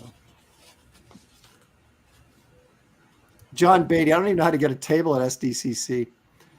You can't anymore. You have to get. I got a booth, and you have to be on a waiting list to get a booth anymore. I just had one for like 20 some years, and then I think Clyde Nee is still in charge of Artist Alley, but that's like a 4-foot table. And I think you got to pay for them now, right? Yeah, you get like 3 feet square space and a stool, then you have to pay for it. And it's, oh my gosh! You're sitting next to the concession stand. Better than the bathroom. I remember those seats. Yeah. Yeah. George LeCour says Aaron is going to pull an Oral Roberts here in a minute. If this doesn't sell for $500, I'm going to die. Is George LeCour George LeCour's George Liquor's French cousin? That's right. It's George Liquor and George LeCour. Oh gosh! All right, hang on. Yeah. What the heck? I can't take any more of this abuse while I'm trying to sell on it. There you go. That dude who keeps getting shot that's happened to him before because he's got that net, that canvas thing to catch him all set up and ready. Yeah. Yeah, he's been down that road before. Happens at least once a show here. Yeah. Wolfie is right. It's like a punch a socialist because they were socialists. The National Workers Socialist Party. Thank you, Ruby, for your shipping address. Appreciate it. I will send the art out tomorrow. Yeah. Dude, tune in right now. I'm on the phone. Excuse me. He's stalling the We're auction. live right now, John. Get on your TV and check it out. I'll give you. Okay, well, I'll call you after the show. Are you talking to John Beatty? No. Oh, okay. Okay, I'm going to start the countdown. You want me to call you, Aaron, to stretch out the auction? Yeah, I'm very disappointed in the lack of patriotism I'm seeing in the. I want to throw that out there before I start the countdown. You socialists. You lousy socialists. 10. My window's open, and I'm in Oregon. America was a socialist country. You'd have to give that to me. I am in a socialist country. I live in Oregon. That's true. And my window's open, so now my neighbors know. They were already talking about you. Yeah, they've been planning my demise for quite some time. No Dutch patriots in this chat. Okay, that isn't. That's why I added the stars across the bottom, so it wouldn't be that. Let's see. Where am I at? 7. Dun dun dun. James says he shows his patriotism by buying your booty art. Yeah, well, like a true capitalist. Yeah. 6. Yeah, 40% Zed. You make a good point. Portland is the only blue part of the state. And Eugene. Oh, that's true. Yeah. Sean Ferris says, if this was Captain America, he must be part of John Beatty's crew. If this was Captain America in front of an American flag, I would have bid. Hey, this is the original Captain America right here, buddy. John, we're starting to question your fascination with Captain America. What's going on there? 4. Oh, the countdown. 3. Here it comes. 3.5. I bid 3.5. I get literally 3.5, right? No, it'd be 2.5. There it is. 2.5. Beryl says that's an upside down flag. That's a sign of distress. Tom Teacher, Colonel Sanders is the original Cap. Look at the crap I have to take. No one takes this kind of garbage while they're selling their art. Yeah, that's Colonel Sanders in his glory days. That's right. Before he put on the extra pounds there. 2. He's serving up Hitler the special herbs and spices. Make this Kentucky Fried Fist. That's Kentucky Fried Chicken's making me hungry now. He's giving him a 2-piece and a biscuit.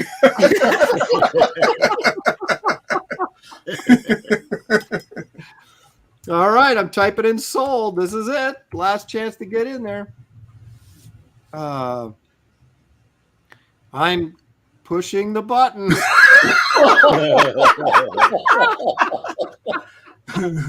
Wow. Let's see you pan down so we can see you actually push the button. Oh, there it is. 200 for Hoshiro. Congratulations. Thanks very much. I appreciate it. $20 shipping on that, please. If you don't mind. There you got a late bid. Sorry, Sean. Yeah. Oh, just missed it. Oh my gosh, it's so close. Now you got to ship that to Japan. Yeah, for $20. Better not be. Oh. Okay. Congratulations to Shiro. It was a good piece. Yeah, good job. Very American poster or piece of artwork. All right. So is it Kelsey? It's Kelsey's turn. Oh, my turn? All right. Let me just finish this. Oh my gosh, up. look at him still go. I should be working on mine. He wants to sell it on this show. All right, 1 second. Let me wash my brush. What are we going to do now? I'm going to pull out a big gun. You got to do a color piece. Yeah. Yeah. Here's a very popular one from back in the day. We're going to go ahead and do, since who was it? Somebody else did their piece from David. Oh yeah. So we'll see. Here we go. Now we got the Minotaur. The Minotaur guy from whatever that movie was. You guys finish it for me. What was it? Clash of the Titans. Clash of the Titans. But this was from it was a Harryhausen episode. Yeah. Oh, I did 20 million miles to Earth. One of those million miles. Yeah. Yeah. So this is lovingly rendered in. You got 2 bids already. Inks and gouache and watercolor and sweat and nicotine and all sorts of things are in this piece. Look at this, man. It went down 100, then it went to 150, then it dropped down to 50. So you lost the crowd. Yeah, is that how that works? Is the last bid? You got to count? So, Kelsey, you had him there until you just rambled on a little too long. You can see it got red in the eyes and on the face. So it 200 from He's a Monster. A powerful piece with the red. This is he's made out of bronze, right? And the bronze like robot character. He's like a clockwork character. If you guys remember the stream, that Kelsey, pretty much wrecked this. Yeah. And then, like the next day, he produces this masterpiece. That's what I do. Look, it's happening to this one right now. You just keep putting color on it until it works. Yeah. So this is from is it Sinbad Eye of the Tiger or Sinbad? I honestly can't remember now which movie this was, but it was one of the Sinbad movies from Harryhausen. It was Sinbad and the Man with the Big Yellow Hat. That was the. Is that the one? No, it was Dr. Seuss. No, this was Jason and the Argonauts, wasn't it? No, Sinbad. That's right. Sinbad. Yeah, I forget which one. It might be Eye of the Tiger. I can't remember, but anyway, that I remember this thing had Eye of the Tiger. this one. I remember loving this character because he was like stabbing guys out of the water. He was rowing this boat all by himself. He was just like, and I'm like, oh my god, this guy is gonna have a great like finale or showdown with Sinbad, right? No, he falls off a side of a cliff and gets crushed by this giant stone he moved. And I was so disappointed that I wanted to see what happens after that. He didn't get crushed. He lifts up the rock and he goes and kills Sinbad. That's the real ending of the story. Everybody says it was Eye of the Tiger. Yeah, Eye of the Tiger. So that's why this piece is so important to any Harryhausen fan, because Harryhausen certainly didn't intend for his creation to be crushed by a giant rock. That was that a-hole director. Kelsey, hold on a second. I need to. Sorry to interrupt you. Sumo Thori says, was Sinbad Eye of the Tiger the one where he fought Apollo Creed? Yes. Well, James Murphy said Sinbad, the thrill of the fight. So you got the Sinbad, the Eye of the Tiger, and it was the thrill of the fight. It's the one where he fought the big Russian, right? And no, yeah. I will crush you. Patrick Sinbad. Wayne played Rocky in there. Yeah, so this is like David's. This was my first squash piece, right? Squash or gouache? A little bit of both. Painting with the fruit in the backyard. So there we go. 200. You want to start your countdown? Have we got 5 minutes yet? If you want to start the countdown, I will. Yeah, let's do it. I fell asleep, so I don't know what time. I was talking about my fine archival paper that I got from Dollar Tree. That put me to sleep.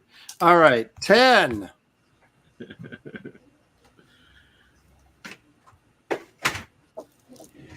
$11. Oh, wait a minute. Wait a second. Hey, that was supposed to be 9. This piece was done with gouache that I found in David's trash the other day. And I made it sing. He thought it was done. He thought it was crap. No, look what I managed to achieve right here. It's paper. It's on the back of an old envelope. No.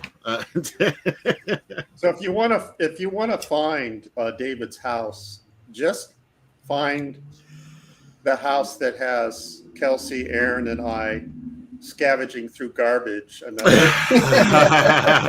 David's house. Exactly.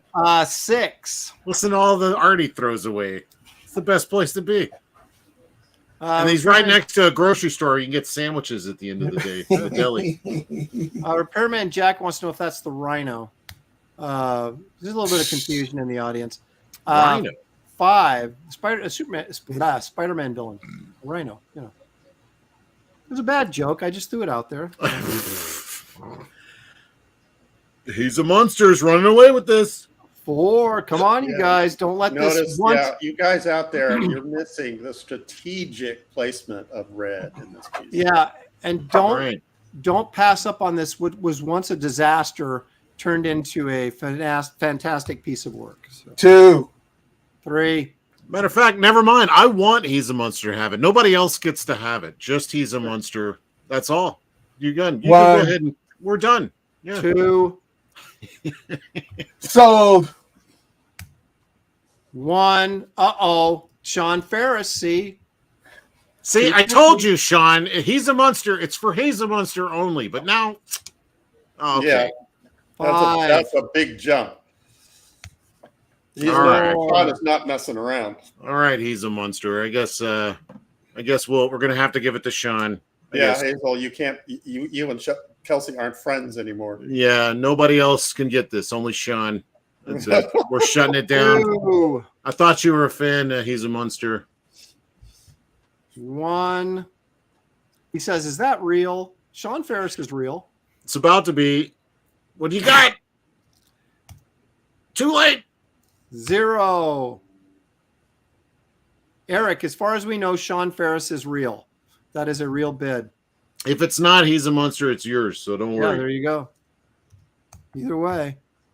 Unless you got something right now before I say the last thing. Oh, now Sean Ferris is on my case for starting. He was the one who got on my case for not starting the counting back down to 5. And now that I'm doing it, now he's mad at me.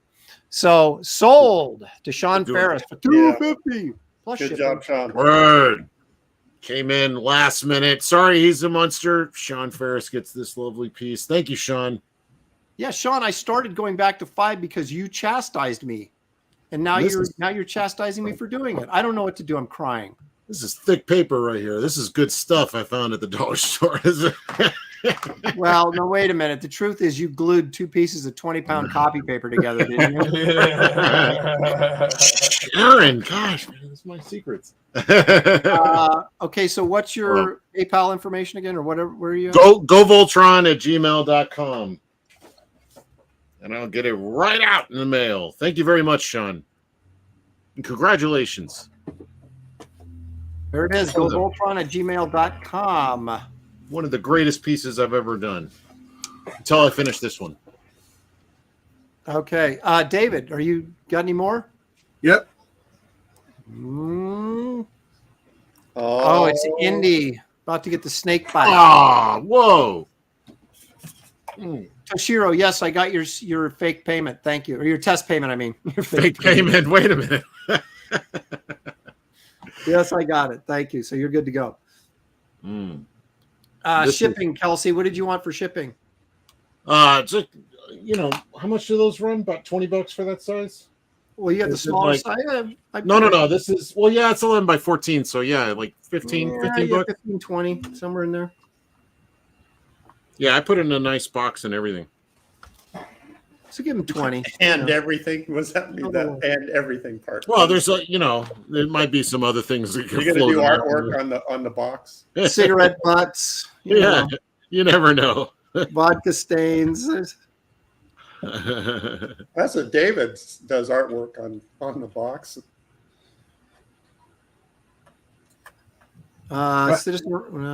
Let's see here. This is Indy before he discovers how bad Indy 5 is. Says Eric. Yeah, that's right. He's talking about the producer. There you go. I saw that movie, actually, the new one. And do I get a cut of the shipping? No. Look at this. Boring. Everybody thinks I'm this horrible guy. I don't know where this comes from. It's not that bad, but the worst part of it is just boring. Very boring. It shouldn't be boring. I heard they sort of deconstructed Indy, and a lot of people were pissed about that too, that he's kind of like this grumpy old man, and this young woman comes in and kind of shows him how things are or something. I don't know. It's Logan. Yeah, it is very. Yeah, I mean, it's even the same director. It is pretty much Logan. Yeah. Nomadidin saying, "Hey, I'll give you $50 for that." There you go. We got to do better than that. We got to get 100 on this, guys, at least. Come on now. Let's get this. It's the last time you're going to see Indy in his full glory, right here on this piece. Is that gouache again, or you got watercolor in there? What is that? Yeah, that's all gouache. Okay. Yeah, I'm trying to talk him into going full inks, and then I want to skip back to gouache. Yeah, right. I'm following you wherever you go.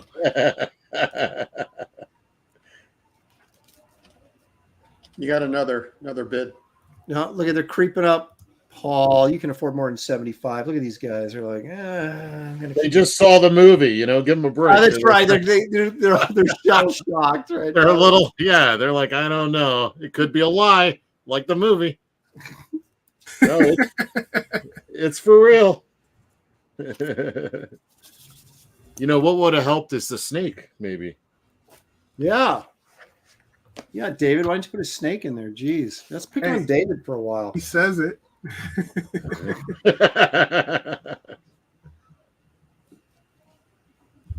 Yeah. George Liquor. Would you put Kathleen Kennedy's hand on his shoulder?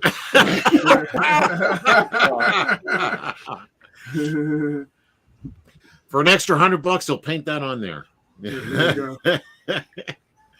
An old witch's hand on his shoulder. Yeah. Didn't Stout say that she was Steven Spielberg's? He used to share a studio or in the same building. I don't remember, Aaron. She produced all his old movies. Well, Kathleen Kennedy and her husband. She was like a production or a producer. She was an assistant.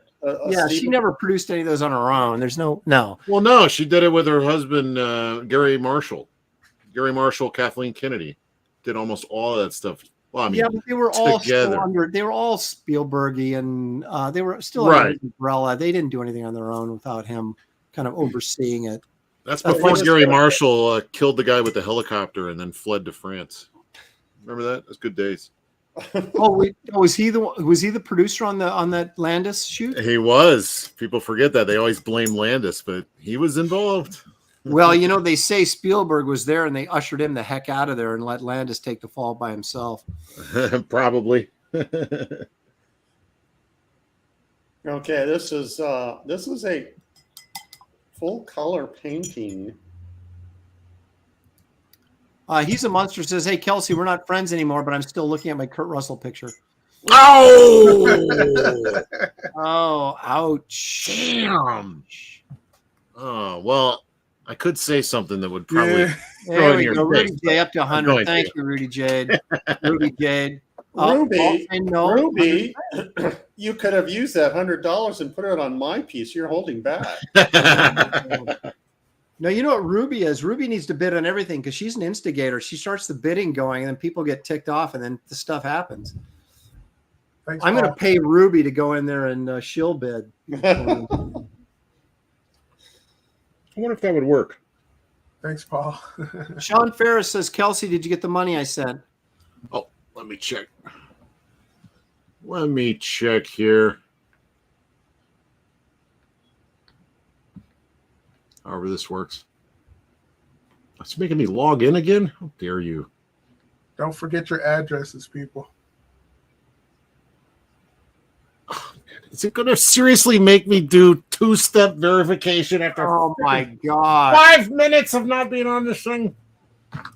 Ruby Jade is back for 120 because she loves Harrison Ford. Thank you for the bid. There's some indie love for you, Ruby. TC says this picture is better than the last two indie movies. Oh. Paul Brillard said, "Nope, I'm just going to nickel and dime you. 125. There it is."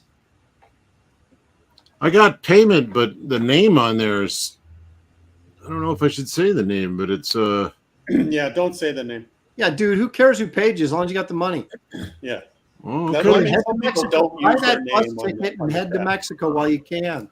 Nomadaman says, you know what? I'm going to get 2 David Williams pieces if it kills me. I'll put the name on there. Thanks, Alex Ross. Oh, you were such a fan. John Beatty's operating kind of stealthily now. And now he's, Yeah, he's like, I'll wait for the cap.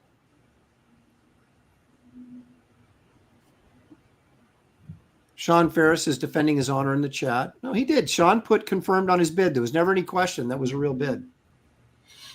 Oh, yeah. We know Sean. Rotax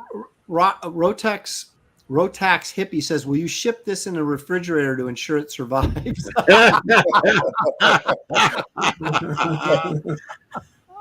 Now that's packaging. That is good. Oh, my goodness. Well, let's go from fisticuffs to a firefight. Let's find out. All right. Do you want me to start the countdown, David? Yep. See if we can initiate a little energy here. 10. 9. Ruby Jade's thinking about it. She's thinking, how much do I love Harrison Ford? Do I love him for 140? I think you do, Ruby. You're going to love him more when he's dead. Get this piece now. He's an old man. Word on the street is he's in the. I convinced her. There's Ruby 140. Wow. Thank David. You can thank me. You're welcome. Thank you, sir. 6. Well, Lieutenant Hughes thinks I'm funny. Thank you. Even if you're not laughing at me, I'm going to pretend you are. Ruby's become Galactus. She's eating up all the artwork. 4. Will Paul Brillhart come back in late? He's thinking about it. He's an engineer. He's thinking about it. Trying to engineer a late second theft, I think. 3. 2. Dun dun dun dun. Dun dun dun. 1. Dun dun dun dun. Sounds like Bill Murray. 0. You turned into a lounge singer. Oh, there it is. 145. Paul will not be denied. But you know the rules are we have to start over at 5 again now, Paul. So seems unfair, but Sean Ferris made me do it. So 4. I just typed in 34. That's no good. Oh, Ruby 155. Oh my gosh, Paul and Ruby are going to be a bloody mess by the time this is over. Okay. 5. Dun dun dun dun dun dun dun. Yep, Paul's like, what? A recount of time? That's how it works now. Ask Sean Ferris. It's his fault. He guilted me into doing it. Never noticed that before, David. You even put the whiskers. Yeah, look at that. I didn't notice that. 2. Paul, hurry up. 1. Oh, Paul. Let's see. Now I'm getting blamed. Had a KO. Ref robbed me. Shoot us, priest. It's always my fault. Can't please everybody. I try to be nice. I try to help. Here it comes. That's a Star Trek line. Here it comes. Dun, dun, dun. Sold! Ruby Jade for 155, I think. Wasn't it? Yeah, Ruby for 155. There it is. So, Ruby, can you do Venmo or do you have to do PayPal? Or Cash App? Because David takes Venmo and Cash App. And I'll take the money if you don't have either one of those. Tom Teacher wants to know if you did one of Phoebe Waller-Bridge, David. No. I'll take the money as well. Yeah, Gary.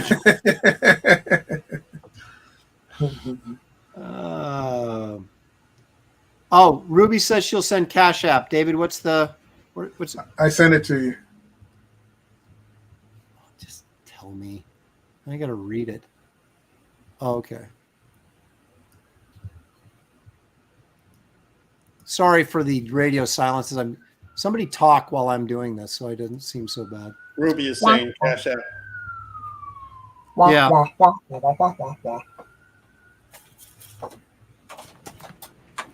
Kelsey, are you still here? I just got back. Yeah. Okay, that was why it was quiet, because Kelsey wasn't there to fill the time. Yeah, it was just the story of you showing your sludge art to Wrightson again. Yeah, no, we don't have to do that. We don't have to do that. No, so, Gary, are you done? Yeah, I just wanted to do 2. Okay.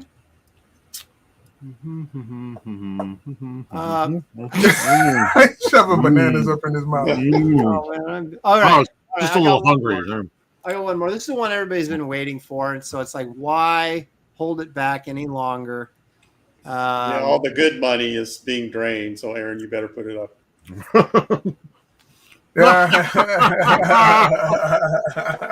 Come on, everybody wants this. Aaron is cool, sucker.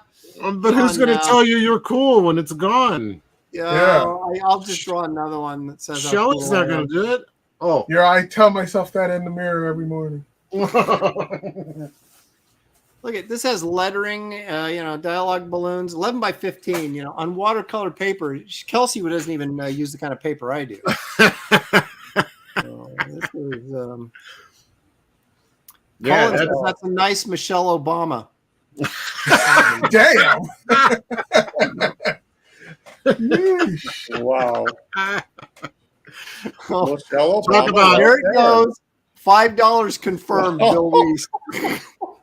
Wow. Talk about saving the day. This is like the 4th piece or something that day. Okay, start the countdown. This $6 confirmed. This is going to take all night. $1 increments. It was going to start going to spare change just to get to $10. Oh, Sean went back down to 5. The other one is 4. Yeah. He didn't say confirmed. None of them said come on, confirmed. Buster, you got to confirm that, man. Bill's saying $7 confirmed. He's putting this to rest. He's not messing around. Oh. You guys, this is pure 70s right here. I think you'd get more money if you cover up the word balloons. Yeah. Buy this so Aaron can't pull this out anymore and say he's cool. $25 confirmed. Lieutenant Hughes is not messing around now. Pay him Jim $50. Alaska says Pay him 11 $50 to wipe that out. Yeah, I'll put your name in here. I'll white it out and put your name in here, but you got to get it to $100. There you go. It won't do it. Come on, it's the only time you'll ever see that Aaron is cool. You got to buy this piece to commemorate the moment. He's a monster. They're going backwards on me. Oh no, there you go. $26 confirmed. I don't remember any other piece going in $1 bids. Well, I put 15 minutes into this, but wait a minute. I put another 15 to 20 minutes in coloring it. So come on. Do you still have the one that you started? This is I threw it out. You started one. Did you throw it away or do you still have it? I did. Well, look in your trash. I'm digging in your trash later. Yeah. Oh yeah. I'll tell you what. Should I include the crappy one? Yes. Yeah, if you still got it, why not? Show how many times it took to get it right. Yeah, you'll drive up the bidding to $2 increments. Late kick, $39.95 confirmed. Wait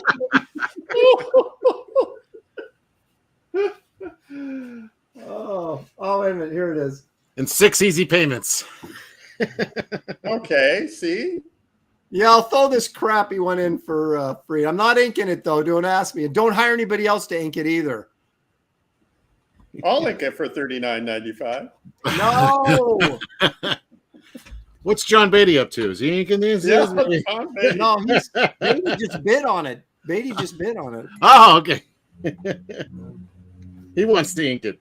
$40 confirmed. And you get my rejected piece in here too. So you notice how big Brother Voodoo is and how tiny Mary Jane is?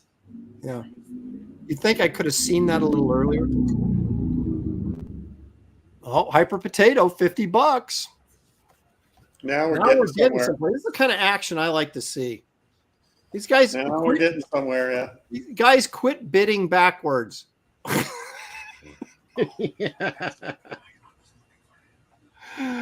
Oh, Sequential Treasure says, with the addition of the rejected piece, my bid is now $4 confirmed. Oh. See, Darren, don't call it rejected. Call it unfinished. That's right. It's an unfinished. It doesn't mean you're going to finish it. It's just it's not. Don't say unfinished rejected. Masterpiece. Nobody rejected it. You just stopped working on it. That's right. I abandoned it. 5101 confirmed. Yeah. See, now you feel sad. Sorry for you that you abandoned it. 5260 confirmed. That's the piece where he learned to just stop already and try something else.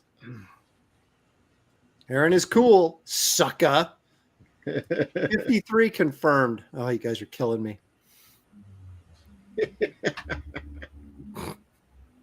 Going once, going twice. They're just trying to keep you from eating your sandwich. It's waiting on you. I know. So I gotta go make it first. Is Nick Cage speaking to you, Aaron? He's saying Aaron is cool, sucker. He's speaking to you.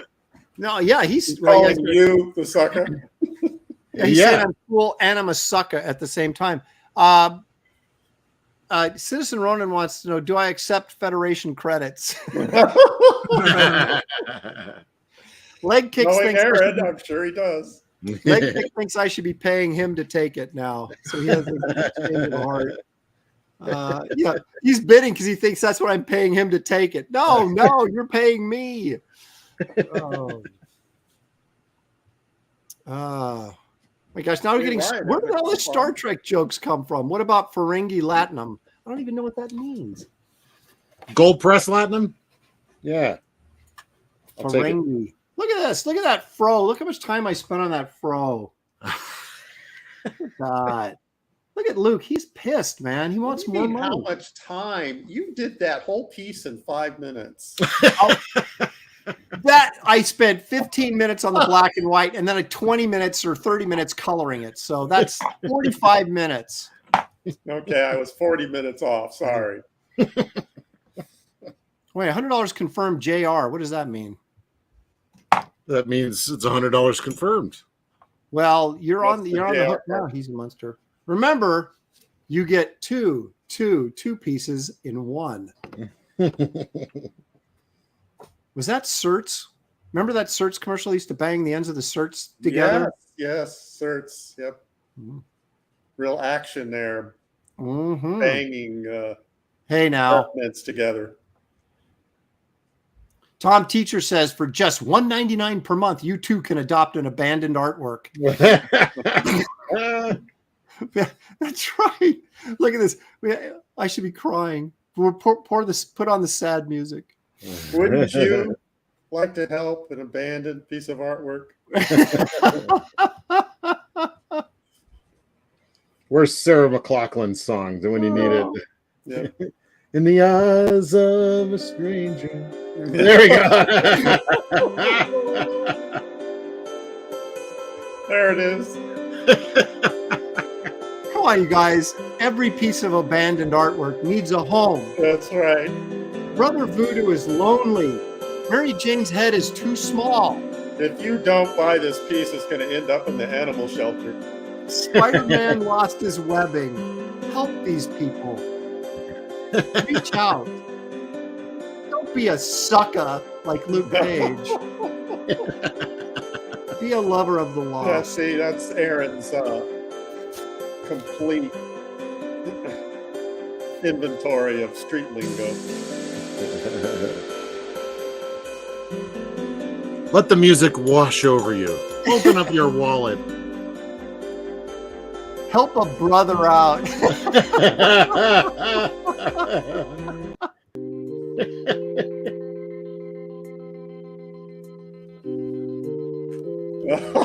This is more like the Shaft music. That's the wrong character. Yeah, the sad thing's not working, Aaron. You gotta. You want me to punch it up a little bit? Yeah, let's do. Yeah, Kelsey's right. Shaft. There we go.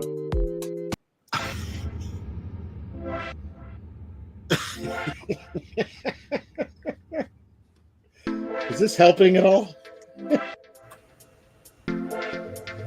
Bust a move, Aaron. That'll sell it. Come on, sucker. Aaron, I think it's time for the count. You've been going for 20 minutes. Put us all out of our misery, please. It's been going longer than what it took you to draw it.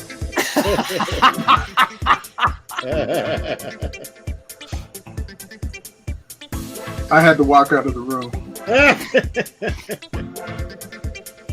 Oh, Bill wishes the auction over. 9. Man, you got $100 for this? Oh, no, but I threw in this. Oh, $50 a piece. okay. Oh, come on, David. Jeez. 7. Citizen wrote it, hit the nail. Somebody buy it, so turn this music off. Yeah. 6. You demanded it, man, so I'm giving it to you. 5.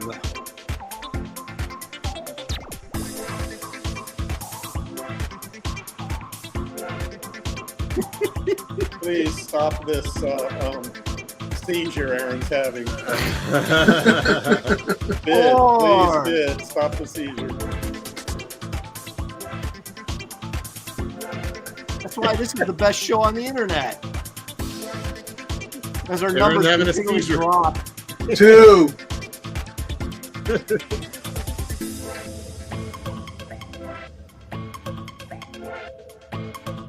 One. Second verse, same as the first. 0. And I'm typing sold in right now. Sold. If there's a god up there, lightning would be good right now.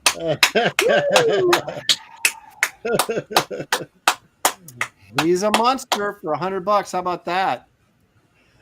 David's got Shipping will, his Joker clap going. oh, actually, there's 2 pieces in there. I got to charge you 20. Sorry, dude. Yeah, the extra piece actually cost you $5 extra in shipping. Anybody else Well want done. Well, I can if anybody's still wanting to buy something in the chat. We're down to 150 viewers, so it's hardcore people. But if you want to throw up another one, Kelsey. Let's see. You Is got anybody in the chat looking for something? Let me just say I could put it out. You know, but if everybody's tapped, Captain America. I don't know. I got a Captain America. I do have this one here with the oh, that's nice. Shadow and what the hell's her name? What's the Matt, Lady Fury or Miss Fury. Yeah, Miss Fury. Matt Do you says. still have the creeper piece? Matt, No, Or that whatever one's it's sold. called? No, that one's sold. you're already at 120. Matt Hepp wants that 120 All right. confirmed. I guess you're selling it. We're selling it. Let's go. This Full is screen, rendered. please. Do you want me to play any background music for you, Kelsey? Full screen. No, please, no. Yeah, that was so helpful last time. This is done in inks, all inks, except for a little bit of the fade I did with pastel chalks. So you got to be careful. Don't touch it too much up here. Otherwise, you'll do like I did with this. You can see a little bit of the, where is it? A little bit out of the line. Not too bad, though, with some of that. But you can see, there she is. Miss Nice. Fury. Lovingly rendered. May Myers This great- 159 confirmed. Matt Hepp 200 confirmed. Looks like that look on her face. She's contemplating jumping the spirit's bones. Yeah, of course. And he's frightened by that because He doesn't have any bones. He's a No, ghost. he doesn't know what's going on. He's always clueless. Yeah, this is if David Fincher directed the Spirit movie, this is what it would look like. That's the way I like to look at 250 that. confirmed. All right. That's $10 per window in the background. That's right. I might have Thank you, Marcus, for putting the links up. Sean Ferris wants to know, where was this enthusiasm for Michelle Obama? Luke Cage, man. It was Luke Cage. I got the Telltale Red, the true winner of this show. The color red. I can't even get it in the light's shining on it too much. Look how the sun gets brighter, darker. Look at the luminosity in this thing. Look at that. Huh? Yeah. Look at that. Is that worth a measly $250? Come on. Going down the high end art words, luminosity. Yeah. Look at that. Look at that. Did in white over color. That takes skill. I know, and that's really clean looking. It's like it almost looked like you stamped it on there. Look at that. It does, yeah. Yeah. Not gonna find any. None of these guys can do that. So this was done in Kelsey's art factory where he has 10 people laboring art. High school art says students. this should be a cover for a book. Yeah, well now you can have it for $300. You can put it up, make it a cover for your book. That's right. Call this guy what's a good name for him? The Spitter. No. 300 confirmed. Hey, all right, now it's a cover for your book, Matt. Yeah, there you go. That's more like it. No, Matt owns a lot of my artwork. I'm gonna start cutting Matt some deals. He's like my biggest buyer, Matt. I'm gonna send you if you end up this, throw you a little something extra in there. I think his real name is Matt Hemp, and that's why button. you have a little connection there. Maybe 310 from May Myers. May Myers, my other biggest buyer. I'm gonna throw something in there for you, May. Discount for everyone. Yeah, this is your allegiance to your clients. Sure, they're my favorite. Yeah, I like to let them battle it out in a rink for my amusement. for your amusement. I had to throw in the crappy 8 kids though, but yeah. Fight. We can hear you, Aaron. I'm talking to my wife. Hi. Getting her updated. We're talking about 320 Matt Hemp. Matt Hemp is definitely in here. It's Matt Hemp, but I like saying hemp. Well, yeah, because you can make clothes out of it and smoke it. I like the rope, actually. Yeah. They make some good shoes, too. May Myers. Oh, my gosh. We got a fight going on. May Myers, 330 confirmed. There it is. Now we got a real auction. That's my show. Matt. Do you think this looks like Michelle Obama, Shelley?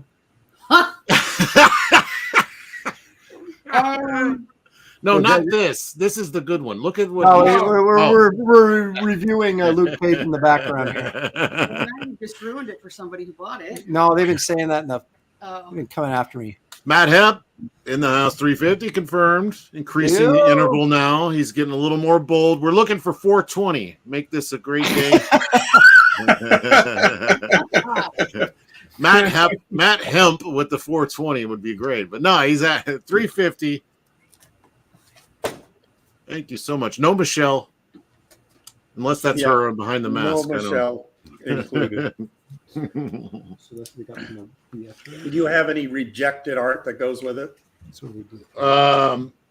Yeah, I'm sure I could throw something in there.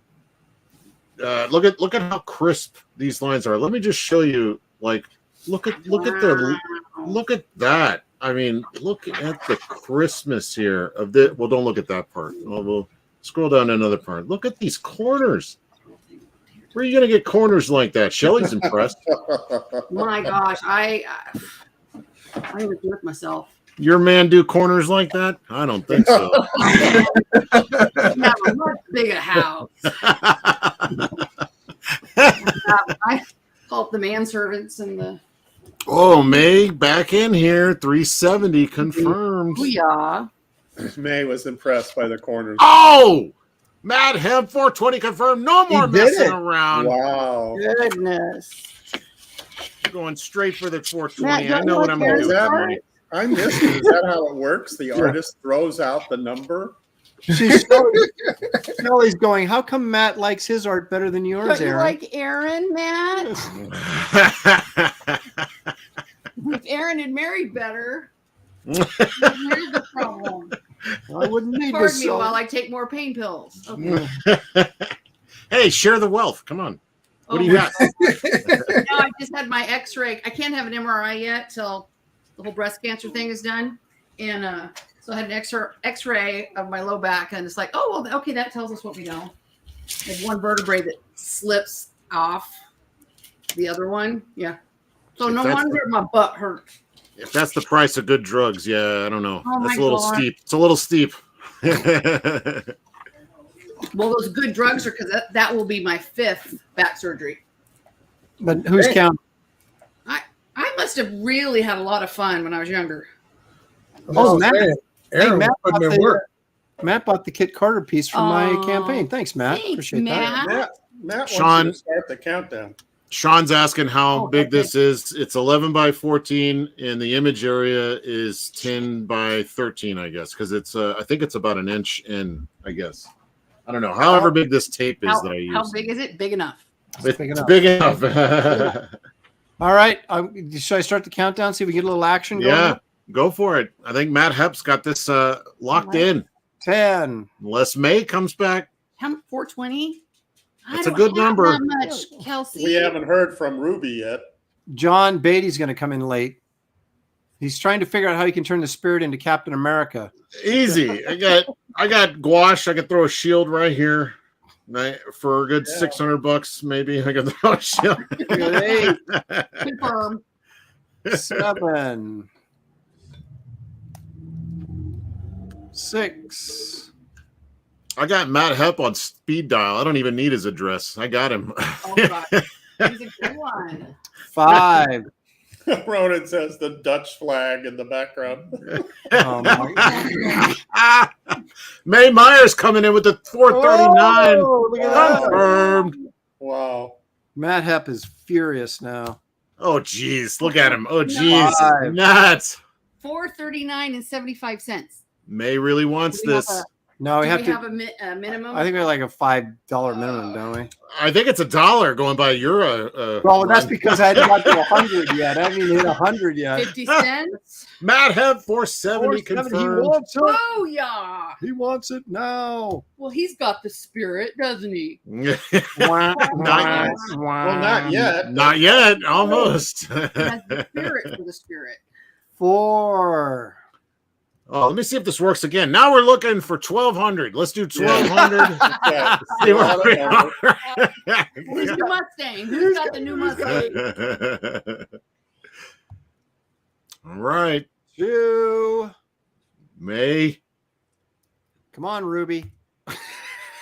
Get in there. Ruby, yeah. Where's Ruby in all Matt this? says- Matt says too rich for my blood. He's the one who put the bid You're in. the one that top bid. I'm not saying like the other ones. Oh, you mean for the 1,200? 1,200, Yeah. Well, you're already top bid, so 1,200 next bid. 0. I thought he was slowly backing out of the bid or something. no, Yeah, Matt is reconsidering. no. I'm typing sold. Here we go. There it is. All right. There you go, Matt. Oh, nice job. Well, Hard fought battle. Well won. Well done. Well done, and both this of is you guys. where Matt's going.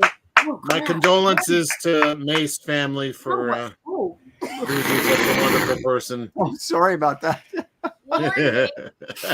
Oh, Lord. You're still in the shot. I can see your knees. 1 foot. Oh, because Mama just got done 4 hours in the kitchen. So At least there's Wow. dinner down there. I cooked 6 pounds of bacon. That's where the Whoa. bacon was coming from earlier. Dad, you were torturing him the whole time. I can smell that You should see bacon. the dog on baking sheets in the oven over and over and over. Oh my gosh! No wonder it was just a non-ending stream of bacon. I was up here dying. Well, thanks, David, Matt. are you? Well done. David, are you going to auction those, or are you just showing them off? Yeah, I'm gonna. Well, I'm asking which one should I do? Wow, what a choice! Oh my gosh! Oh my gosh! Let's see. That Black Terror is my fave, but the Punisher. You probably got more Punisher fans. Which one am I gonna get? Unless Black Terror is going to get into that $500 range, I don't know. That's Go like full screen. Too People can't good. see it. Oh, sorry. Too good. Without being looked at and ruining the audience. Oh, right on, Matt. I see you. So either this one Yeah. Sequential Treasures is saying Black Terror. or this one. That's Yeah, but Sequential Treasures is only going to bid 100. So They get the bidding started. Yeah, let's start the bidding at 200 200 on that one. on Black Terror. Terror. Yeah. Yeah. Yeah, that's still. All right, still a Black low- Terror it is. That's a low minimum. Anybody got 200 on that? I do. Hey, Matt Hep bid 470. Congratulations, David. No, I'll go 200. Wait, on- that's for me. Get out of okay. Okay, we need an Shall we opening bid bid of it? 2 I got bills. 200. Me. Oh man, give me $200. yeah. I'm in. 200. And look, it comes with the undersketch too. So Oh yes. Ruby Jade coming in 200. Just beat you, Namadamon. How do you say that? Nomadaman. Aaron 200. Wait a minute. Yeah, I know, but they beat That's us. three So people bidding the same amount. Okay, this one. Ruby Jade's got you. Okay. Okay. Current high bid 200. that's the beginning bid. So start bidding up from 200. No, wait, does it go down? What? Aaron 220. What are you There doing? we go. Yeah, 200 doesn't even cover one brake pad. Nomad Damon 250. Oh, It's Madaman. Nomadaman. Oh, Nomadaman. You're hurting me. You're hurting me. Ruby Jade 300. What do you got, Aaron? Oh, Ruby Jade wants this piece. That is a great piece. That may be There it probably David's best piece that he didn't finish on the show. Yeah, if he'd have finished it on the show, it'd be in the contender for maybe the best piece that has been done on the show. Yeah. But since it wasn't done on the show, Matt Hibb just bought the best piece that was on the show. Well, that's just my opinion. Well, yeah, and it's Nova Damon 350. Always just beating Aaron. Look at that. If only I had married better. Dang it. wow, now even Shelly's piling on me. 400. Ruby. Done. This is You a guys. great piece. Ruby's going to have an amazing art collection. Yeah. Right? Yeah. Probably Jeez. already does. You know what's going to happen? This is Kelsey's went for a lot. David's is going to go for a lot. Then I'm going to turn into what's his name from Groundhog Day? I The just guy- watched Groundhog Day. What's- It was, You should just stop now. Yeah. yeah, Larry. But what's the actor's name? Bill Murray. Bill No, Murray. the other guy. It was on Letterman. I don't know. The guy under the stairs, what was his name? Yeah. Anyway, so Bill Murray gets up there and he gets that really high bid, and then Larry jumps up there and he's like ends up with 25 cents. That's what's going to happen to me. Beatty's asking if this is gouache, David. Is this gouache? Yeah, yes, Also? it is. Yes, it is. Yeah. And Fine. now Beatty wants to know if that's Captain America or not. Ooh, that's nice. Yeah, but I didn't do it on the show. No, I know, but San Diego's coming up, so that'll work.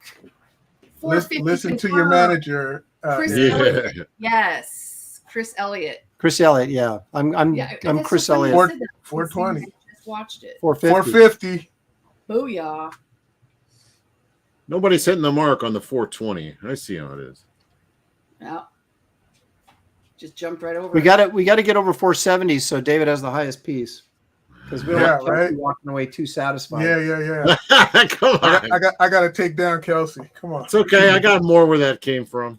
Oh, now the auction's just starting, right? So do I. Well, no. All right, we better stop after this. I don't know.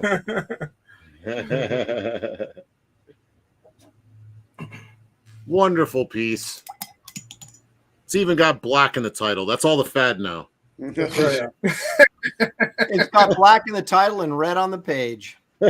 Yeah, that's another bonus. Even Red. just that one eyebrow look. Just those little things. Yeah, a little bit of little Spock there. He's like, bring it. You want a piece of me? No, this is like my favorite David Williams piece. If only you bid more. If only. I was counting on the chat being cheap like they are when they bid on my stuff, but it didn't work out that way. Must have been payday. I'm kidding. I kid because I care. Yeah, you weren't bidding with my my paycheck, were you? Oh no.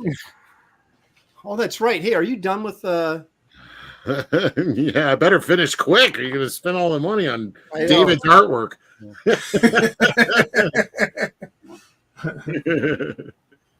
Oh, Yep, just about. pages. people? Gary brought up the story, so I was showing everybody the pages you were on. Oh my gosh. I think David just fainted into his art supplies. Did you hear that? Yeah, crap? yeah. I was like, Oh my gosh. Yeah. We're not selling the Shelley Rogers pages. Are No, we? of course not. Look how much thinner it used to be on paper. On paper. Sean Ferris says, Aaron, do you have any Reenie pieces for auction? Shut up. 10. Do you want me to start it, David? heck no. I thought this was gonna go for like what did Kelsey say, like 1,200? Yeah. You got to call it. You didn't. Yeah. Call Oh, okay. You know, Throw the number we're out. gonna go for 1,350. I'll make a really long pause between 10 and 9. All right. Why is everybody retracting their bids? Wait a minute. Yeah, exactly. I'm all, you know, Ruby is such a good person. Mm-hmm.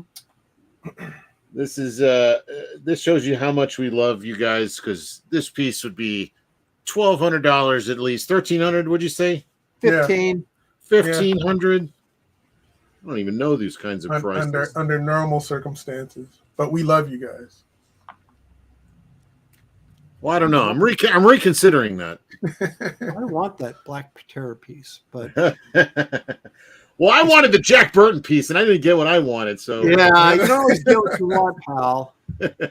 You don't always get what you want. But if you try sometimes. you leave Jack Burton alone.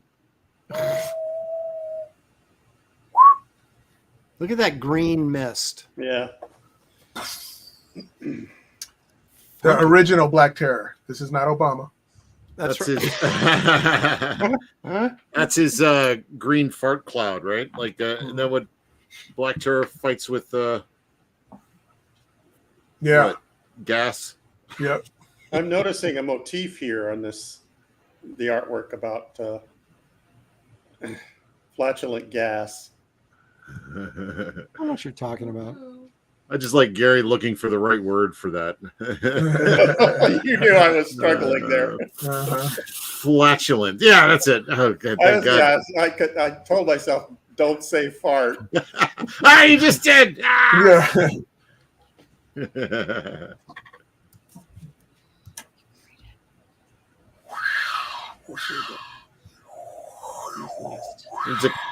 Does it come with the sound effects? Oh yeah. Oh, man, all right.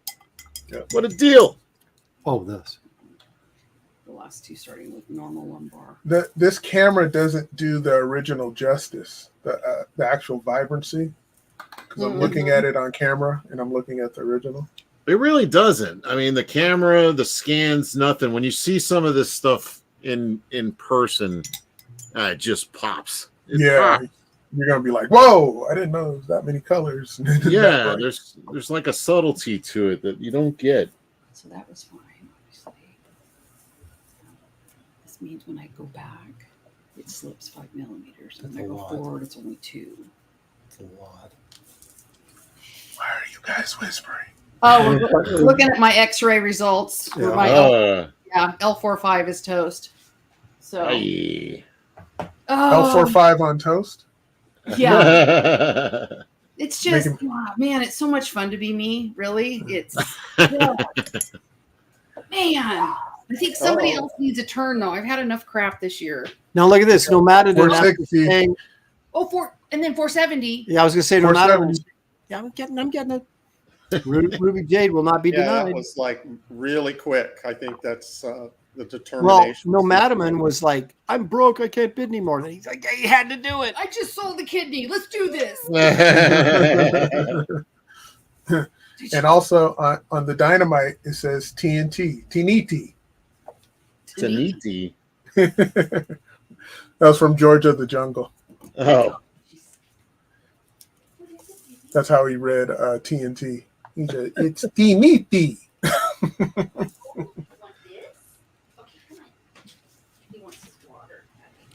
Wait a minute, where are we at here? As Kelsey, what did you get for yours? 470? Yeah.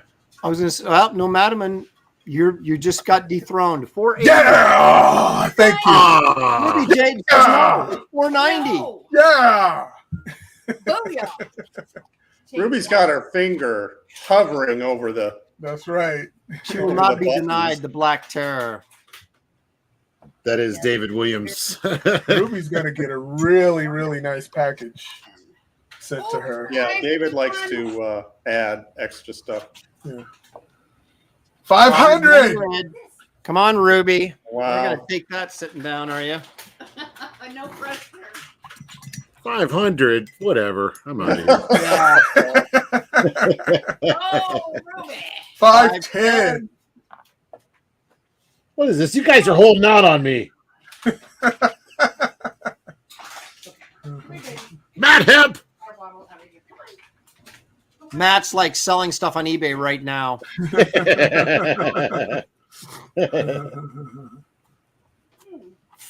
Fane Lowlife says Ruby is going to resell these and make a mint. That's right. Yeah. I hope she does. Have any quarter? 525. Woo! Wow, you got a woo from David. He's like, my car is almost fixed. Yeah, the brakes are almost done.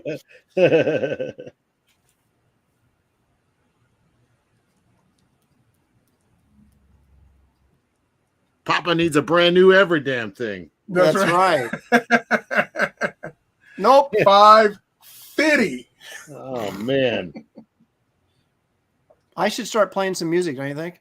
No. Yes, I think you should. Yes. No. You know how much it helped me. 550. Mm-hmm. Ruby J. Zoom back out again, David, so we can see the whole thing. Hold on. Or yeah. what the heck, man? This is like a Disneyland ride. I'm getting sick. It's the camera. It's doing it itself. Uh-oh. Did you guys see that movie? What was it called? Where Julie Christie got locked in the house with that robot, the automated house. It was Demon Seed. Yeah, well, look out, David. Right? 600 confirmed. Whoa! Wow. Now we're getting someplace. Yes.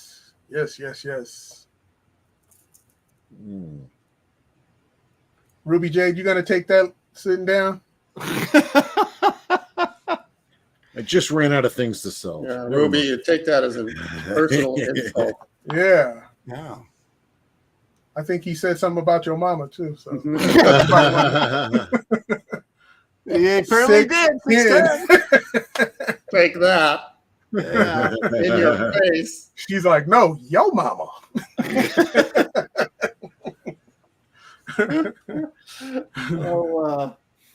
Beatty's back and going, how can I alter this to turn it into Captain America?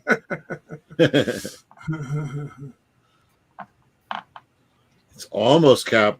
Just a little bit of inking on top. You get it squared away, John. Yeah.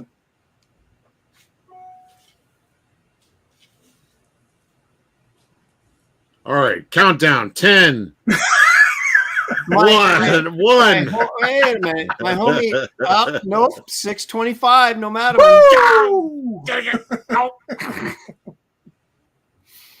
I can still smell that bacon. Hurry up.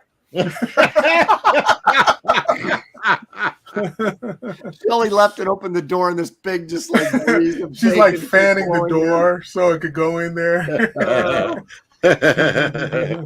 Oh my gosh! What is she doing to you? You got work here. Lord Liam the Fourth says, "How much for free shipping?" Once you hit $800, it's free shipping. There you go. Tell Shelly you're trying to bring home the bacon, not smell the bacon. Yeah, I know. She's. Oh, golly, I am starving right now. Ruby Jade, Ruby if you Jade, end up getting this, there's no shipping costs. So, and there's going to be extras. Whoever gets this, there's going to be some extra stuff in there. So you're saying Ruby, if Ruby will push it up, you'll give her free shipping? Is that what you just said? Yeah. Ruby's waving the flag. She is. But maybe free shipping might bring her back in, though. She's bowing out. Why is Art of Roy is dissing on bacon now? What is going on?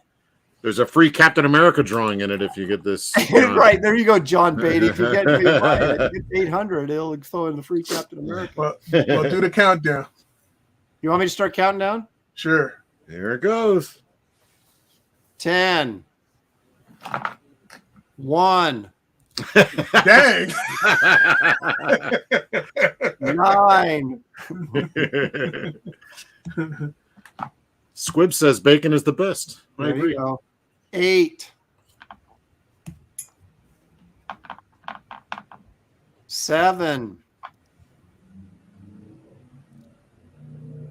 Bacon is life. 6. Ruby's really thinking about it. You know she is right now. Free shipping. 4. Thinking about bacon. That's what. Yeah, that's what everybody else is thinking about. David will throw in an extra piece of bacon if you go up.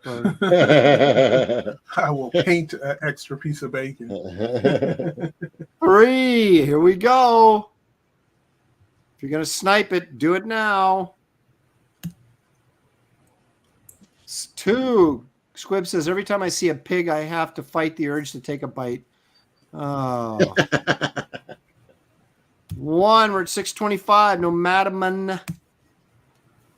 Ruby, she just can't do it. She can't do it. She wants to do it, but she can't do it.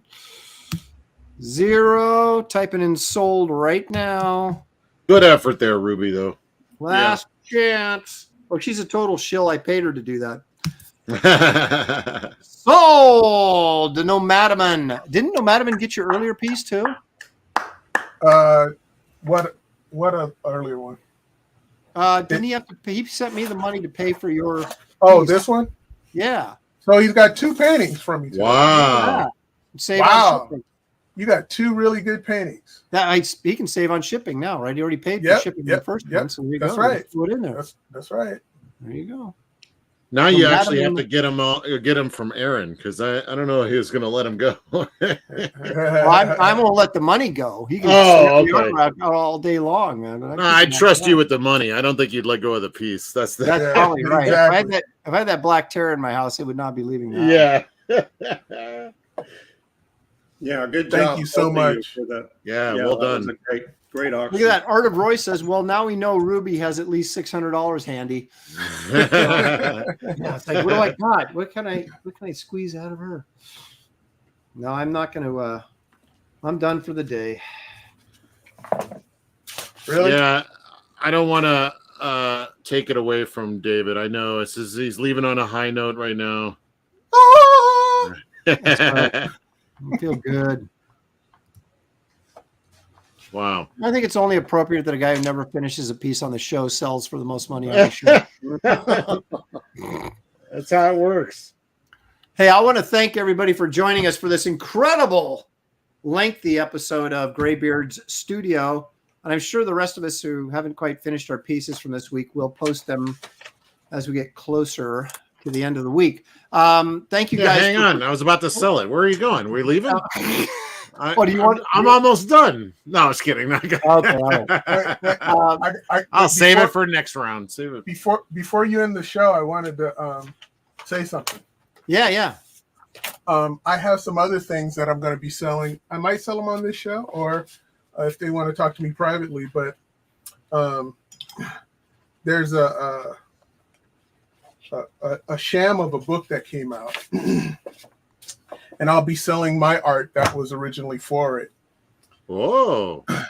And if people are interested in having some of this art, just reach out to me on Instagram or Twitter or Facebook, any one of those. And if Aaron could blow up my camera, he could see some of this stuff. Are you going to flip through it? Yeah. All right. So we got some original promotional art for the original concept that I came up with. And here's some of the characters. And $2 confirmed. Yeah. And so, David, would you rather hit you up on Instagram or Twitter or where? Any one of those. Well, somebody wants me to post your contact. So which one do you? Literally anyone. You know which ones you could send. It's all good. Instagram. Yeah. But what's your Instagram? DWAM's art.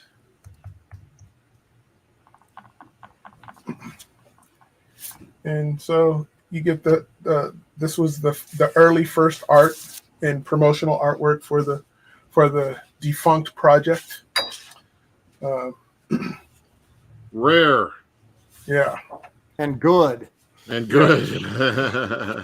The original covers. And I know Gary Martin has a fair share of original inks on this stuff that I'm sure he would like to sell as well, and get rid of and get this, thing behind us. And I know people would just like to have good art. It's still good art, regardless of what happened. Yeah. So if commemorate that shit show with some original art. Yeah, exactly. Exactly. It's part of history. It's still art. It's beautiful art. Yeah.